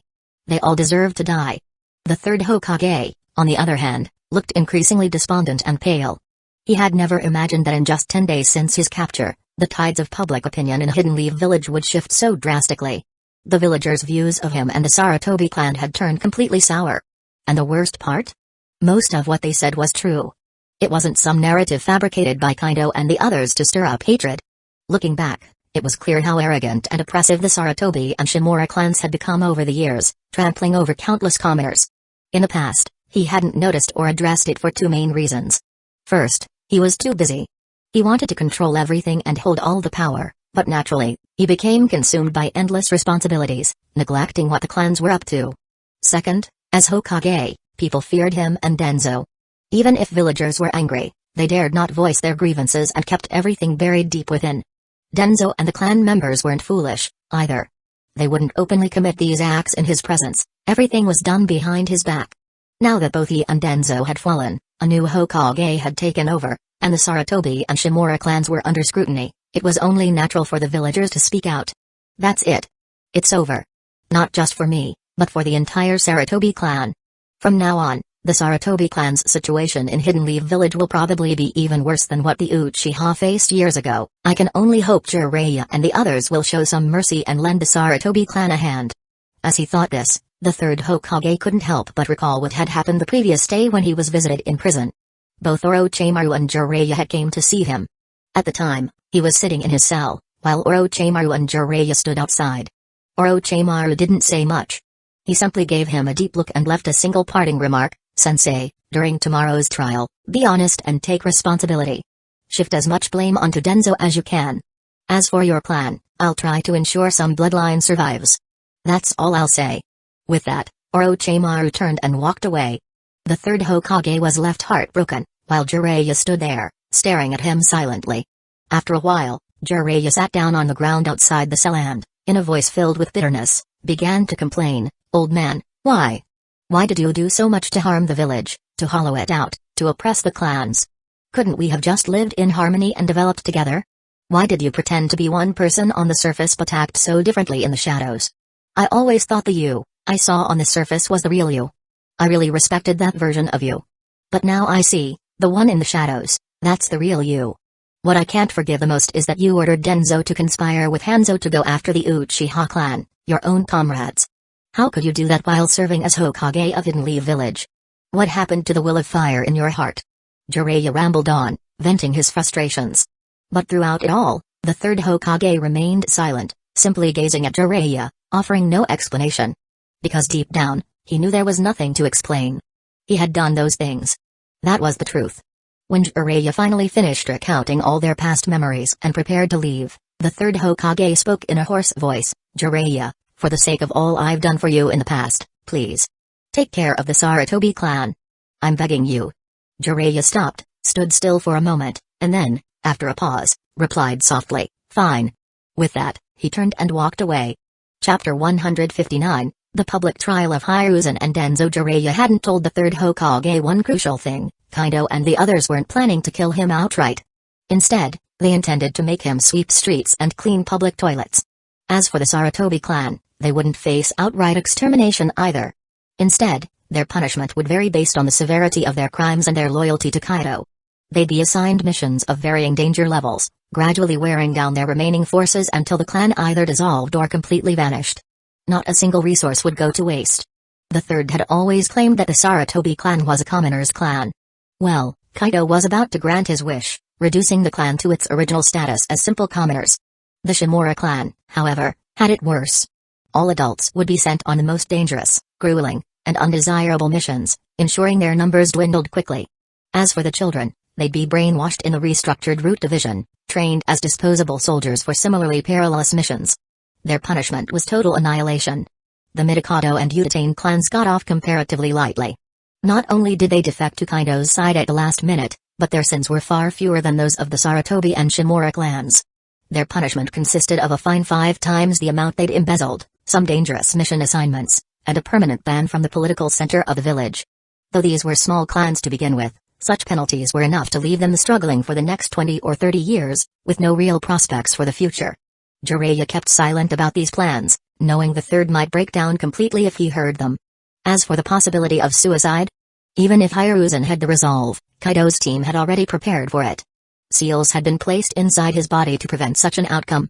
Back to the present. The time had come. Kaido ascended the stage alongside Tobirama, Hashirama, Mido, and Shikayama Nara. They began publicly reading out the crimes committed by Danzo and the third Hokage. Every word echoed clearly, ensuring that the gathered villagers could hear every detail of their sins. Hiruzen stayed silent throughout, while Danzo struggled against his bindings, clearly wanting to speak in his defense. Unfortunately for him, his mouth had been sealed shut. Kaido had no intention of letting him spew lies. When the list of crimes was finished, Tobirama stepped forward, his expression stern, and declared, "After thorough deliberation, we've decided on the following punishments. Danzo will face 3 days of infinite death. During this time, he will remain bound here, and any villager with a grudge or hatred toward him is free to take revenge by killing him. Don't worry, he has been granted immortality. No matter how many times he dies, he will revive shortly after, giving everyone their chance." His voice carried over the crowd, and immediately, whispers turned to gasps, then cheers. Villagers began to look at Danzo with eyes filled with malice and bloodlust, many itching to act. Danzo and Hiruzen stared at Tobirama in disbelief. Their expressions seemed to ask, "Sensei, are you serious? We were your students. How can you be this cruel?" But Tobirama ignored their silent pleas and continued, his face cold and unyielding. As for Sarutobi Hiruzen, the former third Hokage, his punishment is as follows: from this day forward, he will have his powers permanently sealed and spend the rest of his life sweeping the main road from the Hidden Leaf Village gates to the Hokage Tower. He will also take on cleaning duties for parts of Hidden Leaf Village Park. This punishment is eternal. Even if he dies, we will use the Edo Tensei to bring him back so he can continue his work. And 3 days from now, Danzo will join him in this duty, sweeping streets and cleaning toilets alongside him. The crowd fell silent for a moment, processing the verdict. Then, what a perfect punishment. Agreed. It's exactly what they deserve. Brilliant. Absolutely brilliant. Cheers erupted as more villagers voiced their support. Despite the harshness of the sentence, killing their pride more effectively than their bodies, everyone seemed thrilled. The villagers' hatred had reached its peak after Shikayama Nara, representing Kaido, had read out every misdeed of Danzo and Hiruzen. Hearing the details had united the people, turning them into a single force of anger and vengeance. Meanwhile, Hiruzen and Danzo stared at Tobirama, their faces pale and disbelieving. They had expected punishment, but not this level of humiliation. Even death would have been more merciful. Hiruzen finally managed to croak out, "Sensei, you." "Ha. What about me?" Tobirama turned to Hiruzen, his face cold as he stared him down. "Do you think this outcome isn't justified? When I handed over the Hokage position to you in good faith, I even sacrificed myself to clear the way for you younger ones. I hope you'd carry on my will, protect Hidden Leaf Village, and help it thrive, making it better than ever. And what did you do in return? You've been greedily hoarding the village's resources, strengthening your own clans. At the same time, you suppressed countless other clans within the village. And you had the audacity to treat my Senju clan as your greatest enemy. You exploited our straightforward nature, sending our people to the most dangerous battlefields and assigning them the riskiest missions. You had them die one by one on the battlefield door in perilous tasks. Not stopping there, you even restarted the Cruelwood-style experiments, deceitfully recruiting many Senju youths, even children, into the program. They were treated as nothing more than experimental fodder, all of them dying in those experiments. Even with all that, you weren't satisfied. Though you paused the experiments for a few years, recently, you've been plotting to restart them. You plan to use the remaining shendu, including those with diluted bloodlines hidden among civilians, for your experiments again. Even Nawaki and Tsunade were part of your plans. If it hadn't been for Kaito suddenly stepping in, saving Mido and rescuing the Uzumaki clan, altering the entire course of Hidden Leaf Village's future, you'd have gone through with all of it. If that had happened, my Senju clan would have been completely wiped out, uprooted, and eradicated, wouldn't it? This is my family. You dared to treat the clan of your teacher, your benefactor, with such betrayal, cruelty, and injustice. And now you can't even handle this punishment? Humphrey. Let me tell you something, this is far from over. The clans supporting you, those that have profited from your actions and run rampant in Hidden Leaf Village, will face the harshest punishments too. Even though our new Hokage is merciful and won't completely destroy your clans, don't think you'll escape justice. You two ungrateful, treacherous scoundrels, just wait and see. Humphrey. With a cold snort, Tobirama turned and left, leaving Hiruzen and Danzo standing there in stunned silence, speechless. Because everything he said was true. They had hidden these deeds, or rather, were preparing to act on them. Even Nawaki and Tsunade had been part of their detailed plans. If not for Kaito's intervention, they might have already carried them out. Huh? It's really like this? These two are so cruel. At that moment, the villagers below, overhearing these revelations, erupted into an uproar. Expressions of disbelief and outrage spread across their faces as they began to discuss. So this is the true face of the third Hokage and Danzo. If they could treat the clan of their teacher, someone who did so much for them, with such cruelty, what about us? Unforgivable. Such vile behavior. No wonder the fourth Hokage had to step in and take them down by force. Thankfully, they've been dealt with. Otherwise, I can't imagine what Hidden Leaf Village would have become under their continued rule, what kind of miserable end awaited us. Hey! You guys didn't know? Many of the smaller ninja clans saw through them a long time ago. Over the past decade, several small clans have disappeared entirely. All thanks to those two. Exactly. But in the past, their power was so overwhelming that us small clans, and even ninjas from civilian backgrounds, didn't dare speak the truth. Otherwise, we'd never have seen the next sunrise. This is the downside of having small clans become Hokage. The Sarutobi clan wasn't even that big to begin with. At best, they were considered a mid-sized clan because of their numbers. But when it came to heritage, bloodlines, or strength, they weren't top tier during the Warring States period. Maybe that's why, when Hiruzen became Hokage, he frantically suppressed other clans and secretly embezzled village resources to build up his own. Exactly. That's why the Hokage should either come from a civilian background or rotate among the major clans. That would be better for small clans and civilians like us. Agreed. The Senju and Uchiha, the two founding clans of Hidden Leaf Village, were actually the best choices. The Senju are straightforward by nature, and with their rich heritage, they wouldn't need to suppress others to assert their power. They'd promote better development for everyone. Didn't the village flourish under the first and second Hokage? True. And the Uchiha would have been a great choice too. Back then, we were misled by the third Hokage and Danzo into thinking the Uchiha were arrogant and cold. In reality, anyone who truly interacted with the Uchiha would know, they're just outwardly proud but warm-hearted inside. They disdain lying, scheming, and bullying the weak. They're strong, honest, and make the best allies. Exactly. Plus, with their recent reforms within the clan and the police force, they've become even better, not as arrogant anymore. Yeah, I heard that the reforms were suggested by Lord Kaito when he was only 6, carried them out. They even established an academy to train Uchiha clan members. Kaito-sama is amazing. Right? When I was 6, I was still playing in the mud. No wonder Kaito-sama became Hokage at 10. I hope he can bring true prosperity, peace, and strength to Hidden Leaf Village. He definitely will. Didn't you see the content of his first 5-year plan for Hidden Leaf Village?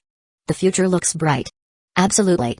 The villagers began to praise Kaito, the Uchiha, and the Senju, while expressing disdain for Hiruzen and Danzo. Chapter 160, The Suffering of Danzo and Hiruzen. When Narashikayama announced the end of the public trial, the higher-ups left, taking Sarutobi. Hiruzen with them. Only Danzo, tied up and left behind, remained. Kill him. Kill Danzo. Don't fight me for it.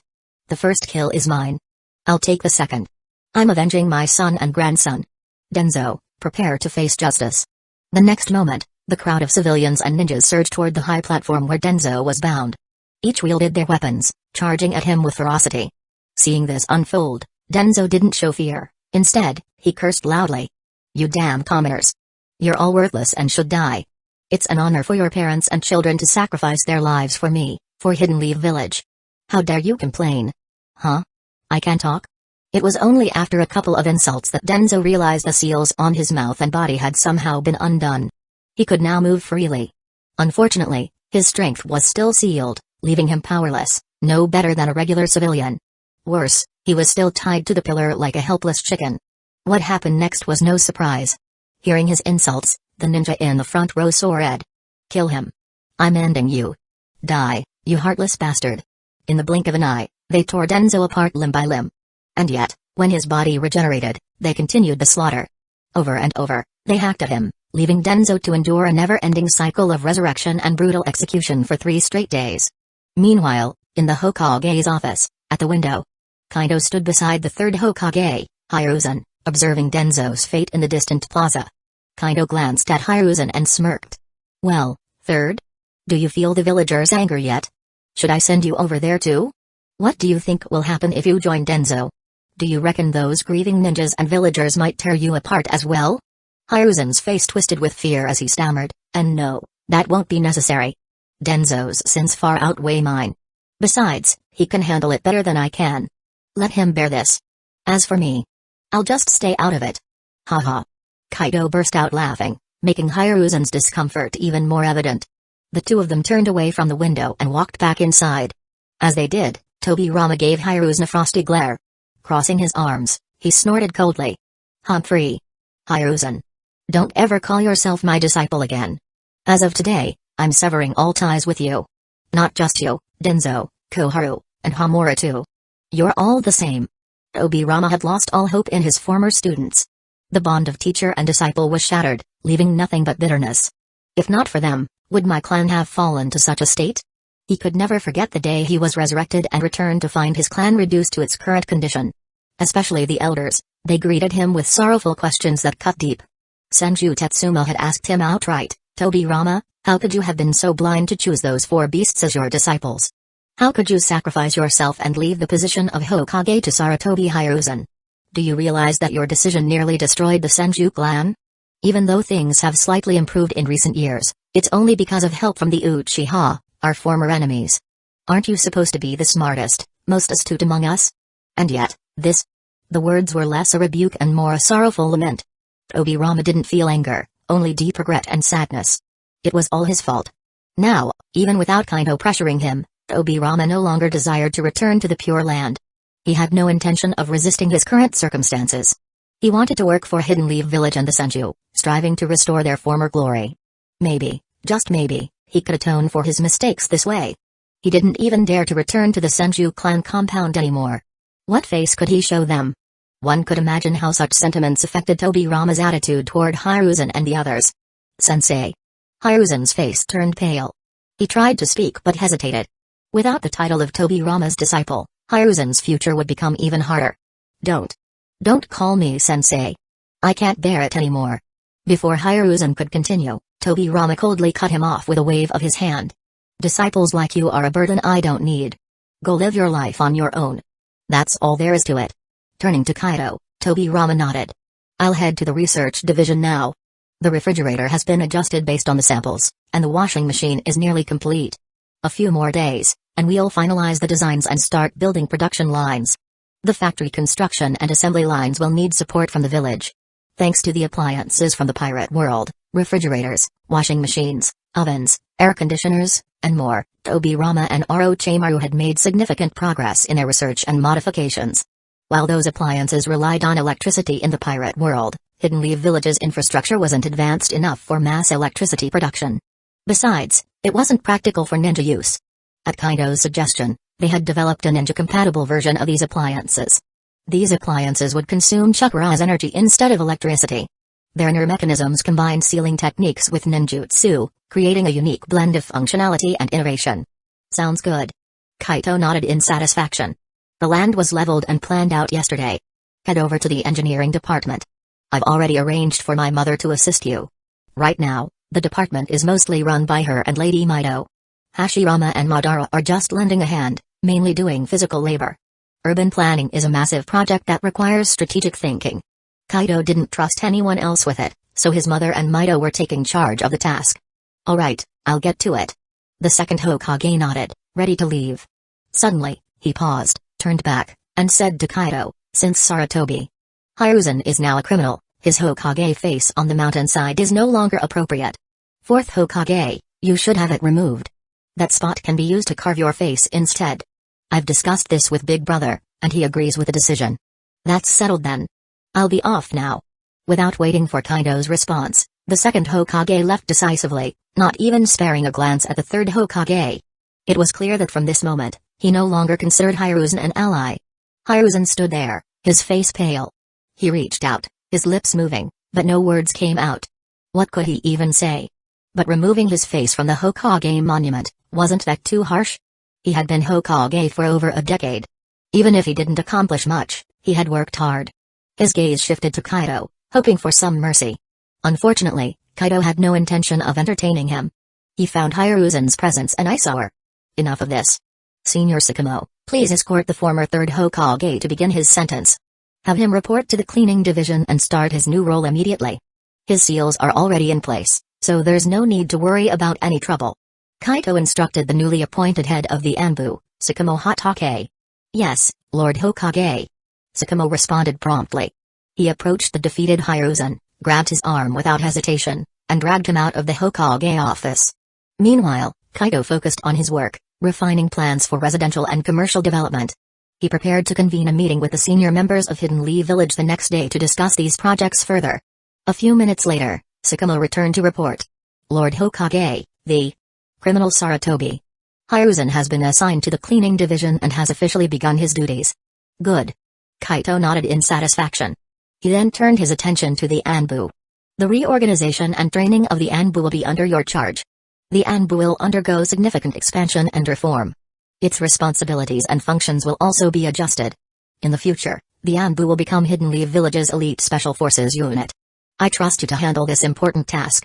You've served as a squad leader in the Anbu before, and your reputation, strength, and leadership are more than sufficient for this role.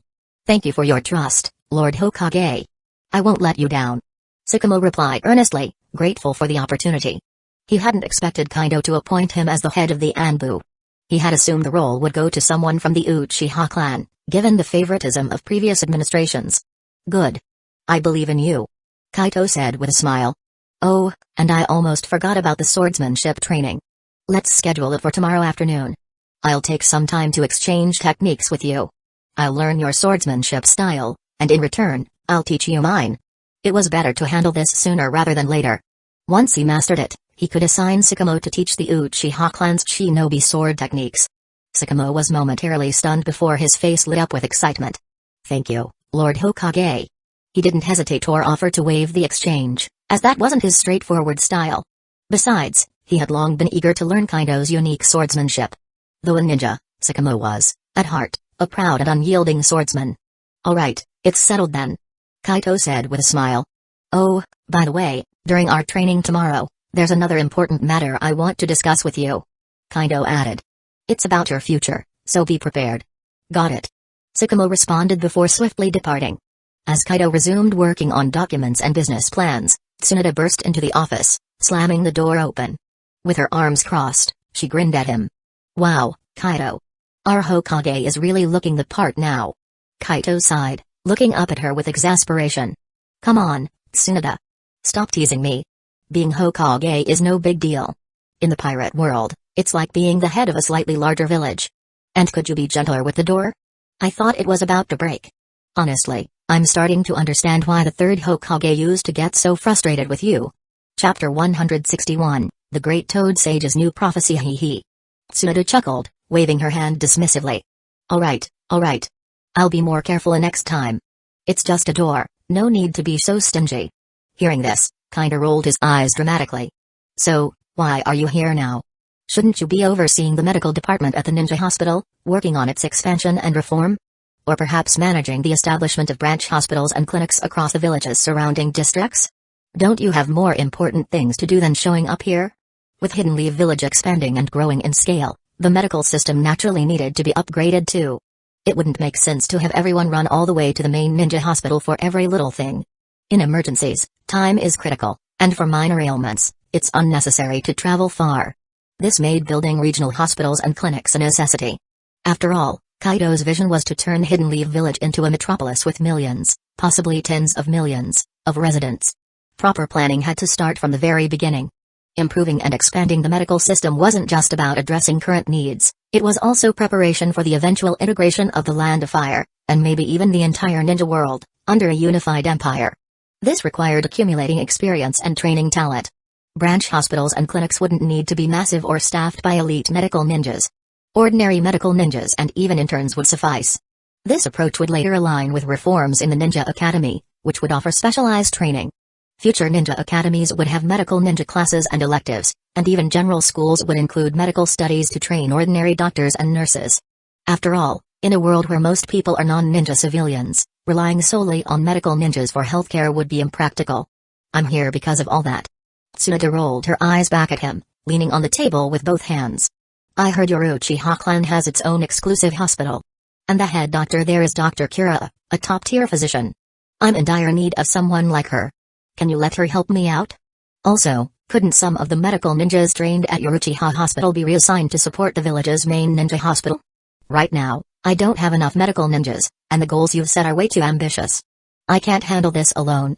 Since you're the Hokage now, there's no way anyone would dare refuse treatment to someone from the Uchiha clan at the village hospital, or try to sabotage their care. So why does your clan even need such a big private hospital? Just keep a few medical ninjas for yourselves, and that should be enough, right? Besides, I heard you've contracted some doctors from Drum Island's pharmaceutical factories. Can't you bring some of them here to Hidden Leaf Village to help with the ninja hospital or teach at the academy? If Drum Island runs short of people, you can always recruit more, can't you? Leaving contracted personnel there seems like a waste. In short, she was here to recruit talent. Otherwise, she couldn't handle such a massive medical reform effort on her own. Ah, I see. Kaito scratched his head awkwardly. Alright, I admit it was my oversight before. 90% of the staff at the Uchiha hospital can be transferred to the village's medical department. I'll also bring over 40 doctors from the pirate world. They've already been learning chakra and medical ninjutsu, and their progress is impressive. There's no need to worry about whether they can adapt, they're skilled enough to strengthen the village's ninja hospital. But as for Dr. Kira, you'll have to persuade her yourself. I can only authorize the transfer. Whether she agrees to help you is entirely up to her. Although Kira was one of Kaido's contracted personnel and had a strong favorable impression of him, she still had her own personality and independent thoughts. Her loyalty didn't mean she'd agree to everything blindly. Eh? Is that so? Tsunade's initial excitement faded into a pout. Not even you can guarantee it? Fine, I'll go ask her myself.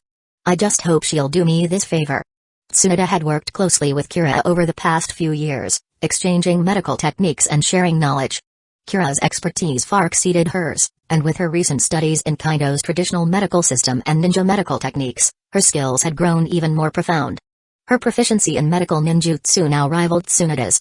After all, someone like Kira was a natural-born genius. Haha. Just use the hospital's full library of medical research and experimental data as bait to lure her in. I bet she won't refuse.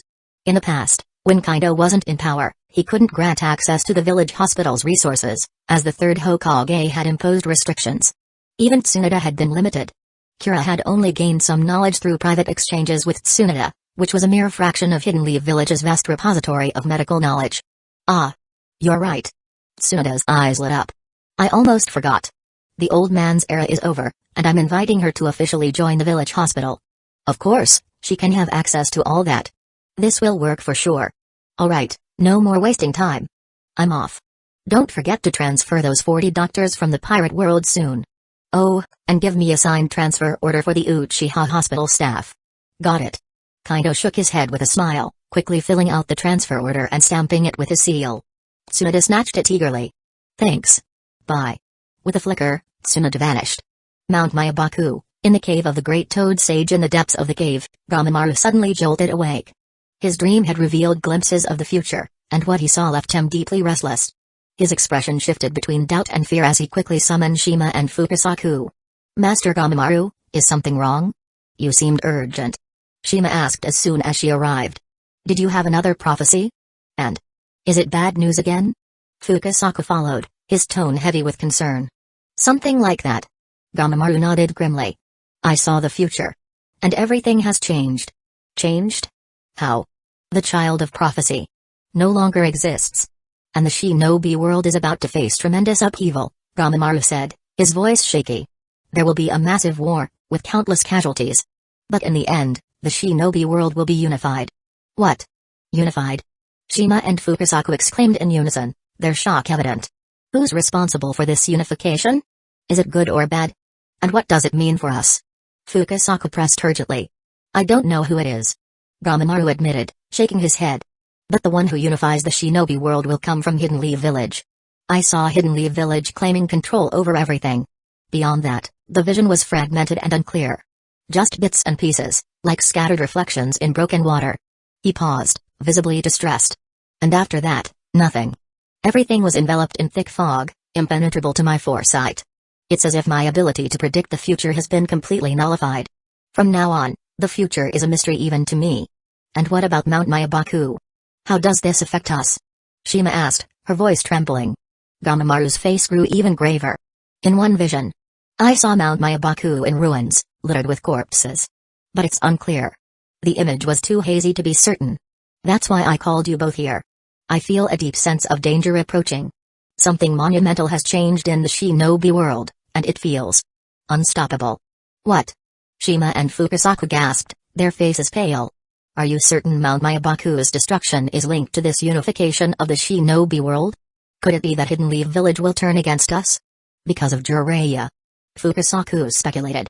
Shima frowned. We've always supported Jiraiya. Why would Hidden Leaf Village target us? Unless it's because of your prophecies, Master Gamamaru. Shima said sharply, her tone accusatory, your constant meddling, feeding cryptic visions to Jiraiya, might have put us on Hidden Leaf Village's bad side. Did you ever think your so-called guidance could backfire like this? Enough, Shima. Fukasaku interjected, trying to calm her. Master Gamamaru is our elder, even if he's a little eccentric. Gamamaru rolled his eyes. Spare me the dramatics. Yes, I've influenced Jiraiya to steer the shinobi world's course. I admit it. It wasn't just for Mount Myabaku's benefit, I had a promise to keep to the Sage of Six Paths. But I never intended to bring harm to anyone. He sighed, a rare flicker of vulnerability crossing his face. All I ever wanted was to guide the shinobi world toward balance and survival. Do you remember how I advised the Sage of Six Paths to seal away his mother, Kaguya? That wasn't about power, it was about stopping the divine tree from draining the world's life force. Without that intervention, the shinobi world would have been destroyed long ago. Shima squinted suspiciously. So, what was this promise you made to the Sage of Six Paths? It was simple. Gamamaru replied. To watch over the shinobi world and intervene when necessary, ensuring its survival. But the sage had his own motives, too. He was preparing for a greater enemy, something even beyond this world. Shima's expression turned cold. And you used Jiraiya for this? You made him believe in your visions, only to set him on a path that could put us all at risk? I didn't force him.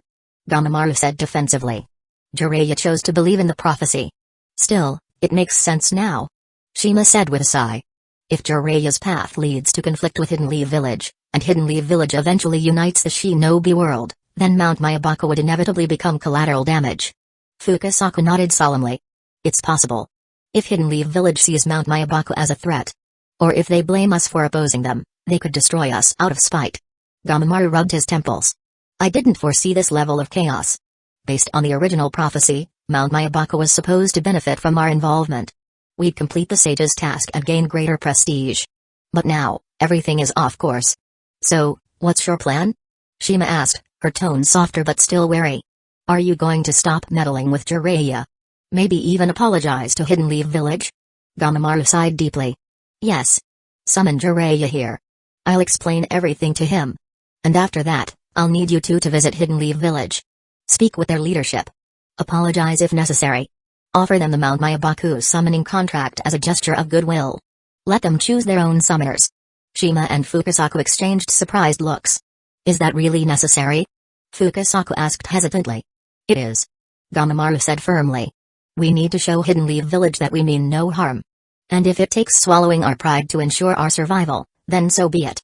The two elders nodded reluctantly. All right. Shima said. For Mount Myabaku's future. We'll do it.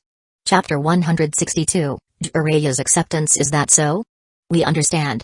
Let's summon little Jiraiya right away. Shima and Fukasaku listened intently, nodded solemnly, and immediately agreed.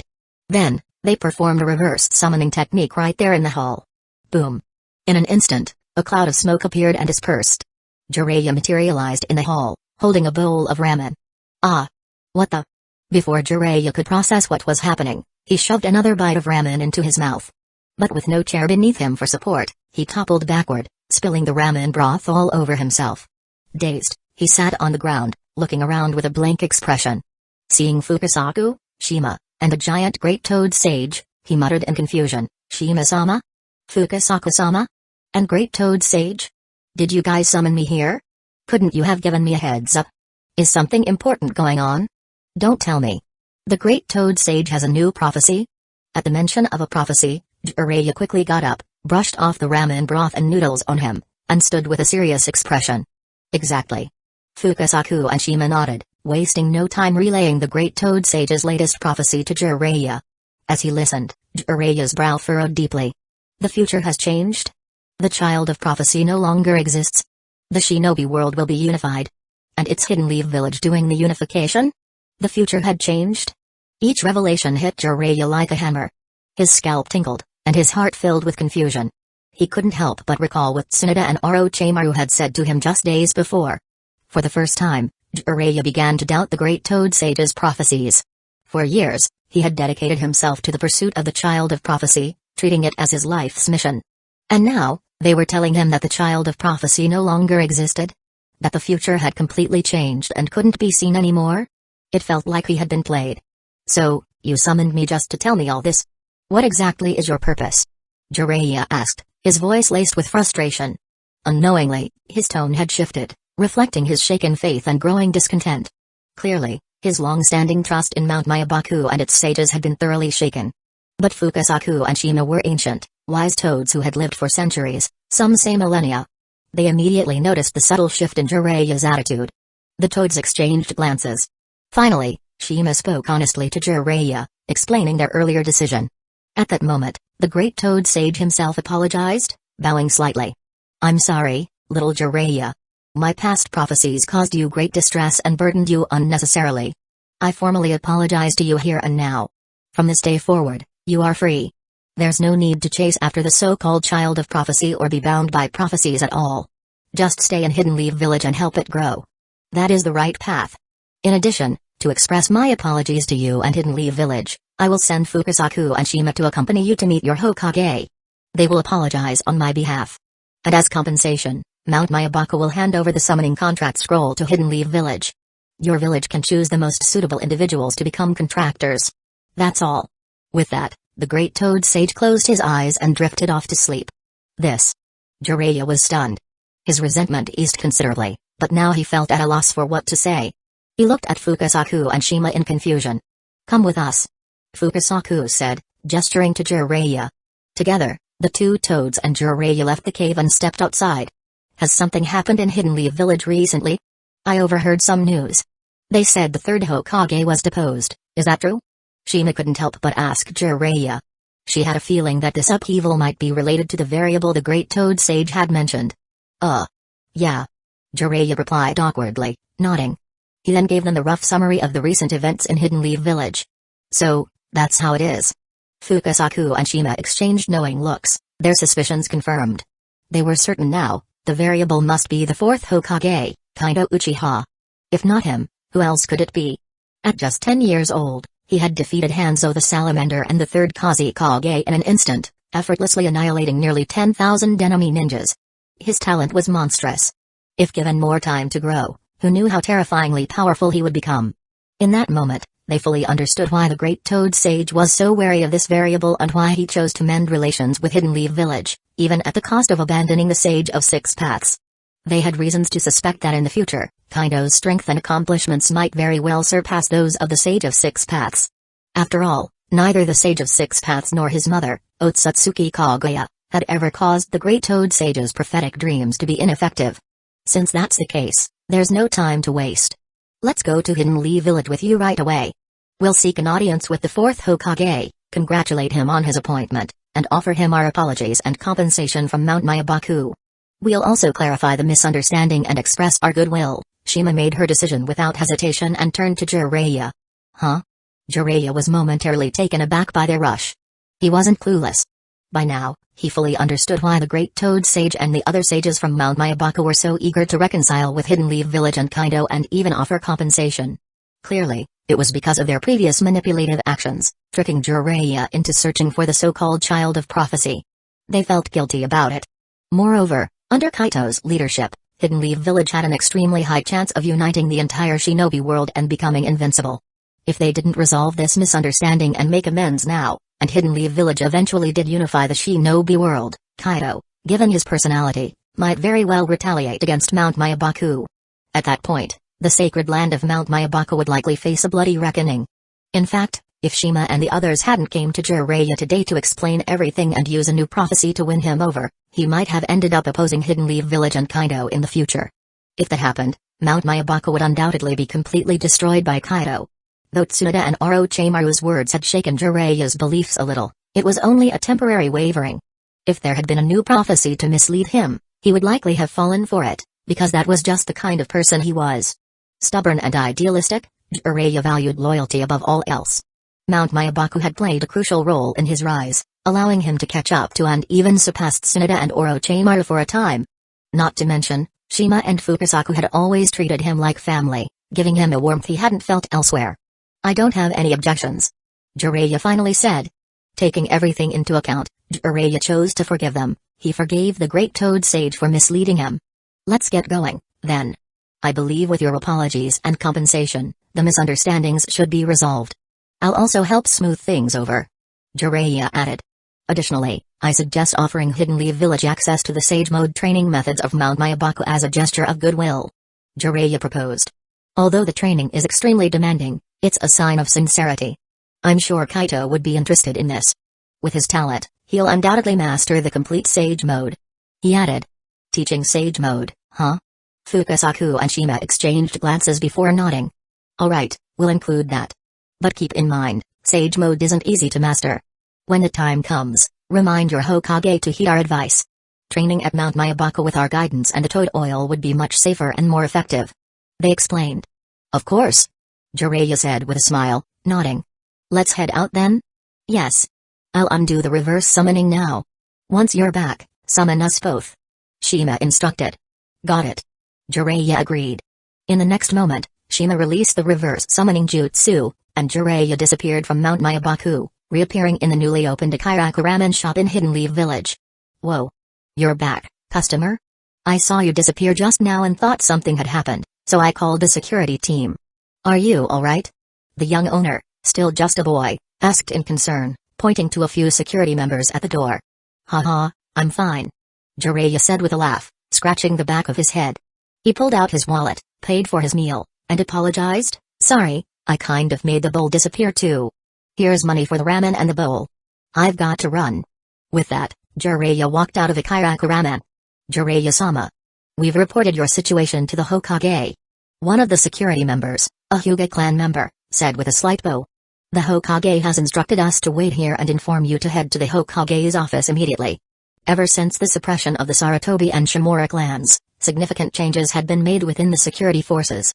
The positions once occupied by members of the Uchiha clan were reassigned, and the Uchiha reopened recruitment for the security team. High-paying, low-risk jobs like this naturally attracted applicants from all backgrounds, including prominent clans like the Hyuga. This particular Hyuga was from a branch family. Main family members wouldn't take such jobs. "Oh?" Jiraiya blinked, then nodded. "Understood. I'll head to the Hokage's office right away. Thanks for your hard work." With that, Jiraiya disappeared, dashing toward the Hokage's building. The security members wrapped up their tasks and departed. Chapter 163, Mount Mayabaku offers. It didn't take long for Jiraiya to arrive at the Hokage's office. He pushed the door open and walked in. Inside, the room was bustling. Not only was Kaido present, but Uzumaki Mido, Nari Uchiha, the first and second Hokage, Madara Uchiha, Tsunade, Orochimaru, Nara clan, and Hyuga clan representatives were all gathered. "You're back. Got summoned to Mount Mayabaku earlier, right? Did they say anything interesting?" Or maybe the Great Toad Sage has another one of his famous prophecies? Kaito was the first to speak, glancing at Jiraiya with a faint smirk. He was curious to see if the Great Toad Sage was stirring up trouble again. At the same time, Kaito was also keeping an eye out for any potential interference from the Sage of Six Paths. He had a hunch that the Great Toad Sage might still have some kind of connection to the Sage. After all, the Great Toad Sage could very well be one of the Sage of Six Paths' tools for monitoring the ninja world. Then again, it didn't matter much even if that wasn't the case. Huh? How did you know? Jiraiya blinked in surprise, the words tumbling out of his mouth before he could think. So, there really is a new prophecy, huh? Everyone in the room exchanged curious glances at this revelation. The first Hokage leaned forward with interest. What's the new prophecy? Let's hear it. Yeah, I'm curious about the Great Toad's ability to make predictions. I had no idea something like that existed. The second Hokage added. Madara Uchiha scoffed, crossing his arms with a smirk. Back when we were alive, none of us ever heard about such a thing. If we had, I'd have gone straight to him for answers. Could have avoided some mistakes back then. Still. Madara laughed disdainfully. It's probably just some parlor trick to make himself seem important. The future is always unpredictable. If someone could truly foresee it, wouldn't they be invincible? And yet, I don't see this so-called Great Toad Sage ruling the world. Hearing this, Mido and the others instinctively glanced at Kaito. Well, they couldn't exactly deny it. Kaito himself seemed to know a suspicious amount about both the past and the future. The Great Toad Sage's prophecies are decent, I guess. Jiraiya said, trying to defend his mentor.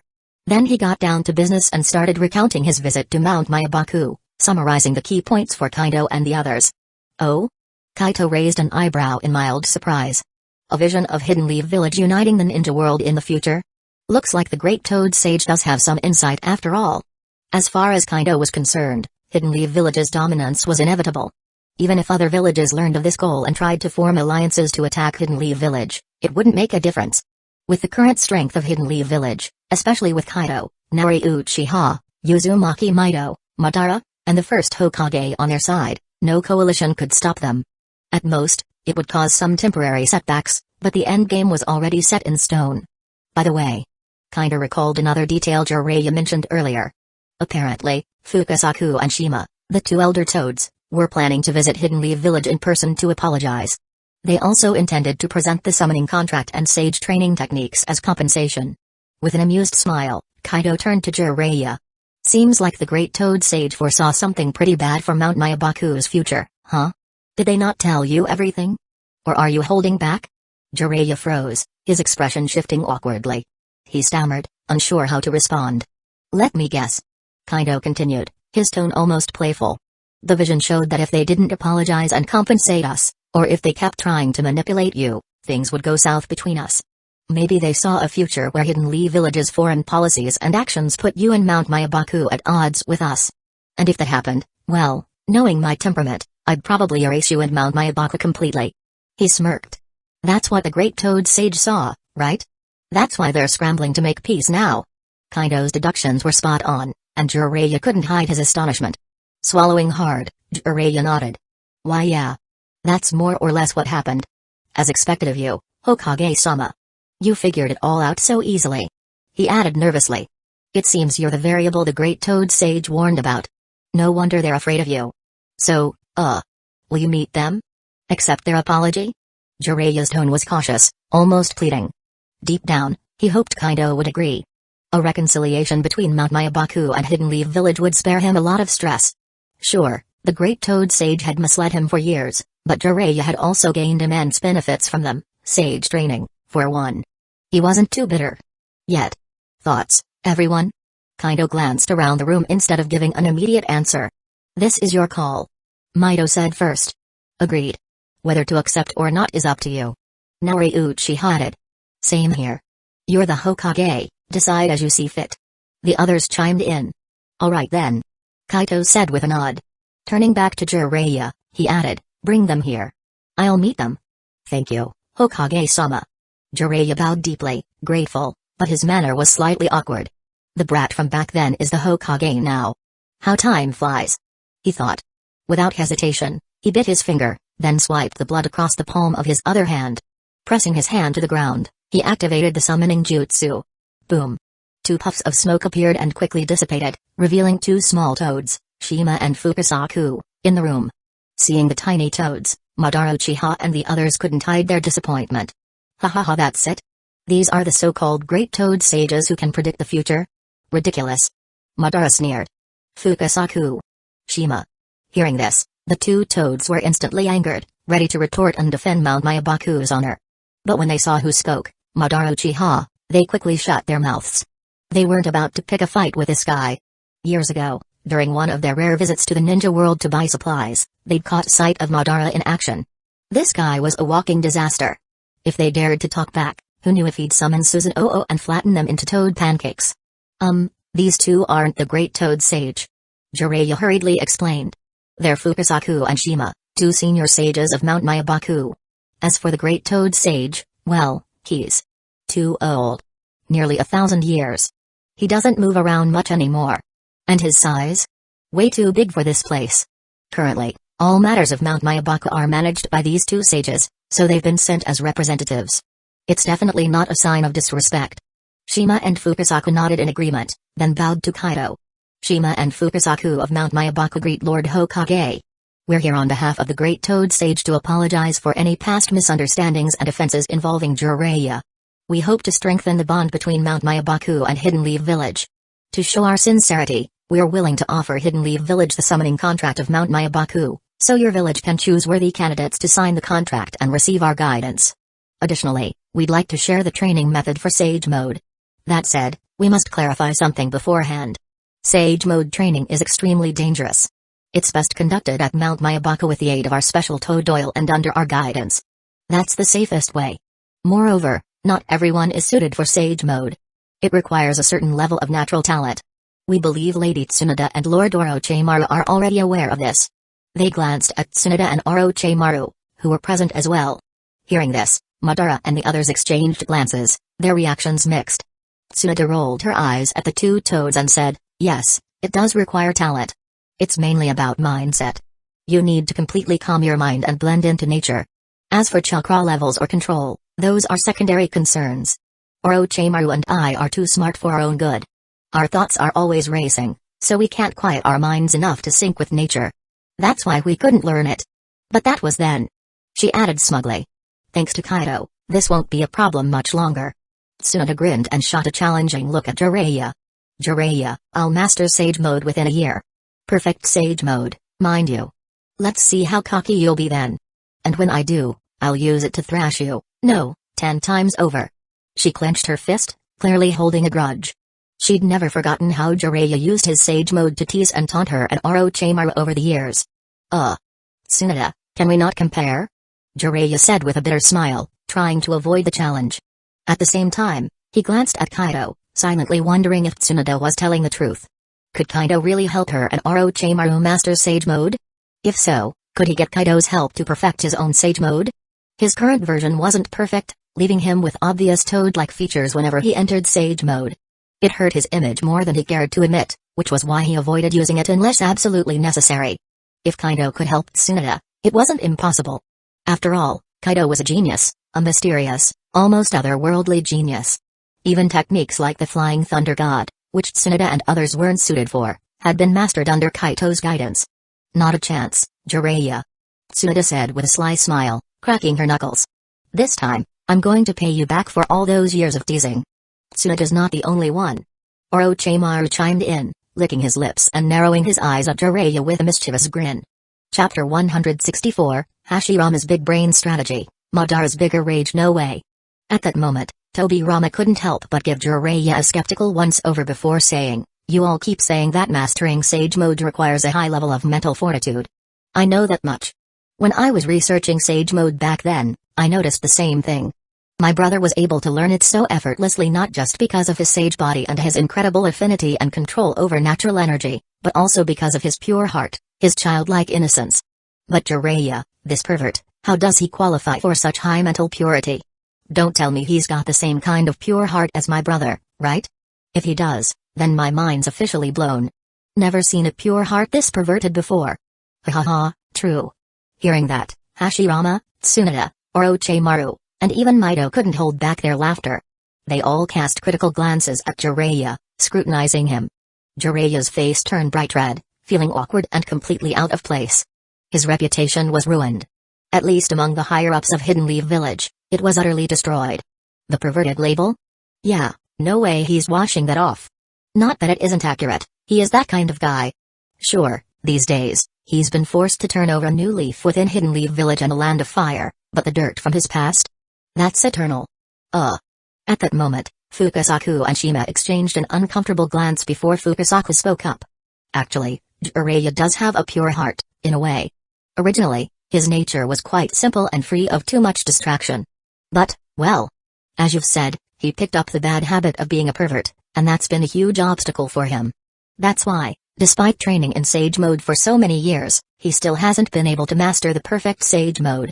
He has to stay completely still for a long time to enter Sage Mode, focusing deeply. And once he's in Sage Mode, the moment he moves, he can't continuously absorb and combine natural energy into Sage Chakra anymore. Unless Shima and I stand on his shoulders and help him maintain the flow of natural energy, his Sage Mode collapses during battle. Even then, his Sage Mode is flawed, it has obvious side effects. And all of this is the result of his impure heart, thanks to his perversion. If not for that, Jiraiya would have had unparalleled talent in Sage Arts. Jiraiya felt the weight of embarrassment crushing him. It was like being publicly executed again. No lies detected. Shima chimed in next. Honestly, you can't blame your third Hokage for all of this. Jiraiya told me himself, it was your third Hokage who corrupted him in the first place. Taught him to peep, ruined his innocence. What kind of teacher is that? Seriously. Jiraiya, can we just stop talking, please? I'm begging you. Oh ho? Hearing this, the crowd turned their gazes on Jiraiya with amusement. Even Kaido looked at him with a playful smirk and disdain. So, Jiraiya-senpai, you told these two that your perverted tendencies are all because of the third Hokage? You're sure it's not just because you're naturally like this? Man, you're really good at shifting blame, huh? Even the third Hokage probably never imagined that one day he'd be thrown under the bus by his own wonderful student. Obirama, certified scapegoat right here. Eh? Shima and Fukasaku froze, then turned to Jiraiya with suspicious eyes. Little Jiraiya, did you lie to us? What? You mean it wasn't entirely your teacher's fault? Ha! Before Jiraiya could even respond, Tsunade jumped in, shooting him a disdainful look. Our teacher did play a part, he's an old perv himself, after all. Corrupting kids is practically second nature to him. But let's be real. Orochimaru and I were his students too. How come we didn't end up like that? Face it, Jiraiya, you've always been a perv. You just used the third Hokage as an excuse. If you ask me, Jiraiya's so-called pure heart was a knockoff from the start. No way it compares to my grandpa's. Though, I'll admit, unlike my straightforward and naive grandpa, Jiraiya's always been the sneaky type. Hey. Hashirama, who had been quietly enjoying the drama, suddenly objected. Little Tsuna, what's with this disrespect?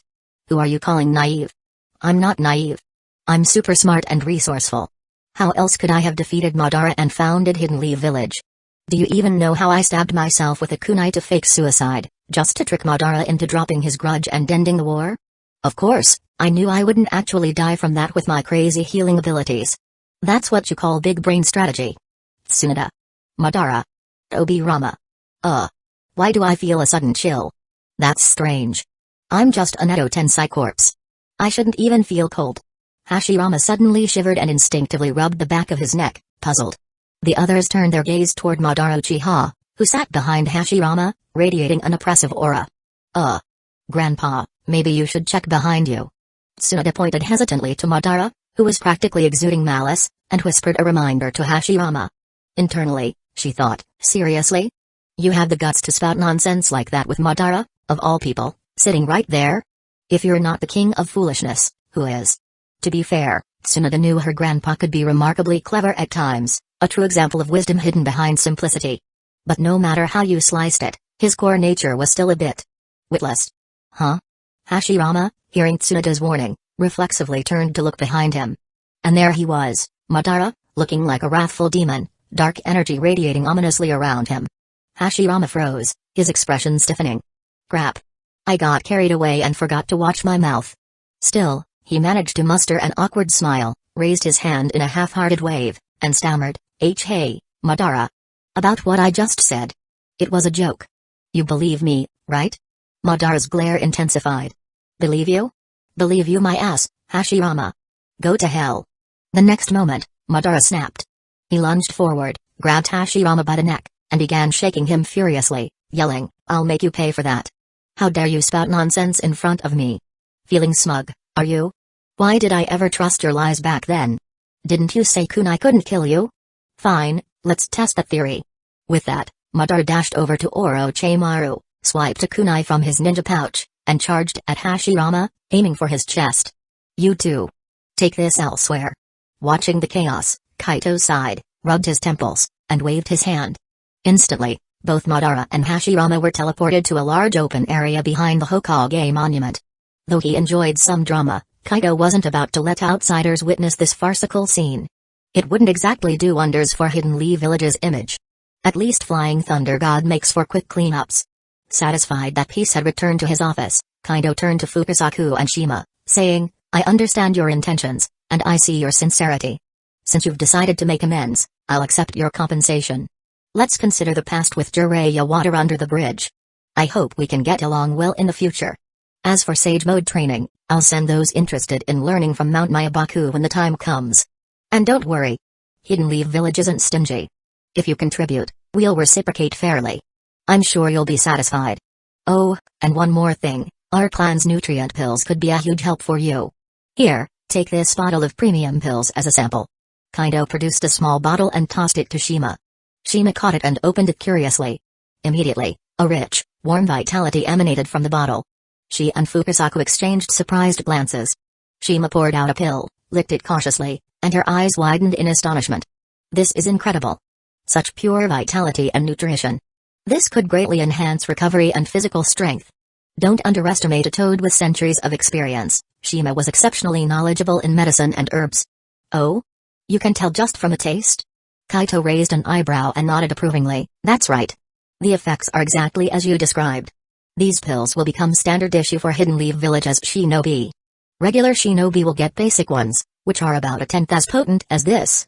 Treat Mount Myabaku's contractors and visiting shinobi well. We'll make sure you're rewarded." Although this was Mount Myabaku's way of apologizing, Kaito knew the value of maintaining strong relations. To truly benefit from their partnership, Hidden Leaf Village had to offer incentives, enough to keep Mount Myabaku invested in training shinobi sincerely. Neglect that, and they might slack off, leaving Hidden Leaf Village at a disadvantage. "Yes, I'm confident I'll eventually master Sage Mode and refine a method tailored for humans. But Mount Myabaku's rich natural energy will always be crucial for training. After all, the God Tree absorbed most of the planet's natural energy long ago, leaving large regions barren and lifeless. Only a few places, like the three Great Sage Lands, still retain dense natural energy." Fukasaku and Shima nodded, their eyes gleaming with newfound determination. "We understand," Fukasaku said firmly. "From now on, Mount Myabaku will cooperate fully with Hidden Leaf Village's shinobi. We'll do everything we can to support those who come to train in Sage Mode. After all, if Hidden Leaf Village's shinobi form contracts with their toads, those toads would also benefit from these nutrient pills. Even the basic ones would undoubtedly enhance the toad's growth, vitality, and strength." Imagining the potential growth of Mount Myabaku made them even more motivated. Chapter 165, Sage Jutsus maybe someday, will surpass Rechi Cave and the Shikatsu Forest with ease? Huh? Wait a minute. Jiraiya's teammate, Tsunade, is a contractor of the Shikatsu Forest, and Orochimaru is contracted with Rechi Cave. If the Slug Sage and Snake Sage catch wind of this opportunity, will they also consider working with Hidden Leaf Village to assist in battles and train Sage Arts practitioners? This thought sent ripples of concern through the two toads, Fukasaku and Shima. "We can't let that happen. No way. At worst, we'll just provide better service and quality to our contractors. After all, the snakes in Rechi Cave have terrible tempers, and the Slug Sage is way too laid back. We've got the edge here." The two toads quickly reassured themselves and regained their confidence. They would outdo the competition by any means necessary. Without hesitation, Fukasaku summoned the summoning contract scroll and the sage training scroll, handing them to Kaito. "These are the summoning contract scroll of Mount Myabaku and a comprehensive sage arts training guide personally written by the Great Toad Sage. We hope you can quickly select suitable contractors to form agreements with Mount Myabaku. Also, please pick individuals capable of training in sage techniques so we can start their training. We welcome them anytime. Well, if there's nothing else, we'll head back for now." They needed to return and warn the toads at Mount Mayabaku to treat Hidden Leaf Village's contractors with greater care and curry favor with them, perhaps even earn some extra nutrition pills to enjoy. Alright, safe travels. Kaito nodded, accepting the scrolls. In the next moment, Fukasaku and Shima gave a slight bow, then unsummoned themselves, vanishing from the office. Kaito opened the scrolls and quickly skimmed through them, focusing especially on the sage training methods and related research notes. After memorizing everything, he handed the scrolls to his mother and turned to Jiraiya. "You did well this time, Jiraiya," he praised. "It seems like you finally made your choice." If possible, Kaito didn't want Jiraiya to end up on the opposing side of the village.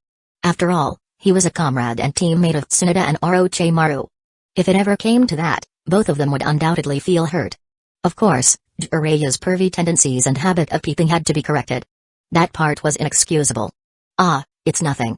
Jiraiya scratched the back of his head awkwardly. "Honestly, this wasn't really my contribution.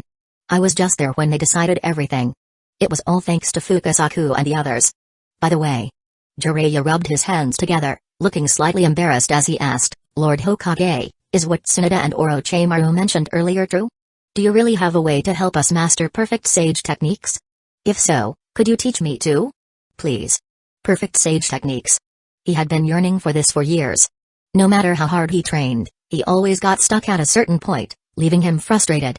Jiraiya believed that if he could master the perfect sage mode, he could easily surpass Kage-level strength and quickly catch up to Tsunade and Orochimaru. Kaito stroked his chin, contemplating Jiraiya's request. "Considering your contributions to this matter with Mount Mayabaku, I suppose I can agree. But there's one condition. You must completely give up your habit of peeping. And I mean everywhere, not just in Hidden Leaf Village or the Land of Fire. Do you understand? If you can't commit to that, I won't teach you. In fact, I'll personally stop you. My method requires meeting specific criteria to succeed, and self-control is non-negotiable." His method for teaching perfect sage techniques actually involved mastering the art of meditation. By achieving a state of complete tranquility and harmony, one can effortlessly merge with nature's energy, bypassing the usual difficulties of sage training. This way, Tsunade, Orochimaru, and even more contractors could succeed in learning sage techniques. However, Kaito had no intention of sharing the full meditation method outside his clan. Only watered-down or incomplete versions were available for exchange in the archives, huh? Jiraiya's eyes widened in disbelief. "What does peeping have to do with this?" "It's directly related," Kaito replied firmly. "Even if it weren't, if you can't overcome this law, it shows a lack of self-discipline. I won't teach you anything just to create a bigger problem. Or are you telling me your promises to stop peeping were just empty words?" At this, Tsunade, Mito, Tobirama, and the others all stared at Jiraiya with serious expressions, increasing the pressure on him. No. Jiraiya quickly waved his hands defensively. "I swear, I'm serious. I'll change for real this time. I'll never peep again." He felt that if he didn't completely kick this habit starting today, there would definitely be no good end for him. It seemed like the second Hokage had his eyes locked on him for good. Who knows? Maybe Tobirama had even left a flying thunder god mark on him, monitoring his every move in real time. Sigh, looks like I'll have to say goodbye to my little research methods once and for all. Luckily, Kaito and the others didn't forbid me from spending money to directly watch or experience things at certain places. Guess that's at least a small comfort. Jiraiya thought to himself, feeling both helpless and somewhat relieved. "Remember what you said." Kaito's cheerful tone suddenly became chilly. "If I catch you again or hear anything about you doing this kind of stuff, I might just, well, take matters into my own hands." He smiled faintly but gave a sinister glance at Jiraiya's leg. "I'll make sure to solve your trouble at the root, permanently. Then you'll finally change, won't you?" "Hey." Hearing this, Jiraiya felt as if he'd fallen into an icy abyss, the cold piercing straight to his bones. "So cruel. You've got my word." "I, Jiraiya, swear I won't ever do it again." Jiraiya raised his hand in a solemn oath. "Otherwise, may I meet a terrible fate." "I'll believe it when I see it." Kaito replied indifferently, nodding slightly. Gamblers often make the most convincing promises when they regret things. But how much can such words be trusted? Only time would reveal Jiraiya's determination. "I've taken note of this. If you break your word, I'll deal with you personally."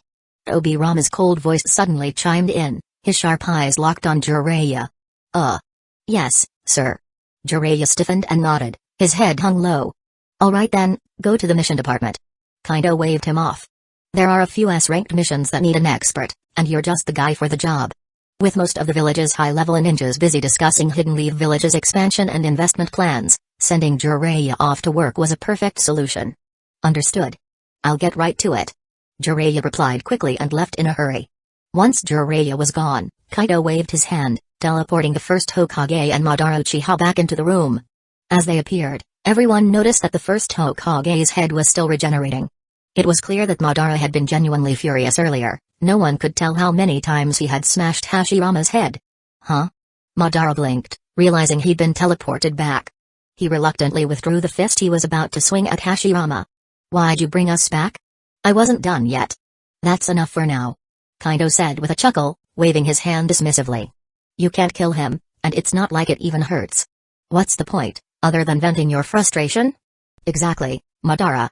Hashirama, whose head was now fully restored, grinned. I already apologized. It's been years, why are you still so mad? Back then, you turned against me, fought me at the Valley of the End, bit off a chunk of my flesh, and set me up. Did I ever hold a grudge? Let's call it even, alright? Hashirama looked genuinely puzzled. He never thought this old incident would make Madara so furious. To him, it didn't seem like a big deal. Sure, he had tricked Madara, but it was for a good cause. The war had ended quickly, and they had worked together to build Hidden Leaf Village. Humphrey. Fine. Since you've said that, we're even now. Madara crossed his arms and sat down, his tone still tinged with pride. But don't you dare bring up the Valley of the End again. Deal. That's settled then. Hashirama beamed, shifting his seat closer to Madara and giving him a cheerful look. The sight made Uzumaki Mido twitch slightly. It also caused Obirama's forehead vein to throb as he shot Hashirama a look of helpless frustration. But what could he do? His airheaded older brother was just that kind of person. He had decided that Madara was his lifelong best friend, and even their sister-in-law couldn't change his mind. As his younger brother, Obirama had no choice but to endure it. Alright, let's get back to discussing the investment plans. Kaito knocked on the table, bringing everyone's attention back to business. We need to finalize everything as soon as possible so we can hold a general meeting tomorrow with all the Jonin and clan representatives. They spent another hour refining the plans before Kaito finally adjourned the meeting. As the others left, Kaito stopped Obirama. About what you mentioned earlier, sending someone to the Land of Fire's capital to meet the daimyo and explain the Hokage succession. I've thought about it, and I believe you're the most suitable person for the job. While you're there, secure new funding for Hidden Leaf Village's development. Also, present the investment plan to the daimyo and persuade him to gather the nobles and wealthy merchants of the Land of Fire to come to Hidden Leaf Village for a discussion. What do you think? Kaito had no intention of going himself. He was too young, and he didn't feel like wasting his time dealing with nobles or merchants. But Obirama, with his reputation, prestige, and intimidating presence, was the perfect candidate. He was confident the daimyo would comply, or at least personally come to Hidden Leaf Village to negotiate. Chapter 166, Contracting Sycamore Hotake well. Fine. I'll handle this personally. I doubt the daimyo and those so-called elites and merchants of the Land of Fire would dare disrespect me. Humphrey. Senju Obirama thought for a moment before nodding in agreement, scoffing disdainfully. Clearly, he didn't hold the daimyo or the so-called elites and merchants of the Land of Fire in high regard. Respect for them? Not a chance. This was typical Obirama. Great. Then I'll leave this matter to you, second Hokage. Kaito said, grinning. Indeed, for tasks requiring cunning, manipulation, and intimidation, Obirama was the man for the job. Rely on the first Hokage? Hashirama might very well bow to the daimyo and beg for a meeting instead. This was the same man who turned the first 5 Kage summit into a comedic plea for cooperation. Alright. As long as it helps Hidden Leaf Village grow stronger, I'm willing to do it. That's settled then, I'm heading to the research department. Obirama left the Hokage's office after saying his piece, leaving behind a shadow clone to handle administrative tasks. Kaido then summoned Sycamore Hotake and said, "Let's go, Sycamore-senpai. We're off to exchange swordsmanship knowledge." With that, Kaido placed a hand on Sycamore's shoulder. In an instant, they disappeared from the office and reappeared in the training field behind Kaito's house. Kaito pulled out a prepared scroll and handed it to Sycamore. Here. This is a compiled guide to the swordsmanship techniques of the clan. Take a look. Yes, sir. Sycamore respectfully took the scroll but, before opening it, retrieved another scroll from his robes and handed it to Kaito. Lord Hokage, this contains the Hotake clan swordsmanship techniques, as well as my personally developed wind and thunder attribute sword jutsus. Please review them. Alright. Kaito said without pretense, accepting the scroll and sitting under a nearby pavilion to read. You should sit down and read as well, he suggested. Understood. Tsukumo sat across from Kaido, his heart racing with excitement as he began studying the new swordsmanship techniques. The more he read, the more astonished he became. A new swordsmanship power system. Swordmaster level? Great Swordmaster?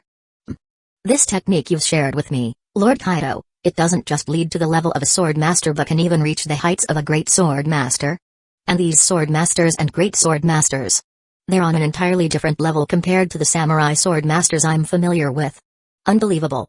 Though, it seems this swordsmanship requires an exceptionally strong physique. The training methods also seem to rely on supplements like nutrition pills, perhaps even advanced ones, to achieve optimal results. As a master swordsman, Tsukumo quickly grasped the essence of this foreign swordsmanship. Yes, you're right. Kaido affirmed with a nod. Even I am only at the level of a swordmaster right now. The great swordmaster level is still far off for me. He sighed. His young age limited his physical training, overexerting himself could stunt his growth. His current physique and strength were largely thanks to his innate talent and relentless hard work. Even prodigies like Mikoto and Minato hadn't reached the swordmaster level yet. These things couldn't be rushed. You're already a swordmaster, Lord Hokage? Could you demonstrate the strength of such swordsmanship for me? Tsukumo asked, his eyes lighting up with curiosity. Sure. This place isn't suitable, though, the destruction would be too much. Let's head to the depths of the Forest of Death. Kaido replied. Once Tsukumo stood, Kaido touched his shoulder again, and the two teleported to a secluded area deep within the Forest of Death. Watch closely. Kaido unsheathed his sword, Mystic Blade, and performed a series of precise movements, showcasing the techniques he had shared with Tsukumo. Then, with a sudden burst of energy, he unleashed a devastating slash. Whoosh! A terrifying blade energy, over 10 meters long, erupted from the sword, slicing through rows of trees in its path before dissipating. Crack! Boom! The trees groaned and toppled over in succession, filling the air with dust and leaving a swath of destruction spanning thousands of square meters. Gulp! Tsukumo stared in shock, muttering, so this is the power of a swordmaster? How terrifying! Then what kind of strength does a great swordmaster possess? He could feel it, Kaido hadn't used any chakra in that attack. It was pure physical prowess and swordsmanship. This swordsmanship held boundless potential. Don't get too excited. Kaido chuckled, smirking. Not all swordmasters can achieve this level of destruction. Only peak swordmasters have a fraction of this power. My attack is so devastating because I've learned the Swordora and infused it into my strikes. Swordora. Even great swordmasters like Koshiro had comprehended Swordora, but it was far weaker than Kaido's. Of course, Kaido had shared his Swordora training method with Koshiro, and the latter had recently started mastering it, boosting his strength significantly. As for Mikoto and the others, they hadn't even perfected basic swordsmanship yet. Mastering Swordora was a distant goal for them. Swordora? Tsukumo raised an eyebrow. I didn't see anything about that in the swordsmanship scroll. Are they not part of the same system? He wasn't accusing Kaido of withholding anything, he simply sought clarity. Ha! That's why I admire you, Tsukumo-senpai. Kaido said, laughing. You didn't assume I left something out of the deal. Of course not. Tsukumo shook his head. You're not the type to do such a thing. Questioning the Hokage would be wrong. You. Kaido chuckled softly. Being too rigid and honest can be a disadvantage sometimes. Not everyone is as trustworthy as you think. Even comrades can be selfish at times. He sighed. But you're right, the Swordora method isn't part of the swordsmanship I gave you. It's a new core training method I created, inspired by basic swordsmanship and the techniques I shared with you. This is a technique with no limits. You can keep developing it indefinitely. The stronger your Swordora, the more it enhances your understanding of swordsmanship and amplifies your attacks. So, what do you think? Tempted? Kaido asked, smiling mischievously as he looked at Tsukumo. Tsukumo was stunned for a moment before nodding reluctantly, his eyes full of longing for the Swordora method. Of course, I want it. But I have nothing of value left to trade for it. I'm afraid I can't ask for something without offering anything in return. How regrettable. Still, he wouldn't shamelessly beg Kaido for it. Kaido, seeing this, didn't continue teasing Tsukumo and instead said directly, actually, I can teach it to you. What? Tsukumo was taken aback. Before he could say anything more, Kaido continued, remember when I mentioned another trade and choice yesterday? Of course, I remember. Tsukumo nodded excitedly. Does it have something to do with this trade? But I really have nothing left to offer. No, you still do. Kaido shook his head. Let me explain the trade, or rather, the contract, first. Because you've met certain requirements, you're now eligible to form a contract with me. Once you sign this contract, you'll gain numerous benefits, including the Sword Aura method. Compared to the other advantages, the Sword Aura method is just average. If you're willing to form the contract, I'll give it to you for free and fully support your training. Things like advanced nutrition pills will also be supplied to you in unlimited quantities. In return, once the contract is signed, you'll be restricted to some extent. You won't be able to do anything that harms me, not even think about it. It's essentially selling your future to me. So, do you want to form a contract? Take your time to consider it. There's no rush. The opportunity was presented. Whether Tsukumo accepted it or not was up to him. If he hesitated or refused, Kaito wouldn't force the matter. But true to his straightforward nature, Tsukumo didn't even flinch. After hearing everything, he looked at Kaito seriously and nodded without hesitation. I agree to it, Lord Hokage. As they say, you reap what you sow. And the conditions you're offering far exceed what I could ever repay. Being restricted from harming you in any way? That's nothing to me. After all, Kaito, as the Hokage and a strong leader he admired, was someone Tsukumo was already willing to serve with unwavering loyalty. Unless Kaito lost his mind and decided to destroy Hidden Leaf Village someday, which was unthinkable, this restriction was irrelevant. Oh? Kaito raised an eyebrow, pleased with the outcome but still followed protocol. Are you sure you don't want to think it over again? No need. I'm all in. So, when do we sign the contract? Tsukumo's gaze was firm as he shook his head, fully determined. He figured the contract was likely no ordinary one, probably some powerful seal designed to ensure Kaito's interests. But he didn't care. All right. Let's begin. Kaito smiled and summoned a mystical contract rune from his brow, presenting it to Tsukumo, who watched in amazement. Touch this rune and agree to it in your heart. That's all you need to do. Yes. Tsukumo took a deep breath, touched the rune, and instantly heard a voice in his mind. It asked if he was willing to form a contract with Kaito. The contract promised immense benefits but also bound him to Kaito, prohibiting any harmful actions or even thoughts against him. I agree. Tsukumo declared firmly. The next moment, the rune dissolved into a stream of light, entering his hand and quickly embedding itself into the center of his brow. It anchored itself in his mindscape, making it feel more stable and secure. Suddenly, an overwhelming amount of information about the pirate world, parts of the ninja world, and countless techniques flooded his mind. Sword Aura method, enhanced basic swordsmanship, primal chakra refinement, live force technique, crystal meditation. Each technique was extraordinary. Tsukumo had to close his eyes and focus entirely on digesting the influx of knowledge. The more he absorbed, the more astonished and thrilled he became. He realized his imagination had been far too limited. Kaito could travel to other worlds at will and even bring his contract holders along. No wonder the swordsmanship techniques he'd traded earlier felt so foreign, they were from the pirate world. Now it makes sense why clans like Uchiha, Senshu, and Uzumaki have changed so much in recent years. It was all because of Lord Kaito and the other world. Even the nutrition pills, they're made from the meat of sea kings or fierce beasts from the pirate world? No wonder the third Hokage and those greedy investigators couldn't find a single clue about the recipe or ingredients. They weren't even in the same world. How could they possibly figure it out? And this life force technique, it can extend life, enhance physical fitness, and improve talent? There is even an eternal life technique. With these, Keiko and Kakashi will not only grow stronger but also live longer and stay with me. But to teach them, I'll need them to form contracts with Lord Kaito too. From now on, Tsukumo decided, he'd sing Kaito's praises to Keiko and Kakashi, increasing their admiration for the Hokage. Then, when the time was right, he'd request Kaito to allow them to contract with him as well. Tsukumo resolved to train diligently, utilize the techniques to grow stronger, and contribute more to Kaito's cause. Otherwise, what right did he have to ask for such divine blessings? To Tsukumo, Kaito had already ascended to a godlike status. Meanwhile, Kaito noticed Tsukumo's affection and loyalty skyrocketing, quickly reaching 90. What on earth is he imagining? Kaito thought, surprised. This guy was practically convincing himself to worship me or what?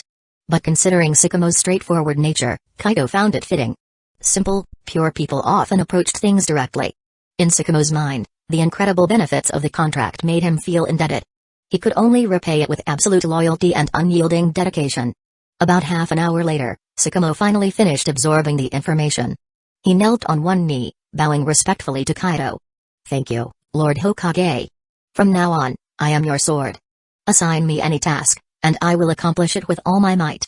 Please, stand up. Kaito hurried forward, helping Sakamo to his feet and patting him on the shoulder. There's no need for such formality.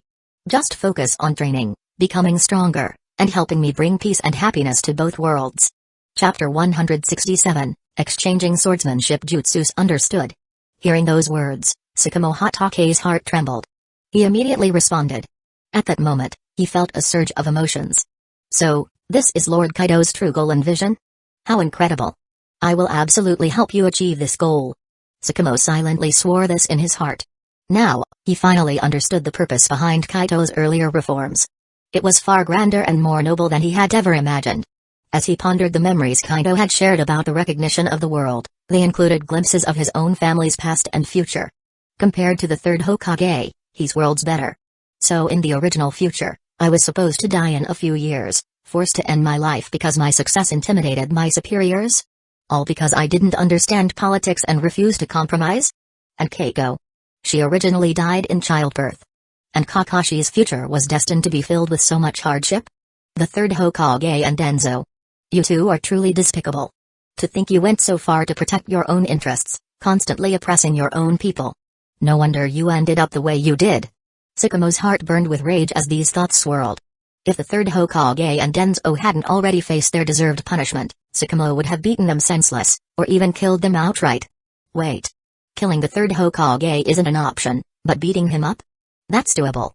And as for Danzo, killing him works perfectly fine. Yeah. But I'd have to do it without getting caught. A sneak attack in a dark alley, maybe with a sack over the head. For the first time, Sakamo found himself thinking sinister thoughts, a testament to how deeply the revelations about the original timeline had impacted him. Alright. Let's continue exchanging swordsmanship techniques. Just have a shadow clone teach each other. That should do it. Kaito suggested casually.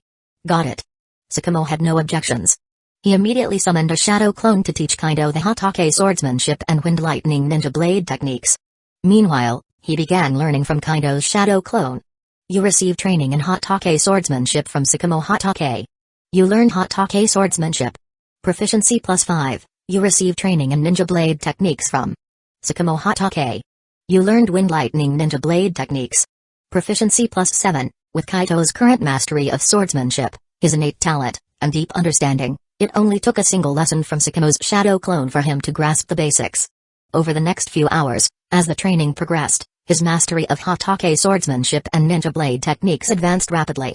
Thanks to the foundation of Pirate World's swordsmanship, where Kaido had already achieved mastery, he quickly reached a minor proficiency level in Hotake swordsmanship within hours. His ability to adapt and extrapolate concepts was nothing short of extraordinary. Moreover, as his proficiency grew, Kaito began adjusting Hotake swordsmanship to better suit his physical condition, perfecting and refining it for himself. He even started consciously integrating it into his own swordsmanship style, further enriching its foundation. In the future, Kaido planned to collect various swordsmanship styles from across the world, extract their essence, and incorporate them into his own system to fuel his next breakthrough. When it came to the ninja blade techniques, they turned out to be even simpler for Kaido. For someone like him, who had mastered chakra manipulation and swordsmanship to the highest level, these techniques, at their core, were just about infusing chakra into blade strikes. It took only a few hours for him to achieve advanced mastery in these techniques. Kaido estimated that with a few more days of practice, he'd be able to reach perfection with the wind lightning ninja blade techniques. After that, he planned to develop ninja blade techniques for other chakra natures as well, designing moves that utilized each nature's unique characteristics. He even envisioned merging different chakra natures into cohesive techniques, creating styles similar to Sakamo's current wind lightning fusion ninja blade techniques. Such techniques would be far more powerful than those relying on a single chakra nature. Wind lightning ninja blade techniques, in particular, embodied extreme speed and devastating attack power, which was why Sakamo's combat ability was so fearsome. He was fast. His blade was sharp. At this moment, Sakamo was like a peerless weapon, sharp, unstoppable, and embodying the spirit of relentless advance. But such a weapon, if dulled or broken, would surely shatter entirely. Sakamo's shadow clone, and even his real self, noticed Kaido's terrifying progress in mastering the Hotake swordsmanship and wind lightning ninja blade techniques. Initially, he was shocked and stunned. By the end, he was utterly numb. This man isn't human. Definitely not human. Is this the kind of learning ability a human can have? While Sakamo Hotake complained inwardly, he couldn't help but feel even greater admiration for Kaido. Only someone as extraordinary as this could achieve so many things that ordinary people simply couldn't. In that moment, Sakamo's enthusiasm burned even brighter. In truth, Sakamo's talent in swordsmanship was already exceptional. Within just a few hours, he had successfully grasped the basics of the pirate world's swordsmanship, which Kaido had taught him. He had already stepped through the doorway. Furthermore, he leveraged his previous foundation in swordsmanship to rapidly deepen his understanding of the pirate world's techniques. He connected the dots effortlessly, it was second nature to him. Though he couldn't compare to Kaido, he was already far ahead of Minato and the others. Alright. You've already grasped the basics. From now on, I won't guide you further, it's unnecessary at this point. You can continue refining and developing your skills on your own. Too much instruction might actually become a hindrance or even mislead a top-tier swordsman like you. However, if you want further training, you can visit Isshin Dojo in the Shimatsuki village of the pirate world whenever you have time. You can learn from or spar with the swordsmanship master there, Shimatsuki Koshiro. I've already mentioned you to him. Just give him your name and tell him I sent you. He's a great swordsman. Not just any great swordsman, either, he is already among the top tier even within that category. For quite a long time into the future, he will undoubtedly be one of your most invaluable mentors and friends. Oh, by the way, the Isshin-style swordsmanship manual I passed on to you earlier comes from Master Koshiro's family lineage. If you have any questions, feel free to ask him about it. Feeling that the timing was right, Kaito stopped the session.